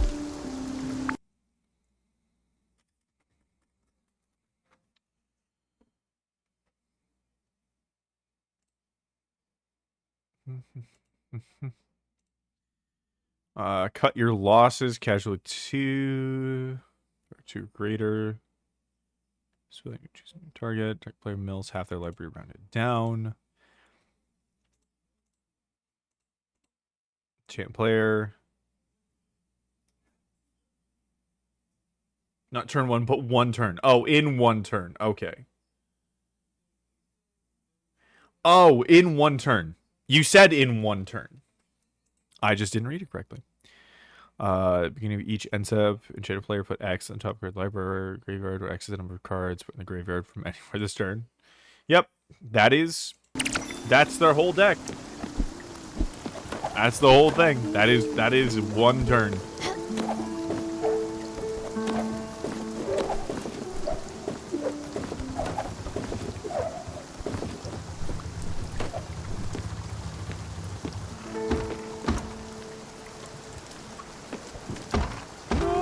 Let's sleep.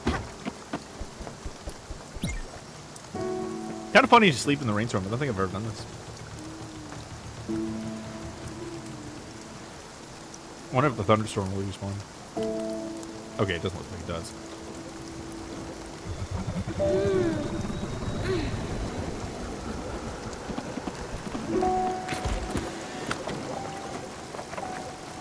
Oh, it's gone. Okay. Cool. We're going to storm chasing. Hell yeah, man. Especially with horrors. That's a very common theme. Good old madness.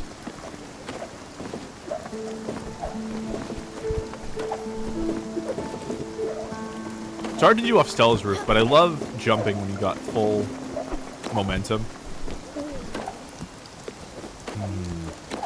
Oh, maybe I could put that at the end. That would be a good end thing. Okay. Or got momentum.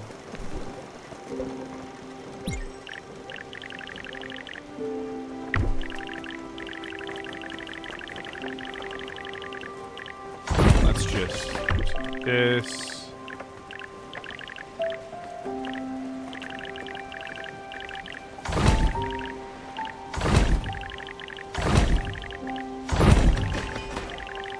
This is too useful to get up, but I'll do this.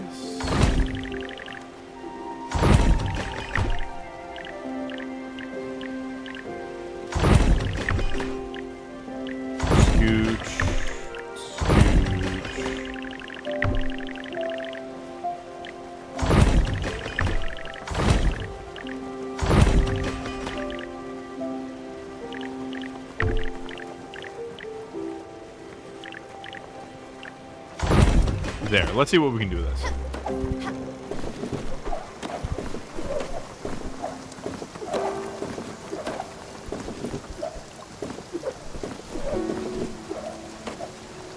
Oh, that's a very cool glide here and then go back. That's a really cool. Hold on. Oh, wow. If I do that right, I can almost skip that little house entirely. Oh, it's so close. It's so close.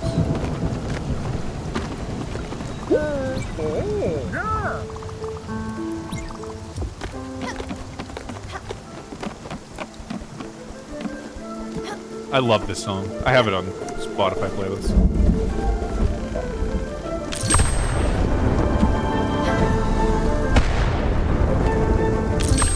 Oh, this is a much harder structure.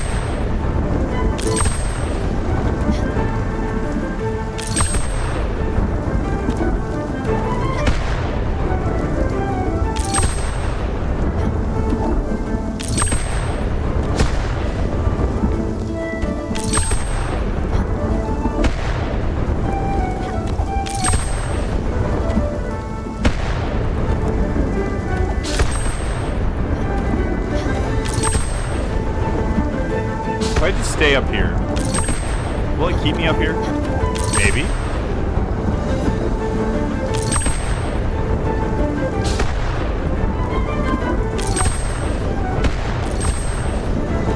Oh, kind of. Oh, I could make this a lightning rod.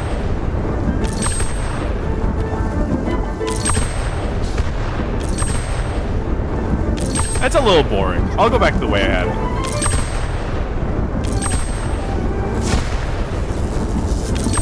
Oh, it's better to have it spread out, actually. You don't miss bottles. Yeah, how many did I get? Only 13? Oh, I don't have any bottles. I see. I thought that number was a little low, but I was like, oh, okay. I guess I just didn't understand.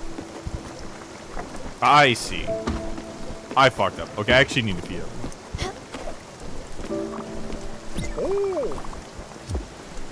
Pork chops are the way to my heart. How do I pork those chops, dear uncle?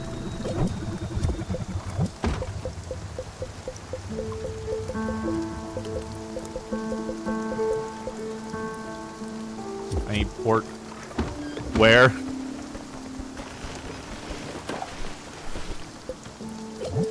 Where the fuck do I pork?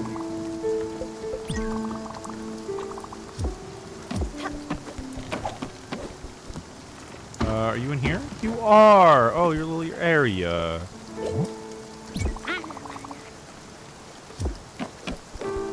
Oh, when it's full, they aren't hungry. Got it. Sheena loon. Where did I put the loon? There it is.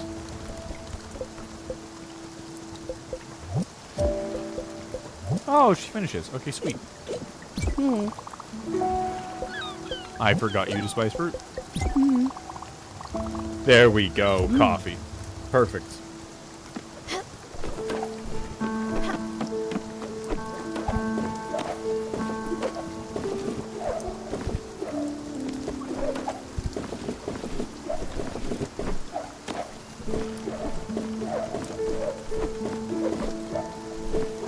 Oh, I could totally do something rad. I could do one after the other and have like a stairwell. Goes up. I'm gonna try that. Let me go back to that shop. First.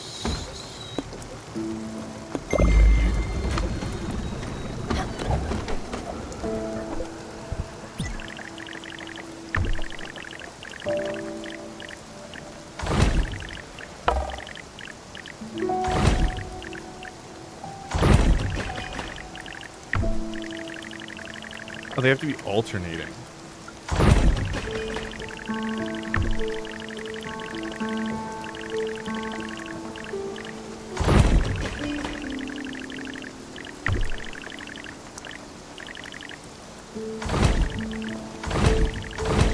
This guy alternates with this guy. Okay. So it needs to end. Oh, I see the issue. Never mind. As soon as you put one over the other, the roof slant goes away. I'm gonna be marginally less silly about all this. It was very nice to, I fits, I shit. I sits. I fits, I shits. I fit, I sits. I'm gonna miss having a condensed home.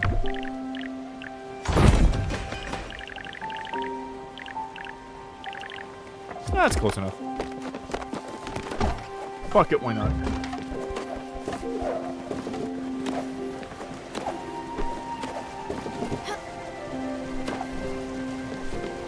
Oh, we're already here, I think. No, that's when we're passing by.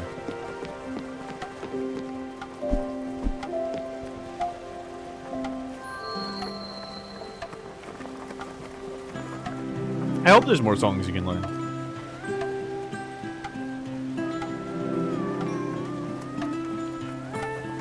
I bet there's other, like, mini-games and stuff, though, because everyone has their own mini-game, right?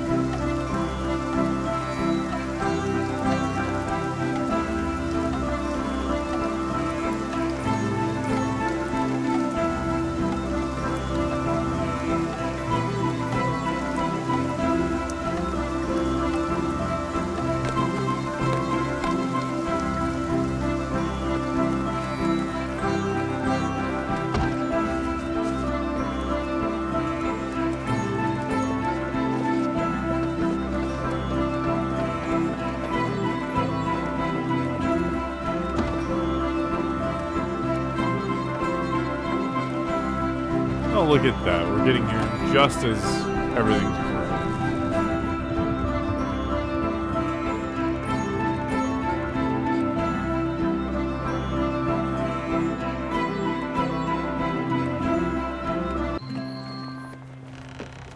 Beautiful.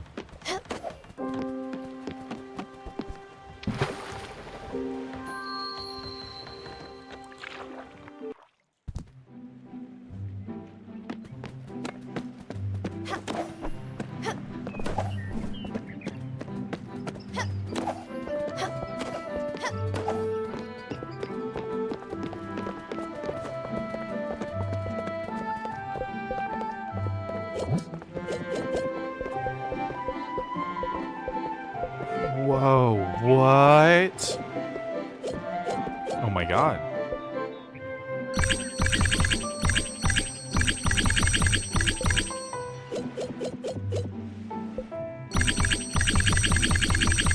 I have so much food.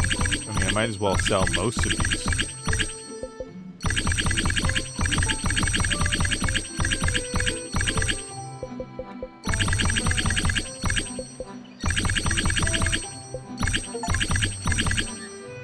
Wow. Oh my god, I can sell my food? Oh, right.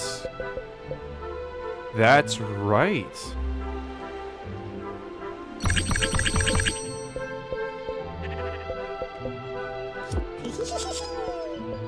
Huh. Damn. Economy. You know, I really want to make something beautiful like this one day. As far as games go. I mean, just as far as art goes in general, period. But a world that can capture so much life. It'll take a while. But I know I'll get there eventually. Especially through the animation, like the medium animation and drawing. It's funny because I never think of myself as, like, an artsy person.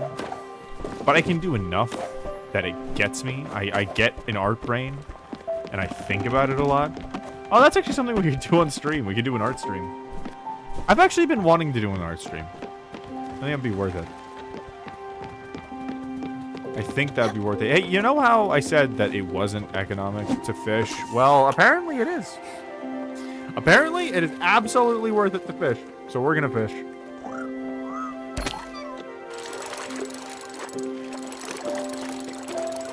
I should also set up some food, too. I know, maybe I have enough. Maybe if I start getting low, I'll set up some food. If I run out, I have enough time to cook it in one day.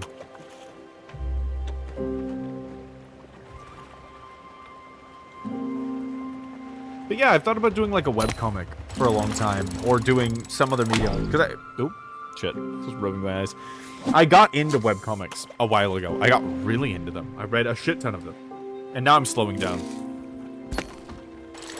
For a number of reasons. One, I think the psychological... Oh, shit. I thought I let go enough.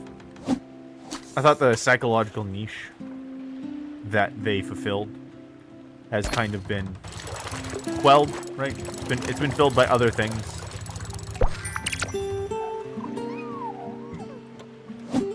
On top of that, like, I think I've gotten too many ideas to read webcomics continuously, because I'll start reading it, I'll be like, fuck, what if I did that? What if I did this? What if I did X thing? What if I did Y? I've thought about it a lot. Because it's nice just to be able to put stories out there. I've always been into writing, which is why I'm super excited to do more tabletop.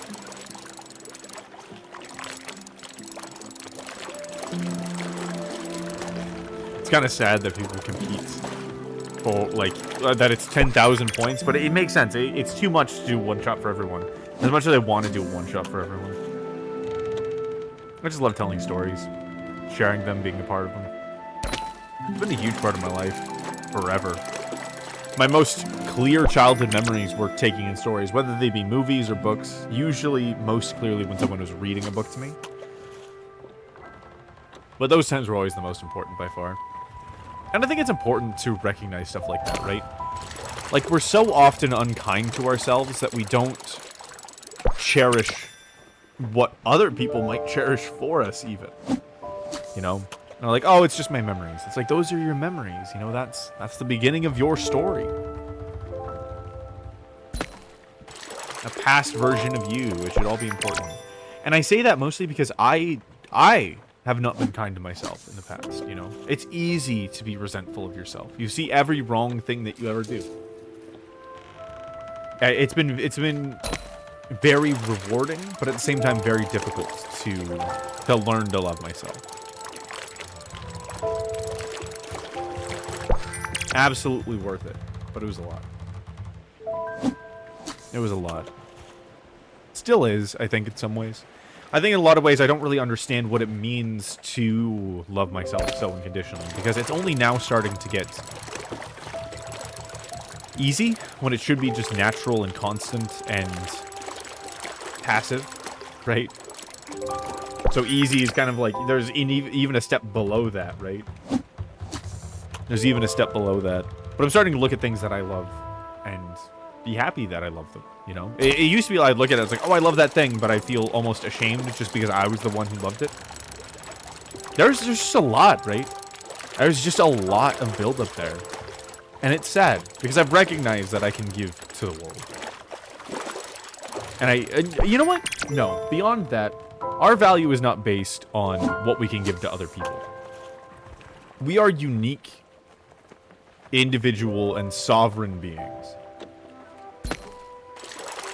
It is sad in and of itself when any of us suffers and does not fully experience and, for whatever reason, cannot fully experience and digest, imbibe every moment in life. That is its own sadness. That can be sad on its own. It does not have to be related to anything else. Mac made the edits? Fuck yeah. Good job getting that out of your brain.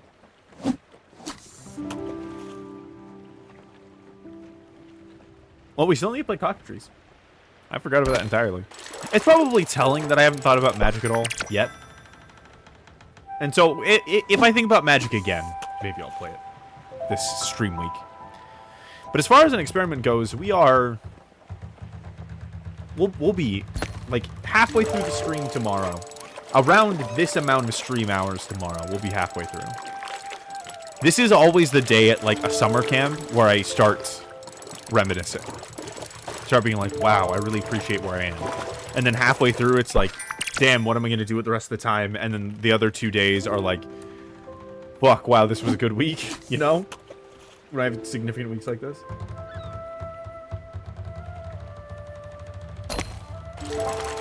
And so part of it was play games with during my breaks in college. Hell yeah, I'm glad. Everyone should have a podcast game. Gucci Reno, welcome home. It's good to see you. That was deep, by the way. Also, hi. Hi. Good to see you around. Yeah, I have a lot of thoughts like that I should share more on stream. This is the place to share that, to share who I am. That's the reason why Ben calls me an old god, is because sometimes I just say shit that's, I don't know, feels a little liminal to humanity.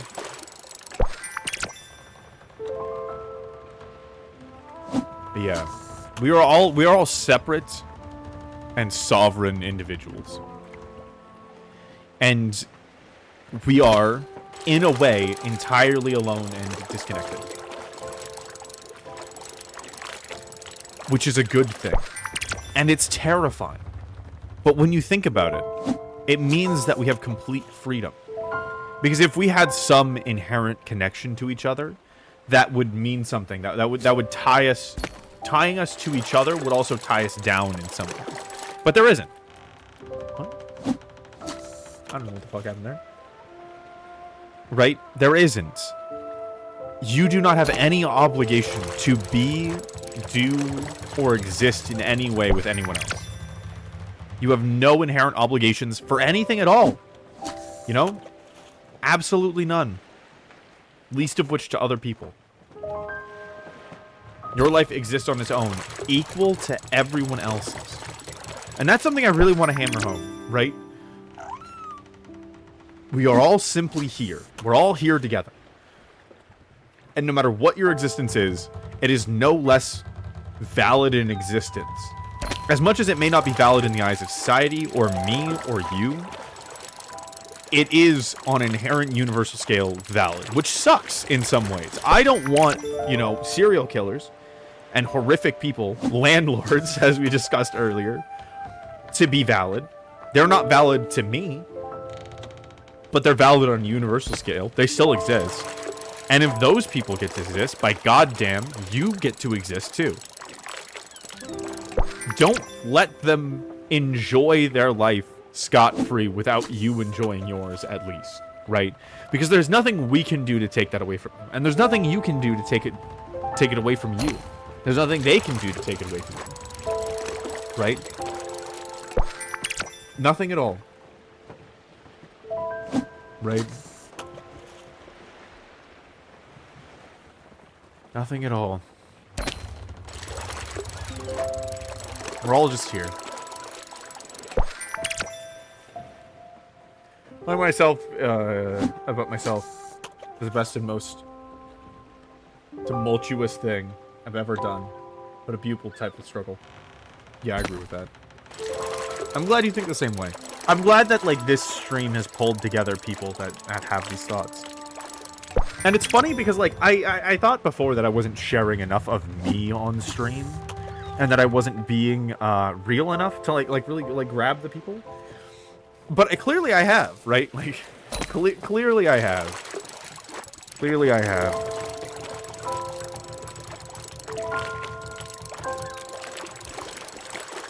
And, like, one of my base philosophies, understanding of the universe, right? Of being alive. Is that when you think about something, right, we all have the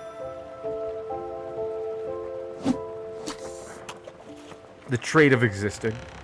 And it's simply defined, right? Because there is no good, there is no bad. On a universal level, things just are, right? There are no morals, there is no value, there is no must, there's no need. None of those things exist.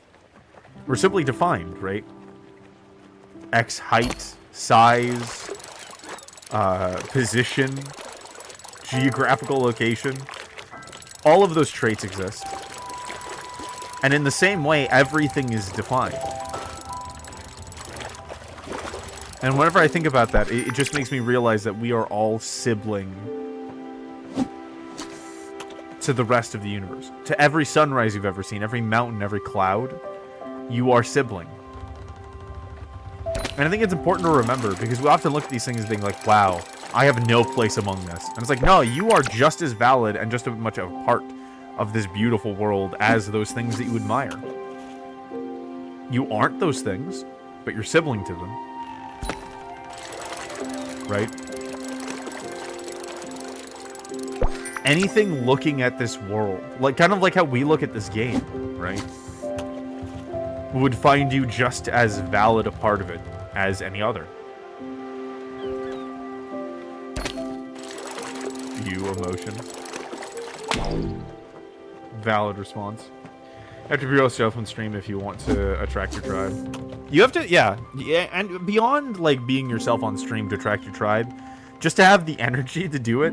People try really hard to have a persona and a mask on stream, and some people can somehow, but like even then, it is still honest to a degree, I find. And it's just, it eventually causes mental breakdown, right? If you stream that much fake, you know, every little bit that isn't honest is friction, and eventually it breaks you. And even if it doesn't, even if you could do it sustainably, which I would say almost nobody can, it still just wouldn't be as fun. You know, still just wouldn't be as fun. It's just more terrifying.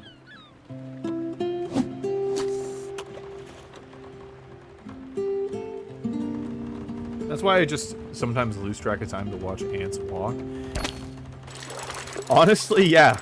And you know what's funny about that? What I find beautiful about that is that you can. That is no better or worse spending of your time than anything else, right? That is no less valid way to spend your time than anything else. It is just as valid as murder and curing cancer, right?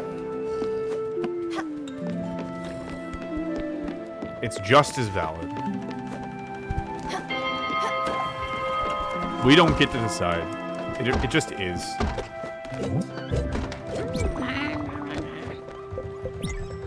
Hug.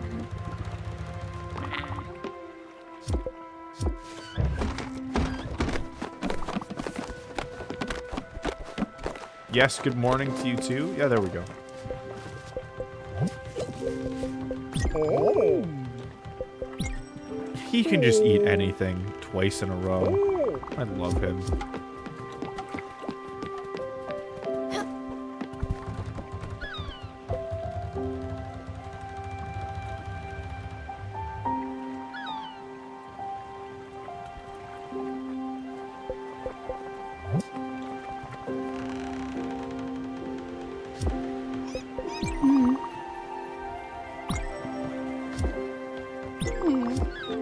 There we go.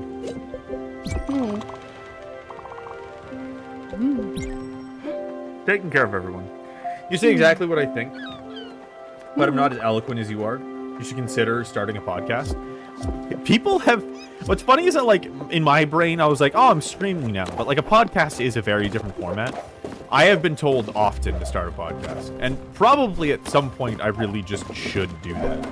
You know what? Fuck it. Let's record a podcast episode tonight. It's stream week. Yeah, we don't have to worry about time. Fuck it. If you want to do something, do it now, or else it'll never get done, right? Music getting so beautiful it matches the topic. Yeah, right? I always get this way when I play this game. Always, always. I think this is my favorite part of this game. Well, like when I stream it, is just fishing and talking. It's just enough going on. Right? It's the perfect ambiance, too.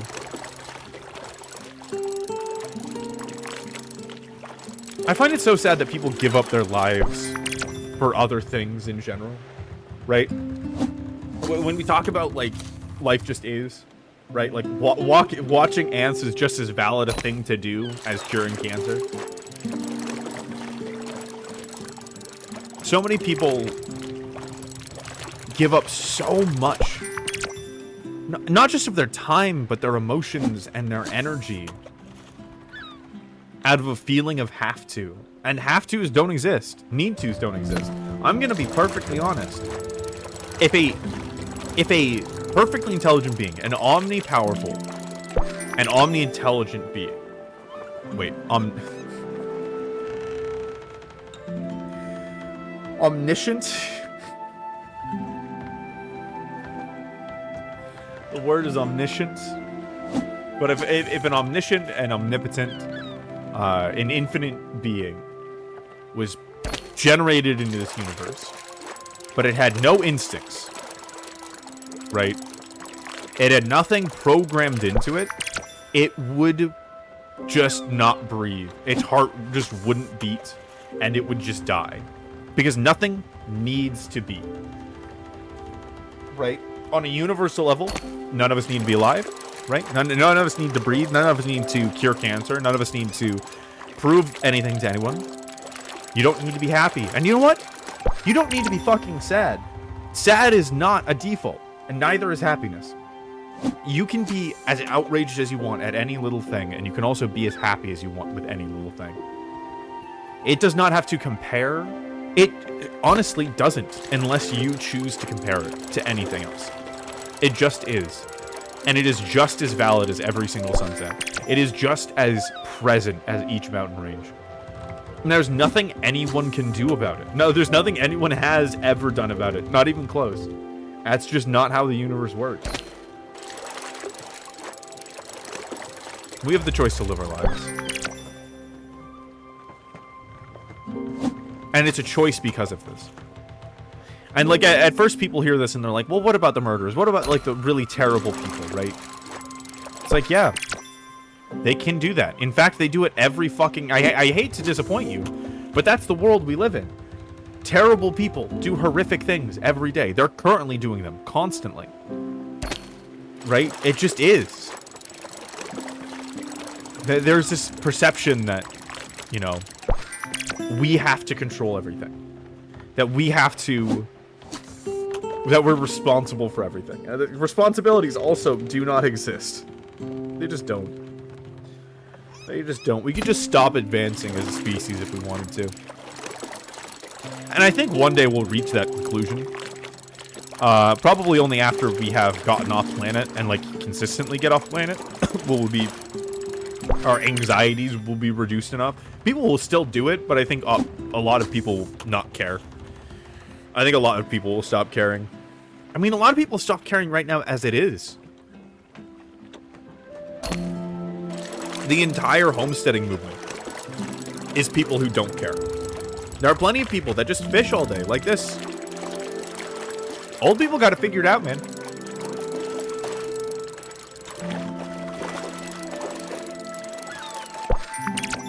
I'm doing terrible things right now.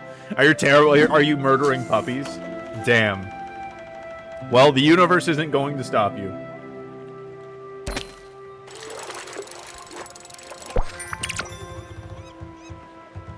Reality lets it happen. And if reality didn't let it happen, I wouldn't be talking about it, because it would not exist. It would be so far out of possibility that I probably couldn't even come with it for a sci-fi novel. You can do anything. People do terrible things with that freedom, but you really can do anything with your time. But people really do have it figured out? Yeah. Yeah, man.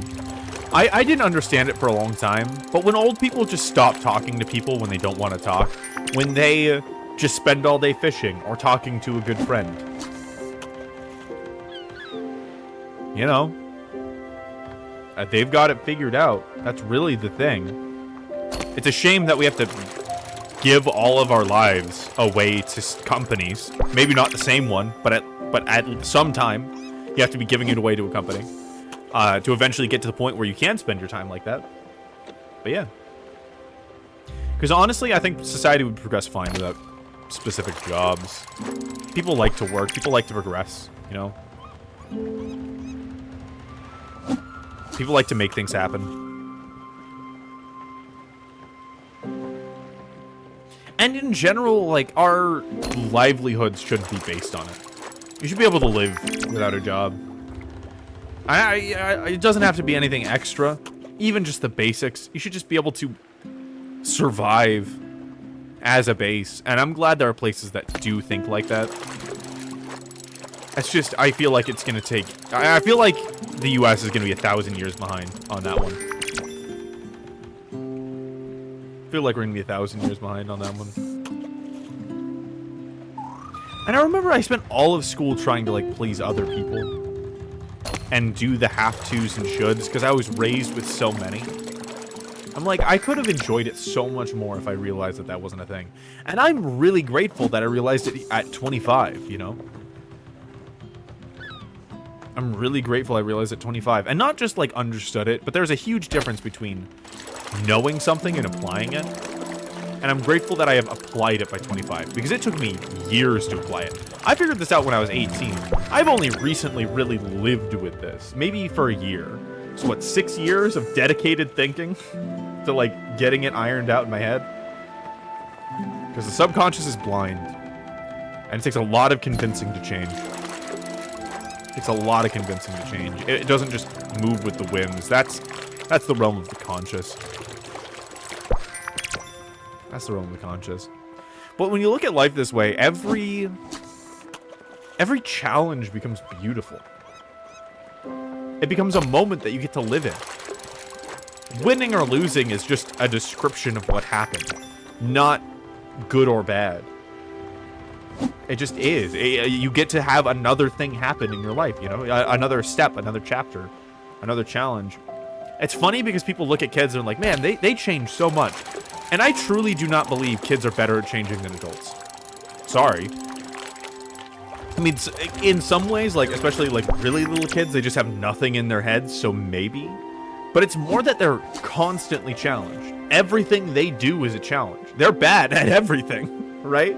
Walking, even. So everything they do is a challenge. It's a lot easier to be fulfilled.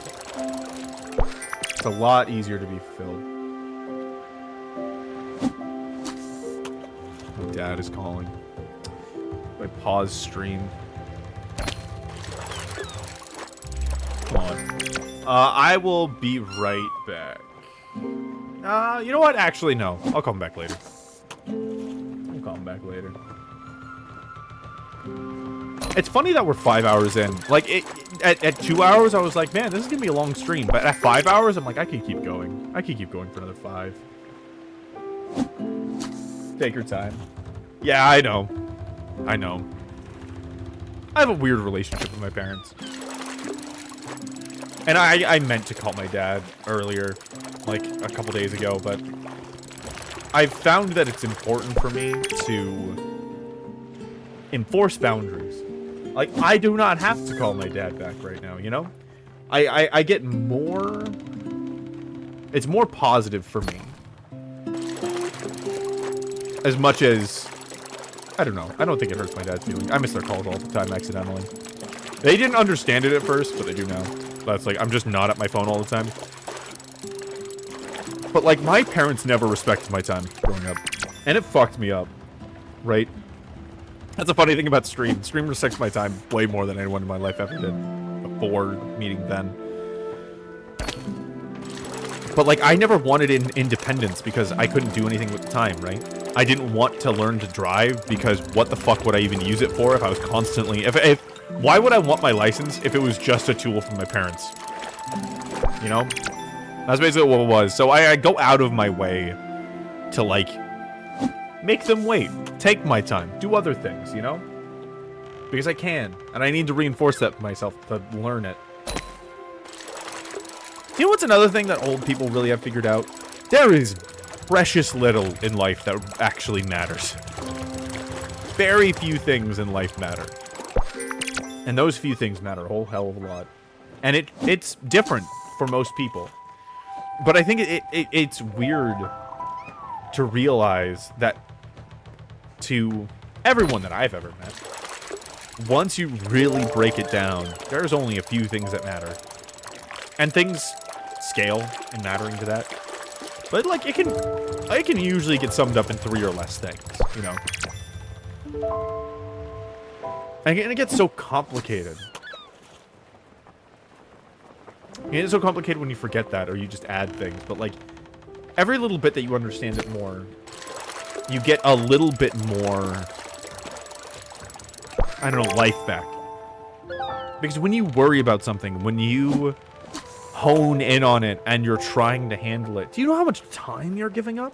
That's one of the things I was talking about, like, as far as, like, giving up your life. Do you know how much time, do you know how much, like, energy, emotions you're giving up to that thing?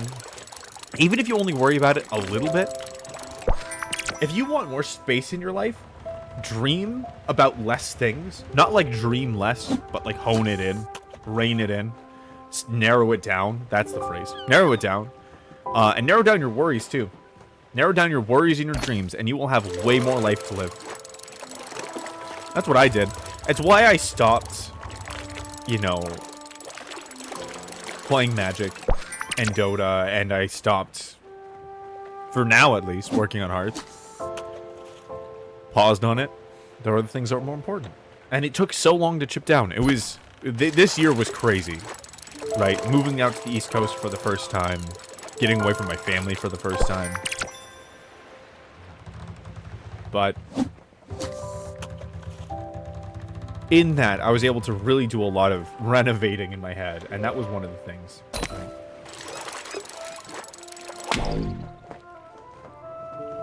You narrow down your worries and dreams how? I am so glad you asked. So, we'll do them one after the other. Worries and dreams. Your worries are based in your values. Oops. Right? Your worries are based in your values. So don't bother with your worries. Don't worry about your worries. Just let them be. Give not a shit about your worries. Let yourself worry. But narrow down your values. This will also narrow down your dreams too. But what truly matters to you? What really matters to you? Right? Because when we worry, what's attached to that? It's attached to have-tos. I'm worried about, you know, this thing because I have to keep my, you know, partner alive. I have to keep me alive. I have to, and for that I have to do rent, and you don't have to do anything. You don't have to do anything. You can want to. I want to keep my partner alive. I want to keep me alive, and I want to pay rent.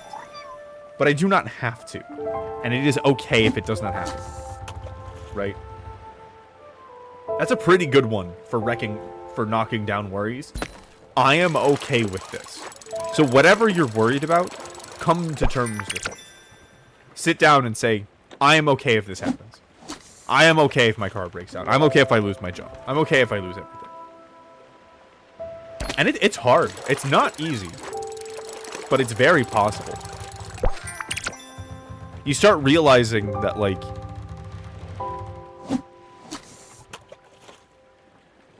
you are okay if it happens because it's going to happen whether or not you're okay with it. Do you get what I mean? You not being okay with your car breaking down has nothing to do with whether or not your car is actually going to break down. And that's why you're worrying about it, right? You're worrying about it because you feel like if you worry about it, it's not going to happen. That's not true. But if you're okay, then you're okay, and you can handle it better. You can pick up the pieces better. You're safer not worrying about it. I'm okay if I die. Is a weird one. Like if you have anxiety about death. And these are all things that I've, like, talked to myself about. And I have a lot of things to go. I still have plenty of worries, but I've narrowed them down quite a bit. I can say, I'm okay if I don't get to work on time today. Easy one. And you work your way down. And you don't have to give up your worries. That's a great part of the you don't have to do anything. You don't have to give up your worries. You don't have to give up any of the stuff. but it can be really good to narrow it down. And with your dreams, it comes to, what do I actually want, you know? You have to really understand what you want, because when you think about dreams, usually what happens is you have one, and then you're like, oh, well, I can't achieve that, so what else do I want to do? But you don't give up the base one. If somebody came around and offered, you know, the best thing possible, it would be immediate. Yeah, sure, I'll take it. I'll be king of the world. Is that really what you want, though? Right? So you got to start comparing them. You got to think about what you want to do with your time. And you're like, okay, if I had complete control over my life, and I could be an author, and I could be a travel blogger, or I could just travel and see the world and not worry about money at all, right? If I could be a counselor, if I could be a lawyer, a doctor, what would I choose? What would I choose to do with my time? Anything that is not the thing you just listed as the thing you would want to do most with your time, dump it. You don't need it. You're not getting anything out of extra dreams. Take the opportunities that come your way, but you don't have to dream about it to find the opportunity. People have this false dichotomy with the idea that better opportunities take more resources, but that's not true. Just because you spend a bunch of resources doesn't mean it's a better opportunity. In fact, the more you spend on an opportunity, the worse it is. An opportunity takes into account two things, or three things. The payout of the opportunity, the chance of success, and the cost. And the higher the cost is, the worse an opportunity is. The best opportunity is something that is 100% guaranteed to happen, that you do nothing to bring about, that has the absolute maximum effect. So that's important to keep in mind. So if you're going to spend resources on something, it should be the absolute top, best dream that you can pursue. And on top of that, you will never regret spending resources on the highest dream that you can. That's why I settled on streaming. It's funny that it was streaming. I never thought of myself being a streamer. I never considered myself doing this. But it ended up being that truly, if I could choose a career, it would be this. And it was this over game design because I got to spend this time with other people. It truly fit everything. Game design was just too insular, I think. Too much time by myself. I like sharing experiences, you know?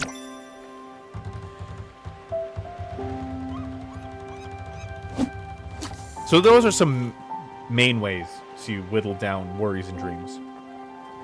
Let me know if you have any questions, anything you want clarified. I'm not always the best at explaining things.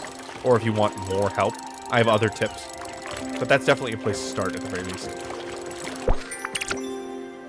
It is what it is, and nothing to it but to do it. My go-to mantras. I swear to God. Nothing to it but to do it. That's very true. When somebody asks a question like, how do I kick out my child? They're not asking how to do it. They're asking if there's an easier way to do it. Simple things are usually very difficult, because if they weren't, people would already have done them. You just wouldn't have thought about it. It just would be over. Like throwing away a piece of trash. Some things are just that easy. They're just way harder. How do I drop out of college when my parents have been paying for it and it's their dream? You just do it at the end of the day. Yeah. You're so good at explaining things. Thank you.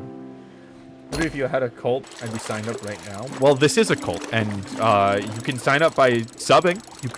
You could sub to the cult. If you want to join the cult, you can subscribe. You can give me that sweet cash. No, but seriously, you're already part of the family. I'm bad at marketing. I'm like, I'll lay my heart out for everybody. Fuck it. I mean, if there's enough people, I'll probably set up a Patreon just for the raw fact of filtering, but can't help it. Man's brain has so many wrinkles. Okay, you're giving me too much credit.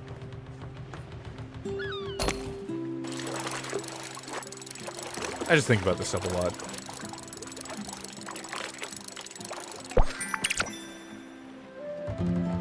Every time I start explaining something to someone when I know Lith knows about it, I just stop and go, you know what? No, Lith can do it. That does happen. That does happen. I suppose teaching is something that I've always done. Tutoring is something I'm especially good at. So I suppose it comes with the territory. But I'm glad. I'm glad you guys find it to be so. And it's funny, I don't have the anxiety I used to before. I can know that to me I explain things well, but I'm fine if other people don't agree with it. Because I'm just me. And it's part of that I am, and we all just are. Knowing that there's no universal scale for anything. It's just games that we make up for fun. Helps a lot. That's the other thing to think about. It's just a game. Any way of describing value is just a game. You taught me math? I did teach you math. We taught word problems. And I love teaching stuff like that. Like, one of the things that I absolutely find most fulfilling in life is when people come to me with things that they are ashamed of or feel bad about because they find them to be basic. There is no knowledge that is basic. There is just knowledge that is commonly known. Right? All of it must be learned. As a teacher myself, I can see it. Is that... You're not going to school for a teacher. But yes.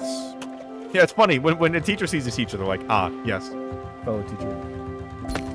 It's literally something while you said that. Fuck yeah. Did the sub notification go through? Okay, it hasn't yet. But thank you so much. That does really mean a lot. It really... Every time somebody subs, it means so much. It's a whole different level. That's a whole different level of commitment. Like, I am a part of this community.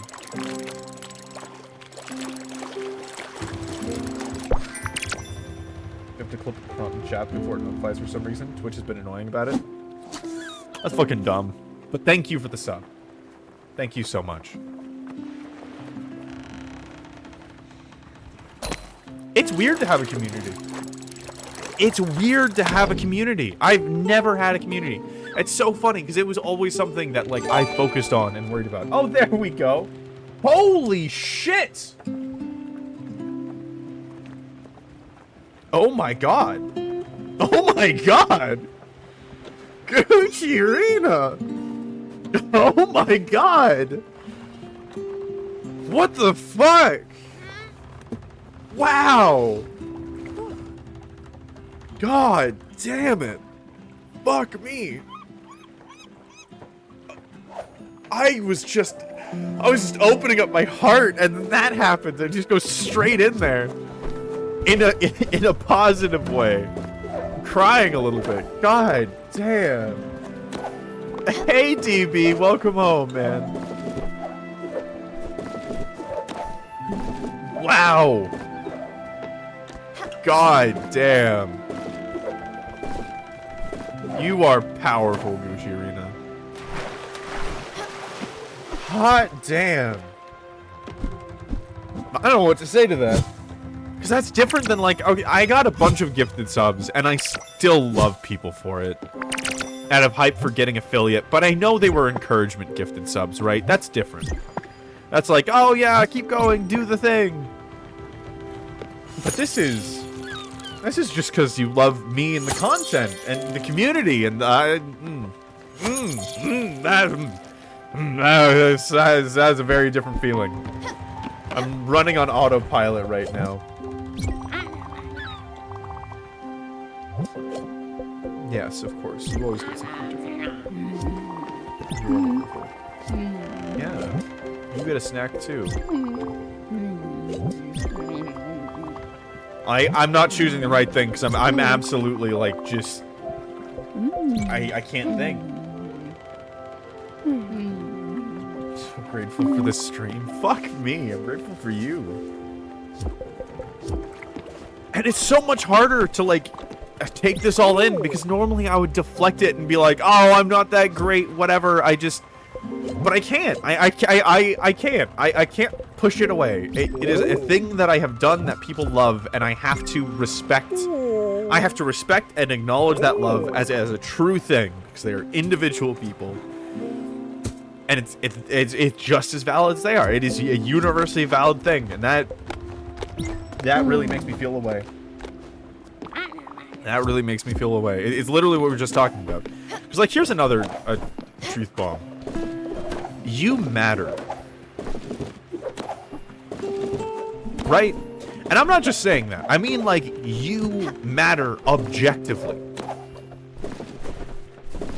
Because mattering is only something that happens in the human mind. Right? That is only something that happens in the human mind. And so, in the most valid way possible, you matter because you guys matter to me. And seeing that I matter to you every time I get on this stream makes me so goddamn emotional because I cannot ignore the basic fact that it also applies to me. God damn it. I love you guys. There's something special about this group. About this community that is never going to go away.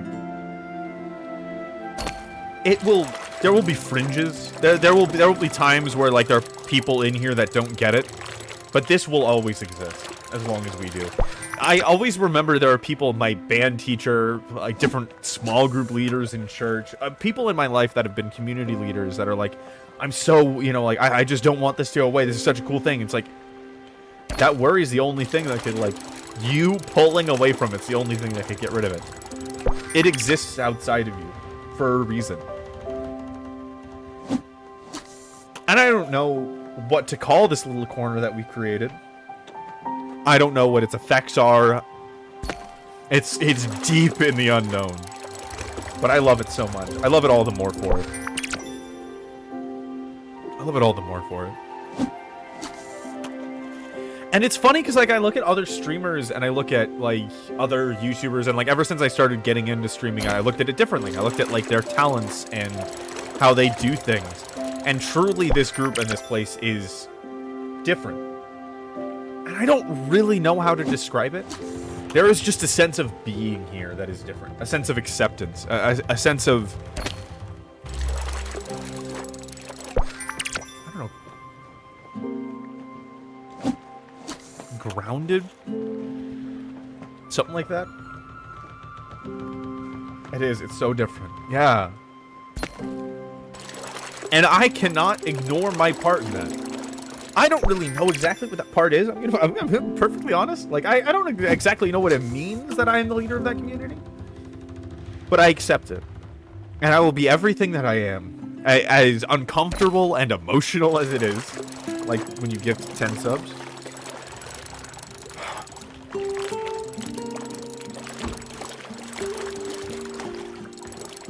I will be that. Because I am fucking honored to be that for you guys. That is the huge realization that I had. I was at work and I almost broke down crying because I just thought about how truly honored I am to lead this community for you guys. To have such an important and sacred position in such a beautiful and unique group of people.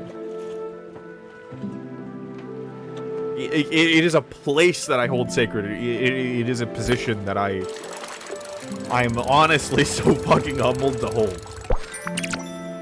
I don't know.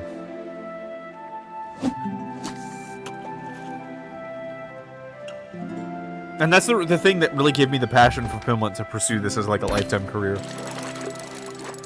Is when I realized I could just do this, I'm like, there is nothing else that would give me more fulfillment. And I've thought about doing a lot of fucking things. And I don't think there's anything else that would truly make me happy as facilitating this kind of a community.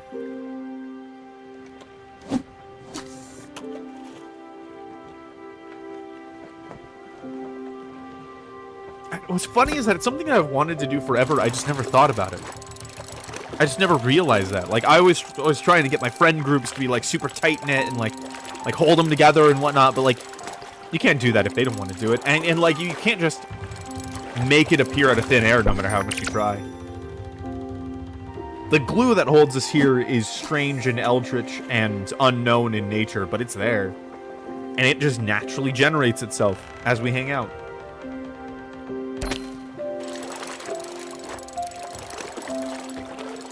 It'll change. It'll change. All things change. Right? Nothing's the same forever, but I'm happy to see it change. I'm so excited to see this grow. It will simply evolve, right? It'll never really go away. It'll simply grow. A sapling is not a tree. But the tree did come from the sapling, you know? They are so different, and yet one being. That sapling is still in there somewhere. I'm really excited to see where we go community-wise. Like, honestly, on a logistical end, the growth of you guys have been amazing. We get new people regularly. And sometimes they stick their head in, say something, and go, which is fine. And I'm sure there are lurkers. TB, you've become a serial lurker, I've realized. Which I'm happy with. I'm happy to have you around in any form, honestly. I think this is a pretty good stream to lurk on. I'm finding that people find it pretty good to lurk on this stream. There's a lot to think about.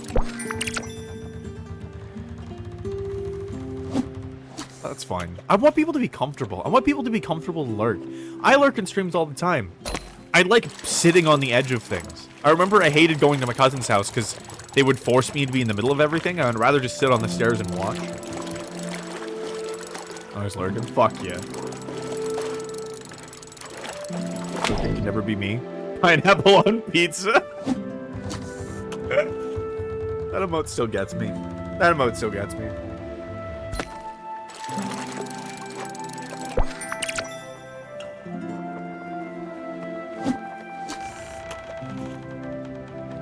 But yeah, whatever way that you are, just come as you are. Be here, rest here. I call it a home for a reason. It's not a place to be anything specific. It's a place to kick off your shoes, you know? And just be. Also, Trap, you're never lurky. You always say you're gonna lurk, and then you just come right back. You're too involved. Man, you're too deep. You're too deep into lurk. I mean, sometimes you do when you, like, actually are doing something, but you come right back. I love you, man. Okay. What do we have?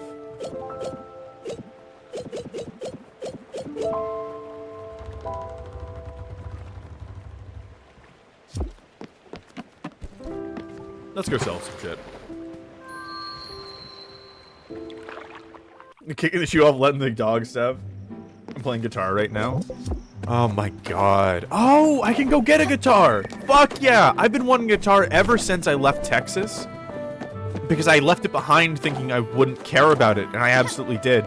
But I made a deal with Ben to go get this like $25 guitar from Five Below. And we can do that now. I'm totally gonna do that tomorrow. I miss playing guitar so much. It's the instrument that I always have connected with the most.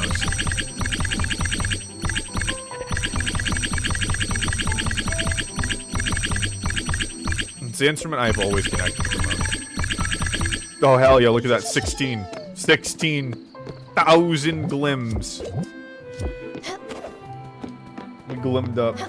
Shoes off, sniffer. We sniff feet here.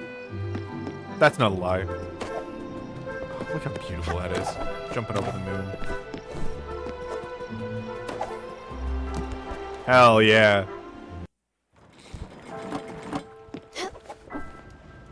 We need to get back to the Admiralty. Do you know what's something that, like, I've decided to do very intentionally? Is not worry about failing on this stream. And it's for a very particular reason that I don't want anyone to worry about failing. Because it doesn't matter, so I shouldn't care either. I shouldn't care either.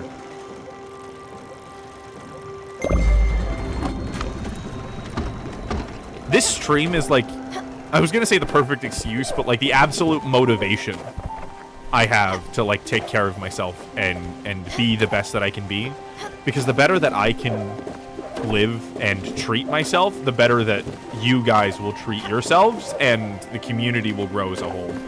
Which is another reason I'm honored to do this.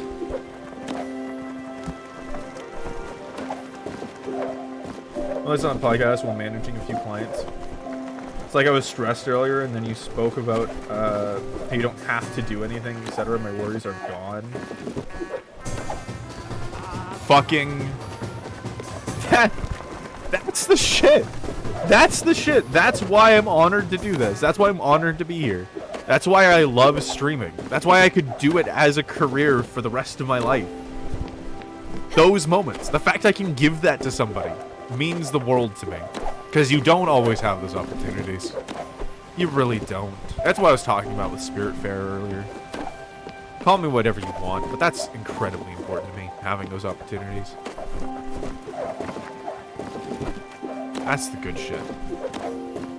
That's the good shit. Creating and cultivating something that is so positive for people. It's the grandest opportunity I could hope for.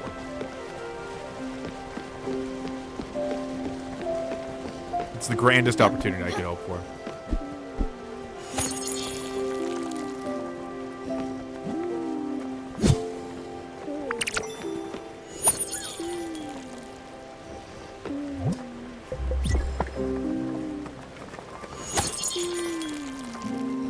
It's funny that they don't have a little watering symbol at night.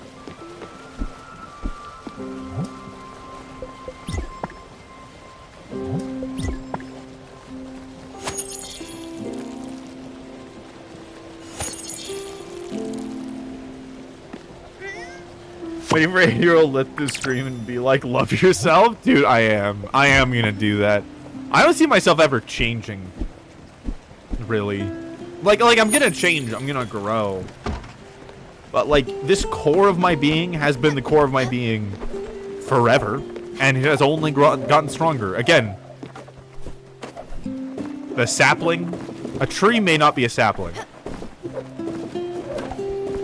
But the sapling's still fucking in there. And that's something that took me a long time to understand, because I grew up with the narrative of the self is inherently evil. Which evil doesn't exist. It should have been my first clue. Honestly, was my first clue. The self just is.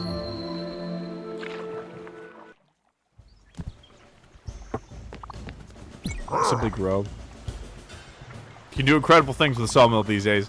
You can go on the internet. You can log in. He's got one for everything. I love this guy.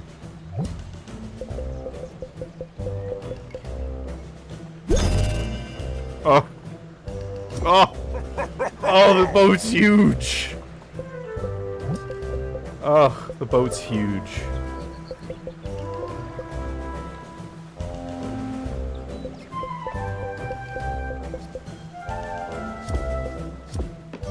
The boat's huge. I'll be on here when I'm 80. Why the fuck not?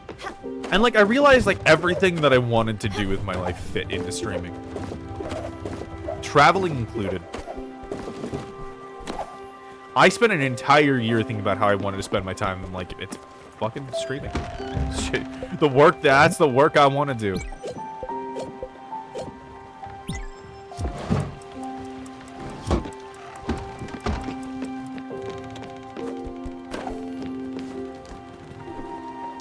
That's the work I want to do.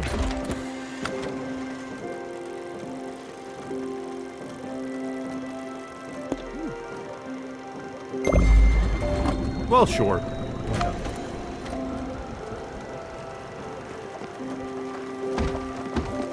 Like, one of the things about loving yourself, there is no reason not to. We just talked about it at length. There's no reason not to love yourself. There is no reason to love yourself. There is no reason not to be happy. There is no reason to be happy. There are no reasons. Nothing to argue with. It really is just up to what you feel like doing. But I suggest that you love yourself. If what you want to do is anything in this life, love yourself. It'll help. In fact, it'll be so goddamn important you can't avoid it.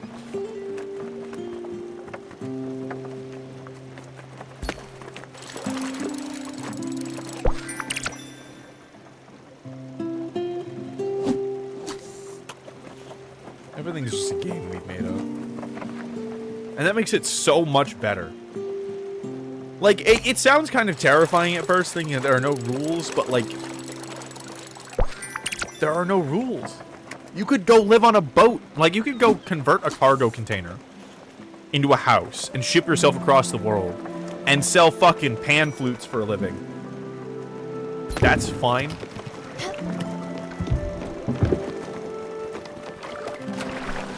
I got two things. Always worried that I'm gonna, like, spill something. I can't, like, dive here. I don't know what to do with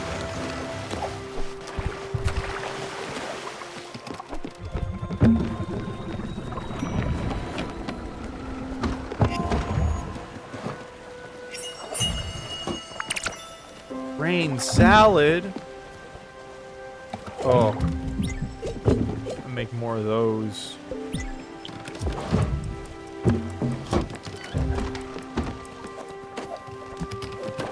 Oh, I could really get in more into, like, vegetarian cooking, I think.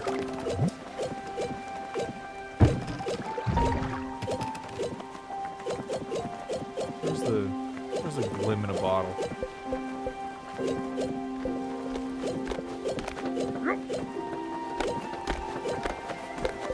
Here we go. 100. It's 250.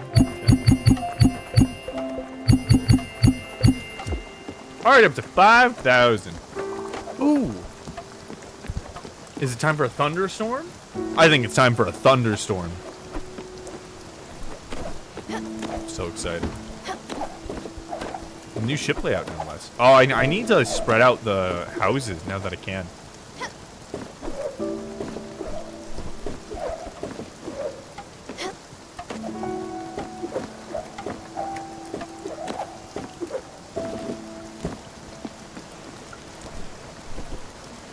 Oh, it must just be raining.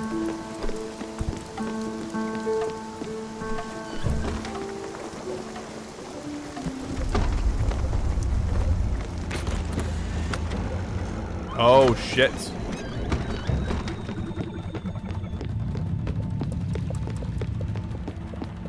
Ooh, it's time for the dragon.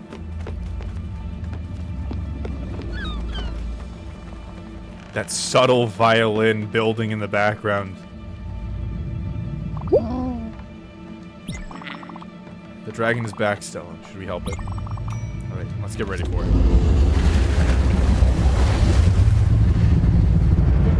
God, every time.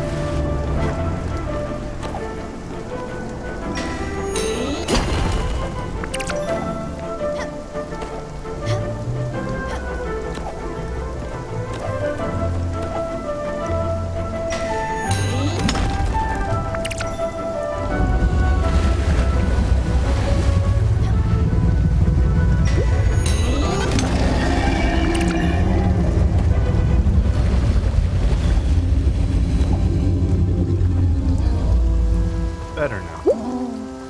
Incredible. It looks relieved, doesn't it? I don't know what that means. We'll cross this dragon's path again. I think we should help it. However I might feel about it. For now, though, I need some time to collect my thoughts. Thank you, Stella, for everything.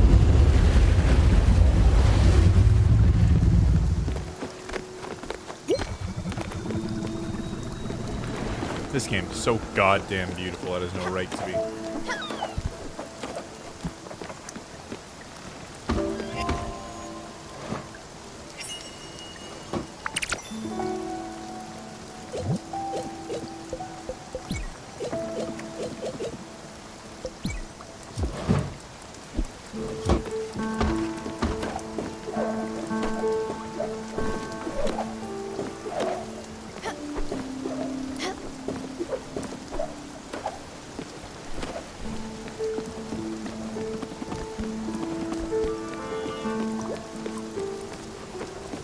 Ooh, now we're in a thunderstorm.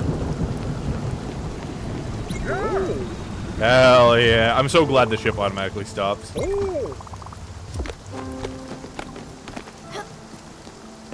I just do it out here?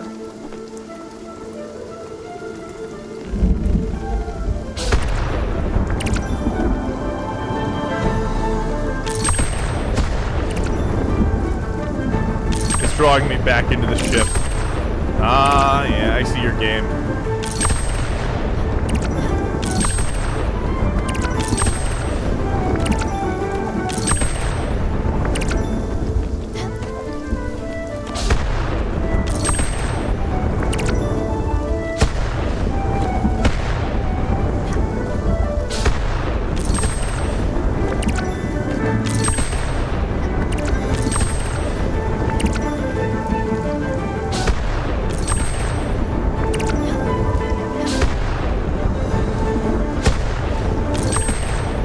Barely got it. Hell yeah. Hell yeah.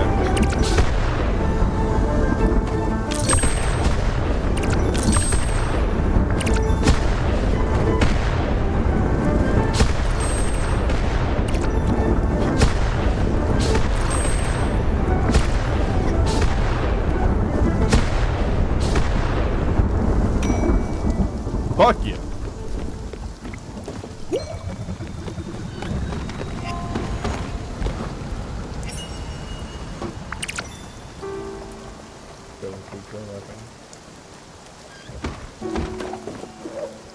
Oh god, should I follow the link?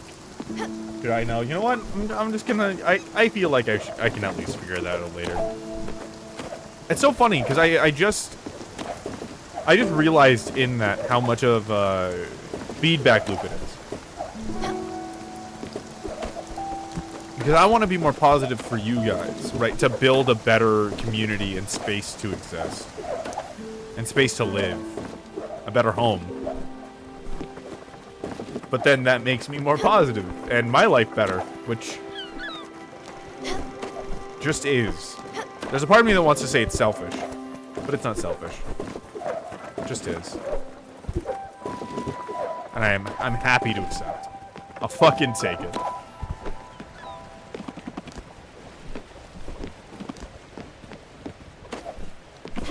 Oh no, literally me just figured immediately.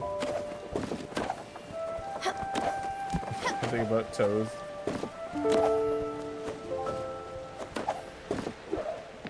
Think of that video. Oh, is it the toes? Is it the toes thing?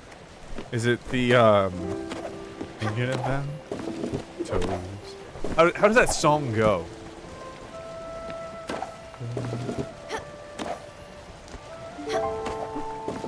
I love toes right where we are. That one? Is that one? Beautiful voice lift. You know what? We were just talking about positivity. Thank you. I love you. I'm not gonna run like a little coward.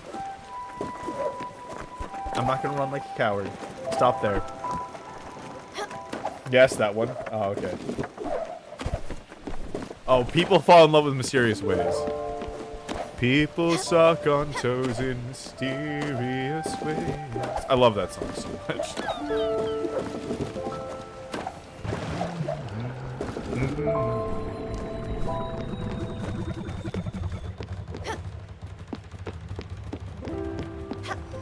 Maybe it's the sight of toes. Maybe it is the sight of toes. Maybe it's just toes. I've been thinking about singing on stream more, just because I sing all the time, and it would probably be just a sign of me being more comfortable. I've decided to just let it happen with its natural timing. This last move has forced me to realize how unhealthy my sense of timing is. Or at least has been. I don't know where it is right now. But I got severe anxiety. Really, I let out severe anxiety that had been building for a very long time on this last move. To the point where it fucked up my skin. My skin was just super fucked up and itchy and hive-ridden. And we realized very quickly it was just anxiety. Because I always felt like I had to do things now. That I had to make things exist as soon as I imagined them. You have something important to show me. What is the important thing? They're all there. It's the Triforce. That is important. Thank you. All 3 of our cats are sitting on the bed together. It's very important. Everybody needs to know this. It's a national alert. I want those 2 to be apart just a little bit. Oh, I can now, because the ship's bigger.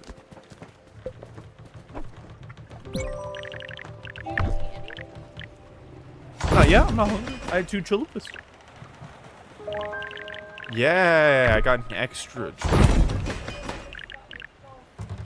No. I got plenty of chalupa. I chalooped all over the.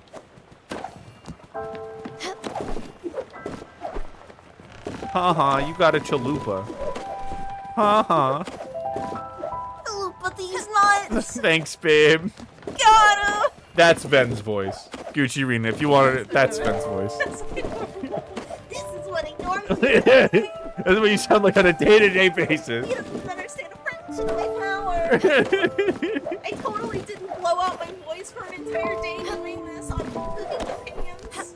You did that on Cooking Companions? Yeah, this was my voice for Ansel. Oh, God. I'm so sorry. You picked a terrible voice for a main character. I didn't realize he was a main character. Oh, God. All right, Gucci Rena wants you to sing the song now. That's true. It's a privilege I hold dear. I think maybe Ghost has heard me sing like once when I was in the shower, but I was never once. Yeah. But I get to hear you sing. I get the privilege. It's like a rare occurrence if I'm ever drawing with my music on and I forget that I'm streaming. Yeah. No? That's true. It is out on the internet somewhere. It is. I mean, not really. Long gone. Someone saved them. Someone. It's out there. It's out. You be Your paranoid. mic is non-binary colors. It's fine. Now it's Bisexual. and now it's trans. My mic cycles through 2 tones. It's only picking the gay ones. That one's gay. And now it's Otter Pop. Now it's in Otter Pop. Otter Pops are gay. You heard it. You heard it here first. Gamer. Guys. And that is, I pissed in the pool. Pissing in the pool, Game Fuel, and Otter Pops are all gay. All those things are gay. Can I get a I pissed in the pool pride flag? I mean, hang on, let me look at it. Please tell me there's a pride flag for I pissed in the pool. If there's a rabies pride flag, there's a chance. Ruby's Pride flag. Pride flag. The first Google image search when you look that up is a picture of a koala and an inner tube, and it says if you pee in the pool, you're in trouble. Yep. Yep. Wait. Hang on. Can I tell you a really good joke? I told this to Seth, but he already knew it, and I was very upset, and I have chat as a witness here. Yeah. Let me double check.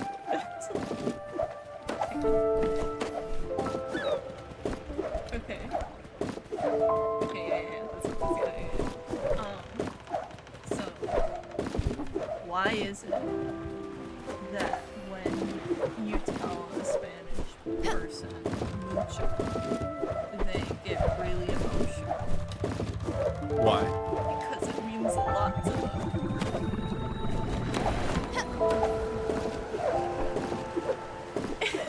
It's not. It just is. I mean, okay. I will say, in that style of joke, it is good. Okay, I'll tell the joke In that again. style, Because Cheerina couldn't hear it. I said, okay, yeah, get me in there. Get in there. I said, why is it when you tell a Spanish person mucho that they get really choked up? It's because it means a lot to them, you know. It means a lot to them. Like mucho.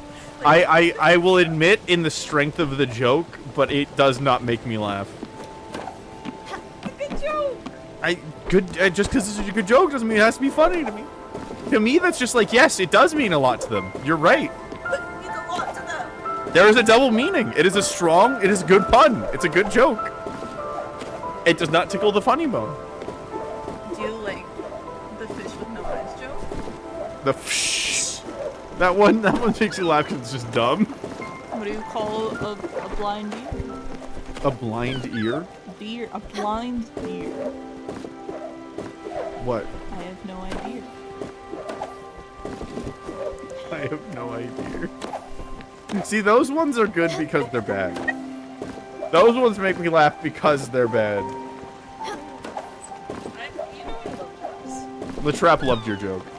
I can't tell if that's sarcastic or not. It's probably not, honestly. I also find it really funny that we're right next to each other. I'm like 90% sure that my voice will come through like 20% less just because. Well, yeah, one, you're being quiet. I'm not being but quiet. This is normally how I talk. you almost talk like at least a little bit more. Not really. I can't believe it took that whole time to get the sound. I guess it was nighttime for a little bit. Oh, what a sweet little. It's time to explore a new island.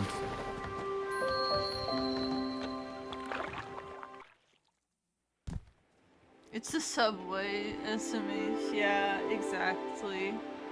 Oh yeah, you know about the subway story. I'm like, is that in reference to the subway story I know? And it's like, yes, Yeah. yes it is. I just don't have projection unless I try, and I don't want to try. It's 9 o'clock. Let me move this up for you. Oh, thanks. You're welcome. They'll hear me anyways. Can I talk to you? It's really funny, because back when, thank you. You're welcome. Back when we used to have, like, our desks pretty far apart, nobody could ever hear me through Lyft's mic, but, like, Lyft could, like, be talking in the quietest voice they could muster and be picked up, like, no matter what. They could be 2 rooms over and still be fucking picked up, and it was just like, yeah. Why? Why? Why? It just is that way. I love you. I love you. I'm cool. Haha, you can't hear anymore. Haha. God, loser. headphones. Look. Haha. Haha, get ratioed, loser. I've gotten ratioed. I'm sorry for invading. I'm just clingy. It's just common knowledge that Subway is Ven's villain origin story. That's correct. You're pulling up a chair? Okay. Okay, enjoy. We're co-hosting now. Should I get I'll get the dual PNG out. No, I don't. You're not there. I need a dual PNG for like when we're sitting like this. I mean, I could send you the one, but it's fine. Hello to you too. Oh. I love a simple life. The word moist should be outlawed. Hello to you too. I live a simple life. The word moist should be outlawed. Hi there. No, thank you. I don't want to buy your magic seeds, Scrooge, or whatever you're selling. Our ice patch needs constant nurturing. It's a full-time job. I'd rather eat mangoes and watch the sunset. That's fucking vibe. I'd rather eat mangoes and watch the sunset. Same. Oh, there are rice patches here. Rice fields.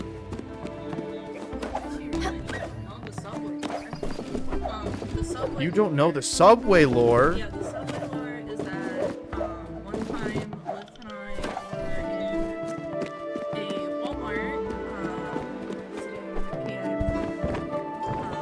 and we were all rocking the subway. I was the last one over, and I was like yelling at the I'm so sorry. It's okay, yeah, you can take it. I was yelling at the top of my lungs. It's really ironic that this is the story I'm telling and Jimmy can't hear me. Yeah. So we were at a Subway and we were with our friends and I was the last one who was ordering and everything was fine. And I was like yelling at the top of my lungs trying to order and they couldn't hear me. I was like yelling, like full yelling, and I was getting really upset and anxious. And then Lith just like saw me yelling and came over and just said it in their normal voice, and they instantly heard it. I was just like, I'm so sorry. My voice was just not good at the whole projection thing. You were so upset. It's like a rough day. Yeah, it's okay. I mean, it was a good day. We got some magic cards and like got some good pulls. And Seth got some good pulls. It was a fun day, yeah. It was just so sad.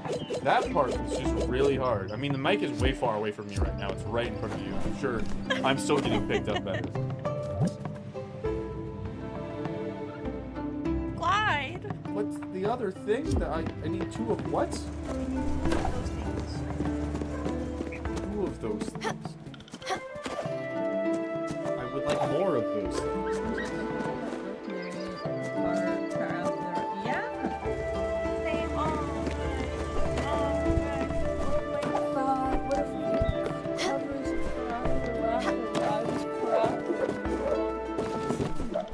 I would only do it because I love them so much. I'm telling you, I'm gonna make you play Parappa after stream, and you're going to realize why I love them. I'm not gonna want to cover them though. Well, like it's just both of us singing separately, and then I edit them together. Right, but like, I don't know. I think songs that I'm emotionally attached to, I see no reason to get emotionally attached to Parappa the Rapper song. You would get emotionally attached to Parappa the Rapper.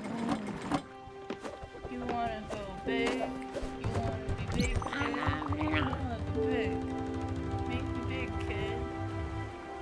What's this? What's this? What's this? A plot with a twist. They're just very basic little ditties. I don't know. I am. He's just trying. He's a guy trying to do his best in the world. He is, but the songs are so basic. I don't think I could be less interested. I'm sorry. A song about all of them needing to take a piss and Parappa bargaining his way to the bathroom. Nope. Nope. This is too cute. Oh my god, the way that they animate her is so perfect. It's so perfect. I'm so glad they did Snake Anthro with just a snake body like that. It's so good. I'm longing for something to bring great joy into my life. Obviously, I'm talking about food. Firstly, something of substance from the earth. Maybe a nice little grain salad. A delightful, hearty mix. It was always a favorite of mine. That one I can actually produce. I actually have a grain salad, unlike the pork chop that Atul wants.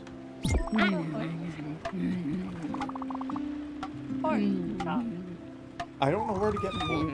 Is there anything better on this earth than a bowl of grain salad? A bowl of penny. By far my favorite. So fill me up with unbridled joy. Thank you so much, my dear. I realize I haven't fed them in a while. I was too vibing.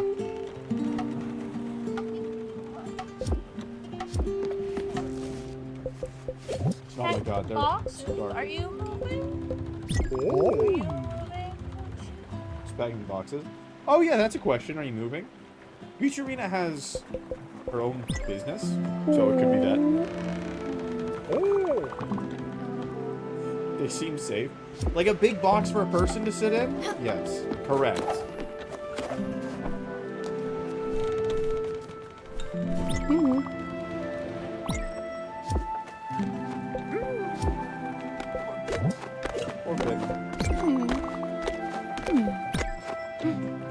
Forbidden indeed.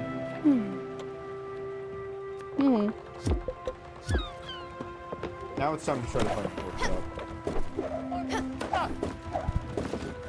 And you go pork chop. Pork chop.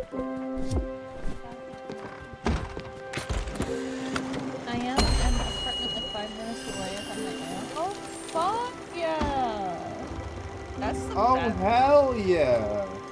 We just moved literally down the hall from our old apartment. Yeah, we moved in like 3 days ago now. It feels like we've been here for weeks, but it's only been like 3 days. Yeah. It's only been 3 days. 4 days? 4 days. This is the 4th day. This is the 2nd day of spring weekend. We had 2 days before. The first. The first. So it's 4 days. But fuck yeah. Technically, we've been here for 3 days. 4 days. I consider that like, well, we've been here for 3 full days. Yeah. Well, hell yeah. I'm glad. I'm glad this can be your moving ambiance. Fuck is already. I guess it wasn't that far away. We're both freaks who like in the moving. We just like This one was just hard. it was mostly hard. Because I was having a rough time. No, it's just like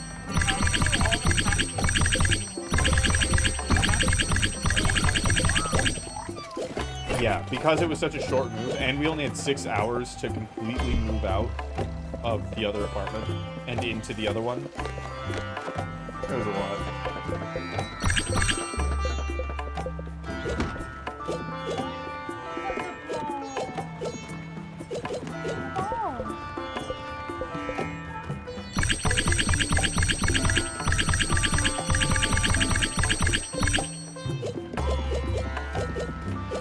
She loves to just...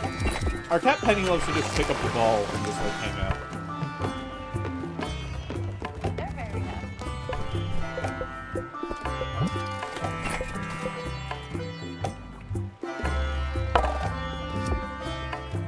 Do I not have more than 6 gold? Oh, it's slate.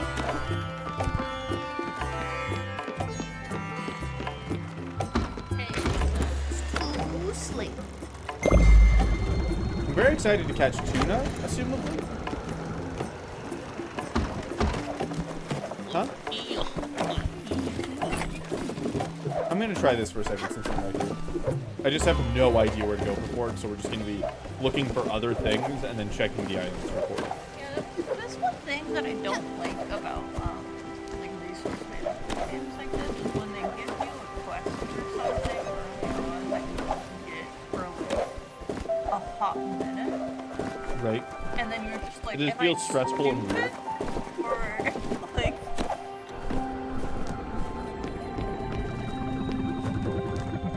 Battery. Yeah, did you feed them? Thank you. Yeah. It's just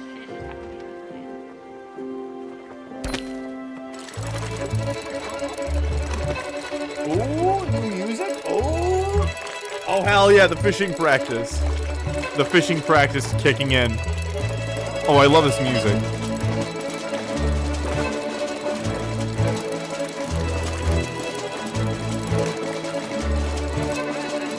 Woo!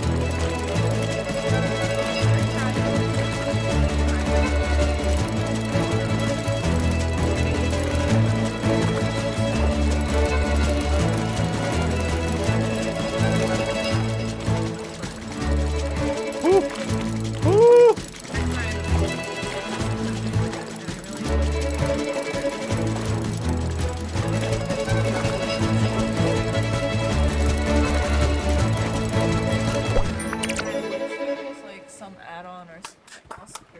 Hell yeah, we did it. Fuck yeah. Whew. Yeah, I wish there was an add-on or something, like every time you went offline, it's just like auto-upload to YouTube. Yeah. Because if I forget, then they're gone forever. Yeah, did you get yesterday's? No, but yeah, I have a couple weeks. Okay. Yeah. Yeah, we tried to. Ben does. Ben tries. Ben handles all the YouTube stuff. But yeah, there's a ton of VODs on YouTube if you want to go check those out. Yeah. They do a really good job with all of that stuff. The thumbnails aren't really good. I'm a little sad that I don't get to use the Tonka thumbnail for like the entire thumbnail of this VOD. It's true, because this VOD's big. I made, I think, my best work yet, honestly. You could just slap the Tonka on it. You played it for like 30 minutes. it's the front of the VOD. I'll play it at the end again just to better justify it. No, you have like Daffodil and like a weird Baldur's Gate minion that's like way too zoomed in on the crotch of the storekeeper in the current zone. Because we did talk about his penis. And then just the Tonka thing. Because these streams are so long and we'll be playing so many games in them, I'll probably just make one like stream thumbnail. That's like, I played all sorts of shit, and then figure out how to use the like highlights function to go to specific games. Yeah, that sounds good.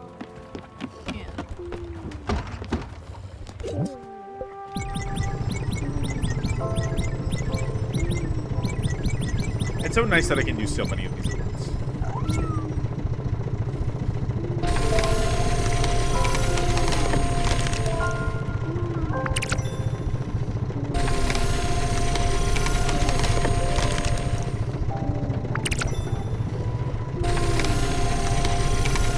I love this mini game. I've said it before, but I think it's one of the best mini games. It's just the right amount of difficulty. It's very rewarding.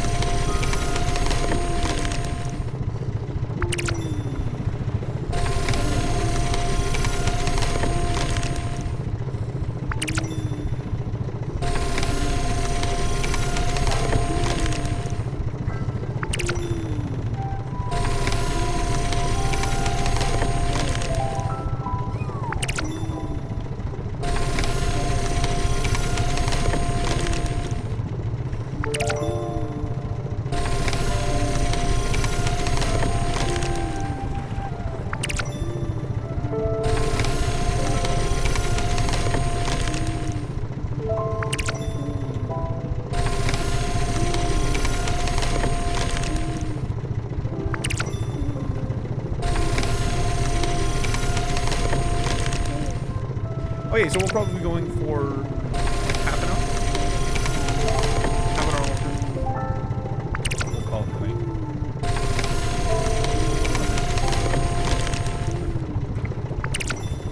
I'm probably just wanting to do like exercises and stuff.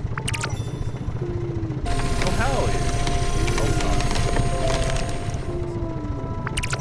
Oh fuck yeah!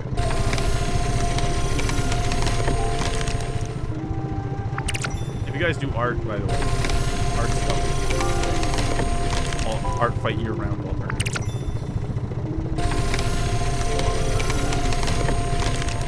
Oh, it's so cute. I would adore a game in that art style. God damn.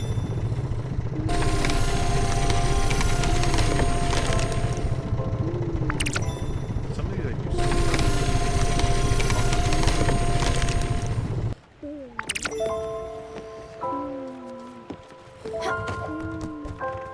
I love how interesting the buildings are.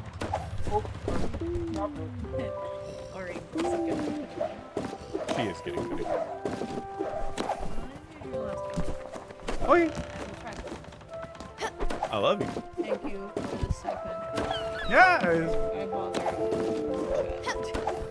Chat loves you.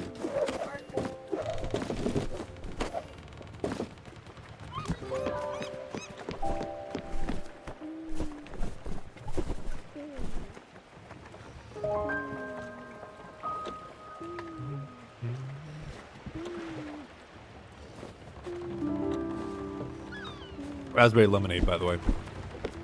Nectar of the gods. Like, do you ever think about the fact that, like, the only dreams our ancestors really had was to eat every day and not worry about death being around the corner? I think about that a lot. A lot of people are like, oh man, I have to live up to this long history and all the people that have suffered for me to be here.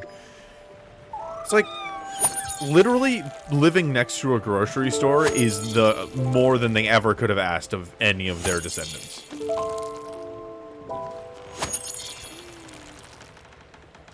It's a good fucking thing. And the only reason we ever get away from that is because we pull ourselves away from it, saying, oh, I can't just sit here and enjoy the fact that I'm eating good food. I need to work on X thing. Like, you absolutely fucking can. No reason not to.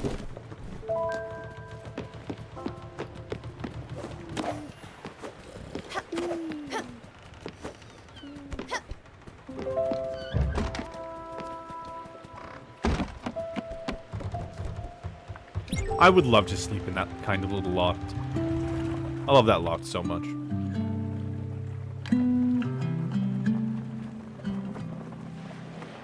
But yeah, Scoochie Arena, we upload the VODs to YouTube. Someone watching VODs sounds good. I know Cam watches the VODs often. Currently, there's one subscriber, and it is Cam. Cam is the only subscriber. I need to check if you actually. I made a comment of like, oh yeah, I'll, if you comment, it'll be like a little community. But I actually haven't checked. I would be so sad if you actually commented. I guess it wouldn't be too bad. The funny thing is that like a lot of things seem sad because they seem irrevocable, but like all the paths is irrevocable, good and bad. So you just move forward like anything else.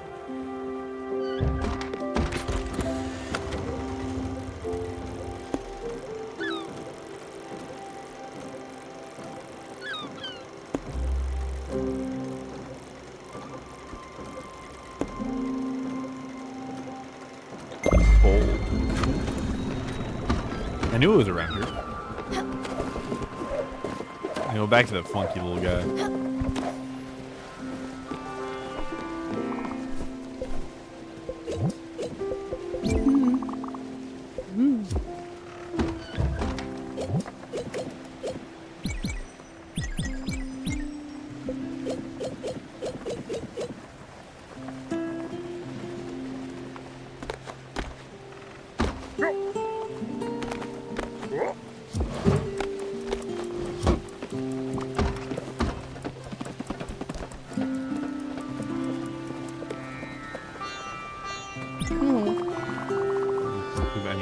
Oh, right. We were going to improve her house. How did we do that? Do we need wool for that?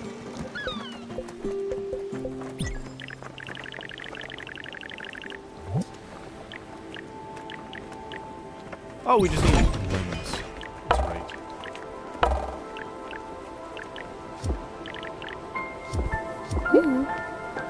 There we go. I remember. I ran out of glims. This looks so much better. As if everything has been designed with my happiness in mind. The textures, the tones, the coziness. It's perfect. I keep listening to me and building such a nice cabin for me. I won't forget this.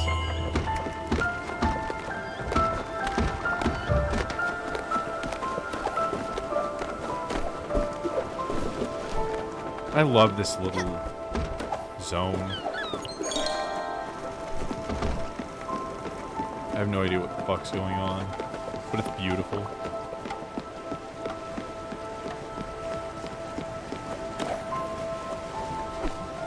I love standing just at the prow. Ooh, shit.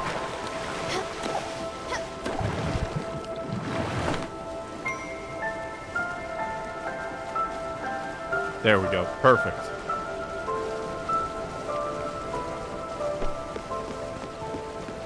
I blinked in real life. That was bright. I miss when games did that.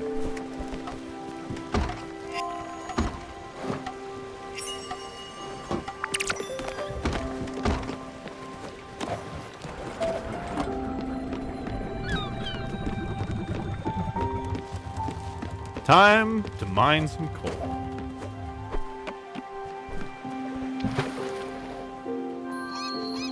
It's funny because, like, when you're streaming, you're like, oh, I'm just streaming, I'm growing community, you know, so on and so forth. But, like, you kind of don't realize that you're building up a body of work along with talents, right? You're building up a body of work that people can reference and look into. Like, I'm going to be uploading that review of,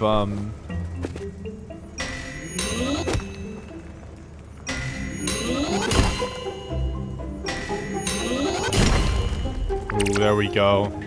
Love that timing test. Pumpkin Panic soon.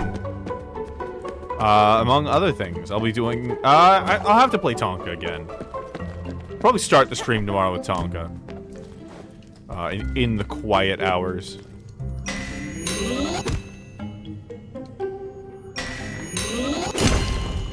Oh, there we go. That's the big boom.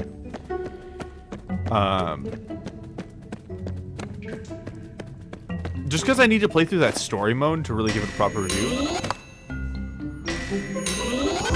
I find it much more important to do the job properly for a thing that doesn't really have an audience.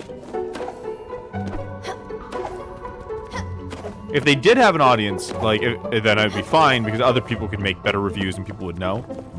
But there's a good chance someone's going to watch that review at some point and it's going to be their only intro to that game. And so I should do it justice. You know? I feel like that's very important.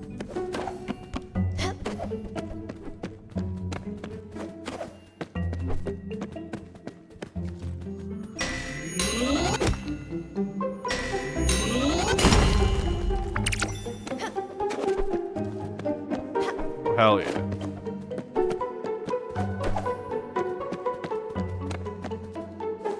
Oh yeah, it's a little room.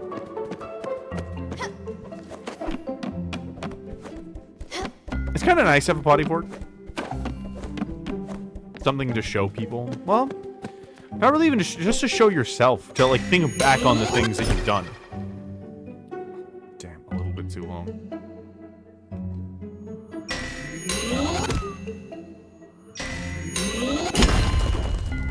If you get it just right, it explodes in one hit.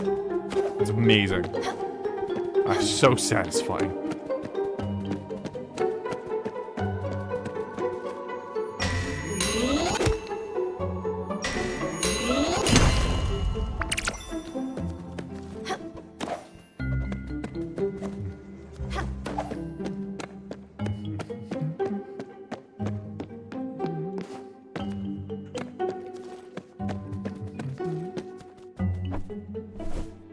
You. I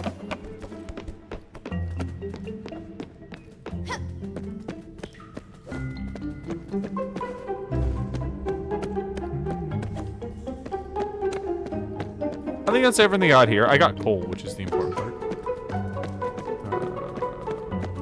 Yes. So.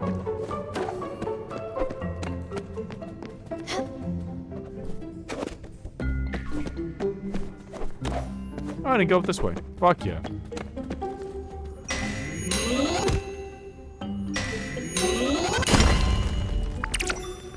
Just before it explodes.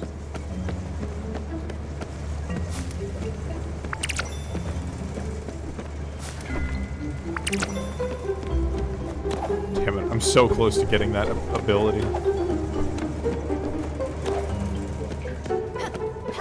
I'm assuming we're gonna catch the arrow on our hat, which is gonna be so fucking cute.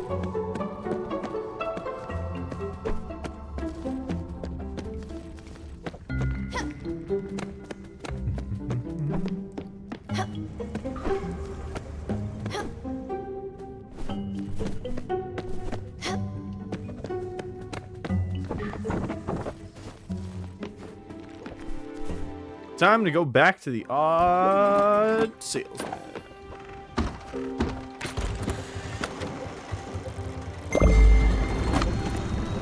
He's right fucking there. Look, Stella, I'm sorry. I think I just need some space. Put the time to myself.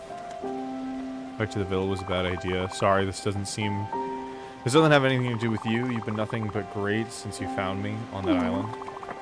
I just need to be alone for a little while.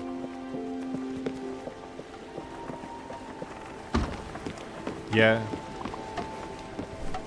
That's valid. That's fucking valid. Sometimes you just need to be alone for a little while.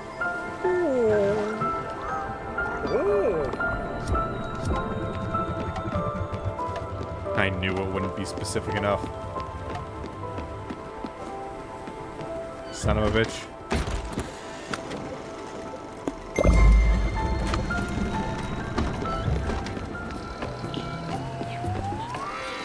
There he fucking is.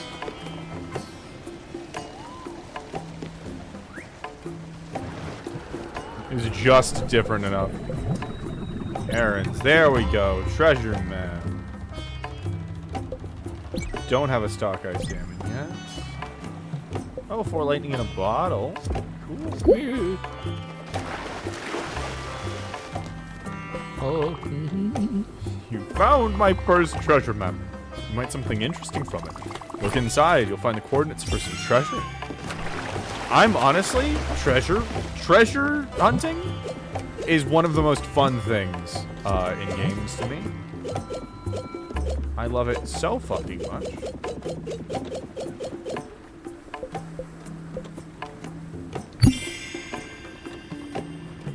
Negative 58, negative 52. Aye, aye, Captain.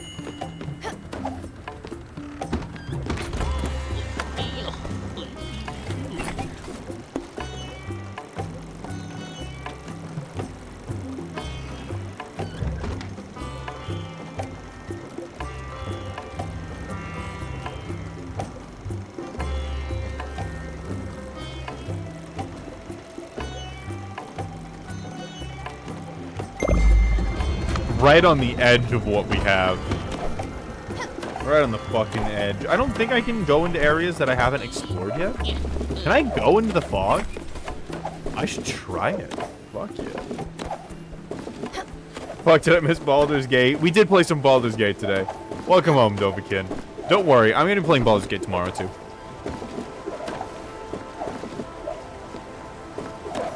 Don't worry about it. It'll be in the VOD, and the VOD will be uploaded to YouTube.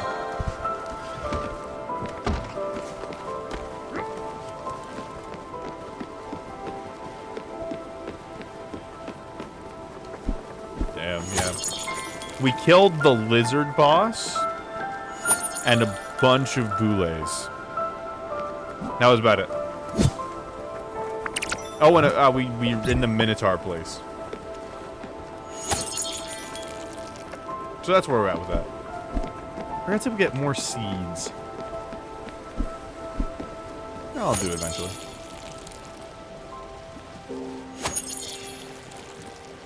But yeah, I wouldn't worry too much. You missed Gucci Rena dumping 10 gifted subs on a whim. I will not stop calling it out. Still emotional from that. Stream week has already been so good. It has that feeling that every great week in my life I've had, that when you get to day 2, you're like, I'm so glad there's so much left, and at the same time, I wish it was longer, you know? I wish it was longer. But I'm just grateful that I have even this week. I'm glad my work offers time off, like a paid vacation.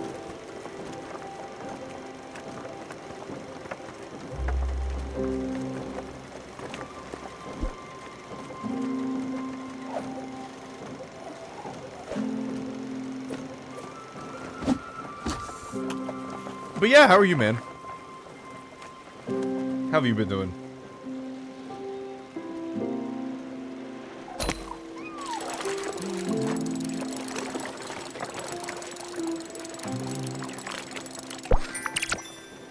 Been good? Hell yeah.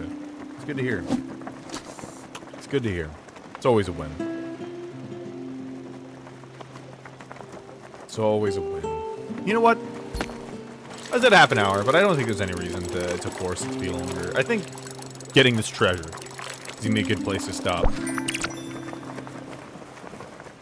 Discord no Twitch notified me if you going live. No! I'm so sorry. Sometimes notifications just fuck up. And that blows. Yeah, I'll be doing it again tomorrow. I can give you a solid time though. I'm gonna be starting at 12, around 12, within an hour of 12. I know I'm not good at, you know, sticking to specific times, so I'm not gonna try to be. But yeah, about noon tomorrow, I'll be starting.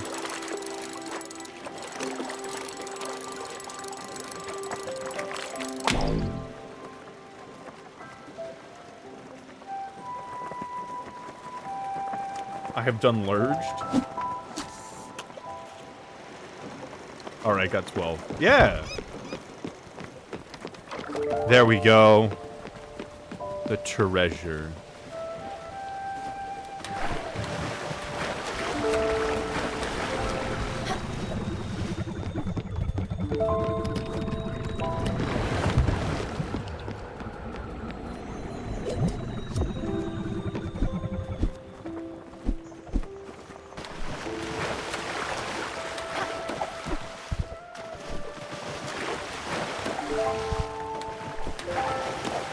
How do I get treasure in? I'm gonna look this up.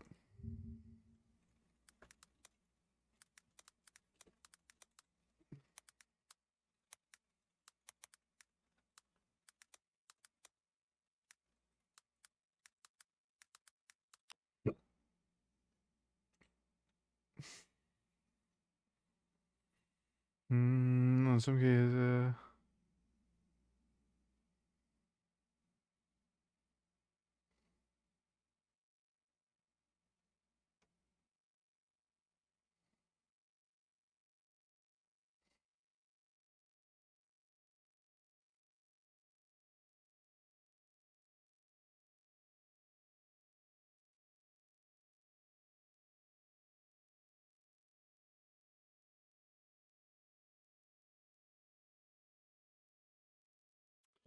you have to go fishing once there.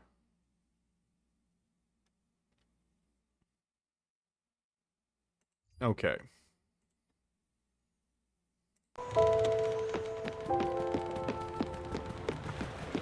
Did I play Dark Alliance 2? Race ya?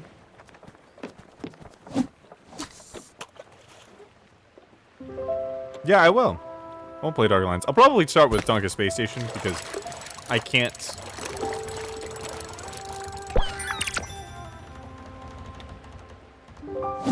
Does this work? I feel like I should be able to just go over and press X. I don't think this works. I saw that you should go fishing, but I think that was somebody just speaking out of their ass. Hmm.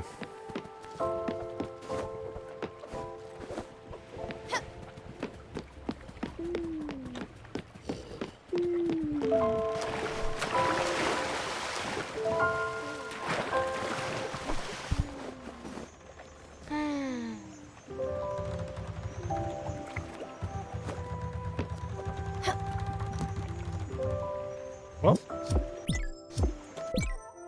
let's see. Request cancel music.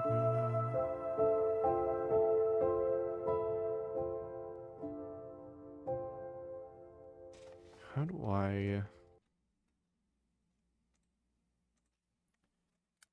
How to get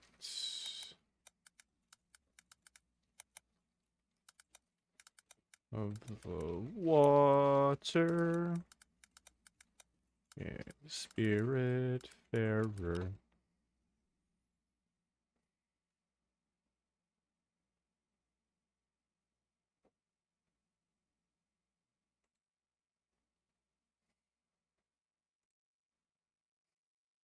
How do you dive?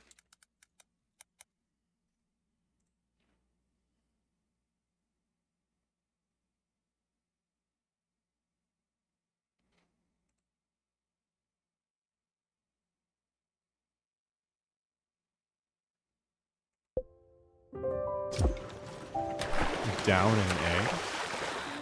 Oh, it is just down in A. There we go. I didn't realize that was a thing. Boundary upgrade? Oh, fuck yeah.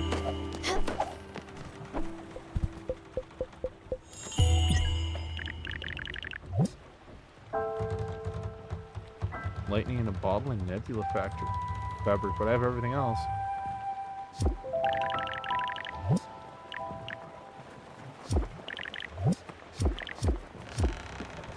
Hell yeah. Hydrate, are you hungry? I'm not hungry, but thank you. I will hydrate though. Thank you. Okay, well, that is the end of the stream. Oh, look at that. Oh, that's all it. Autocorrect. So sorry.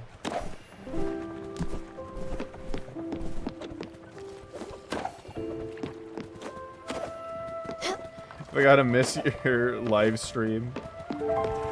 Watch Venti's drinking live stream. I'm gonna have to watch it. Yeah, I mean, it's...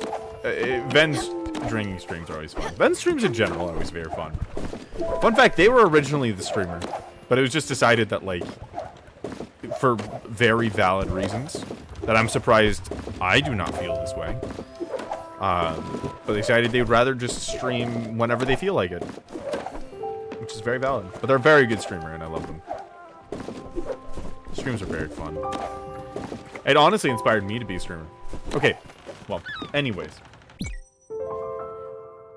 Dope again, I hope to see you earlier tomorrow.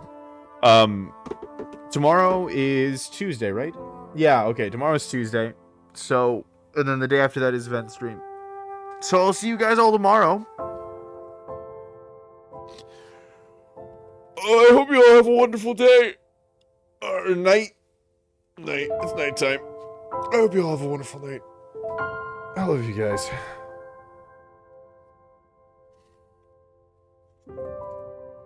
Save for the hearth? Hell yeah. Do it. See you later, guys.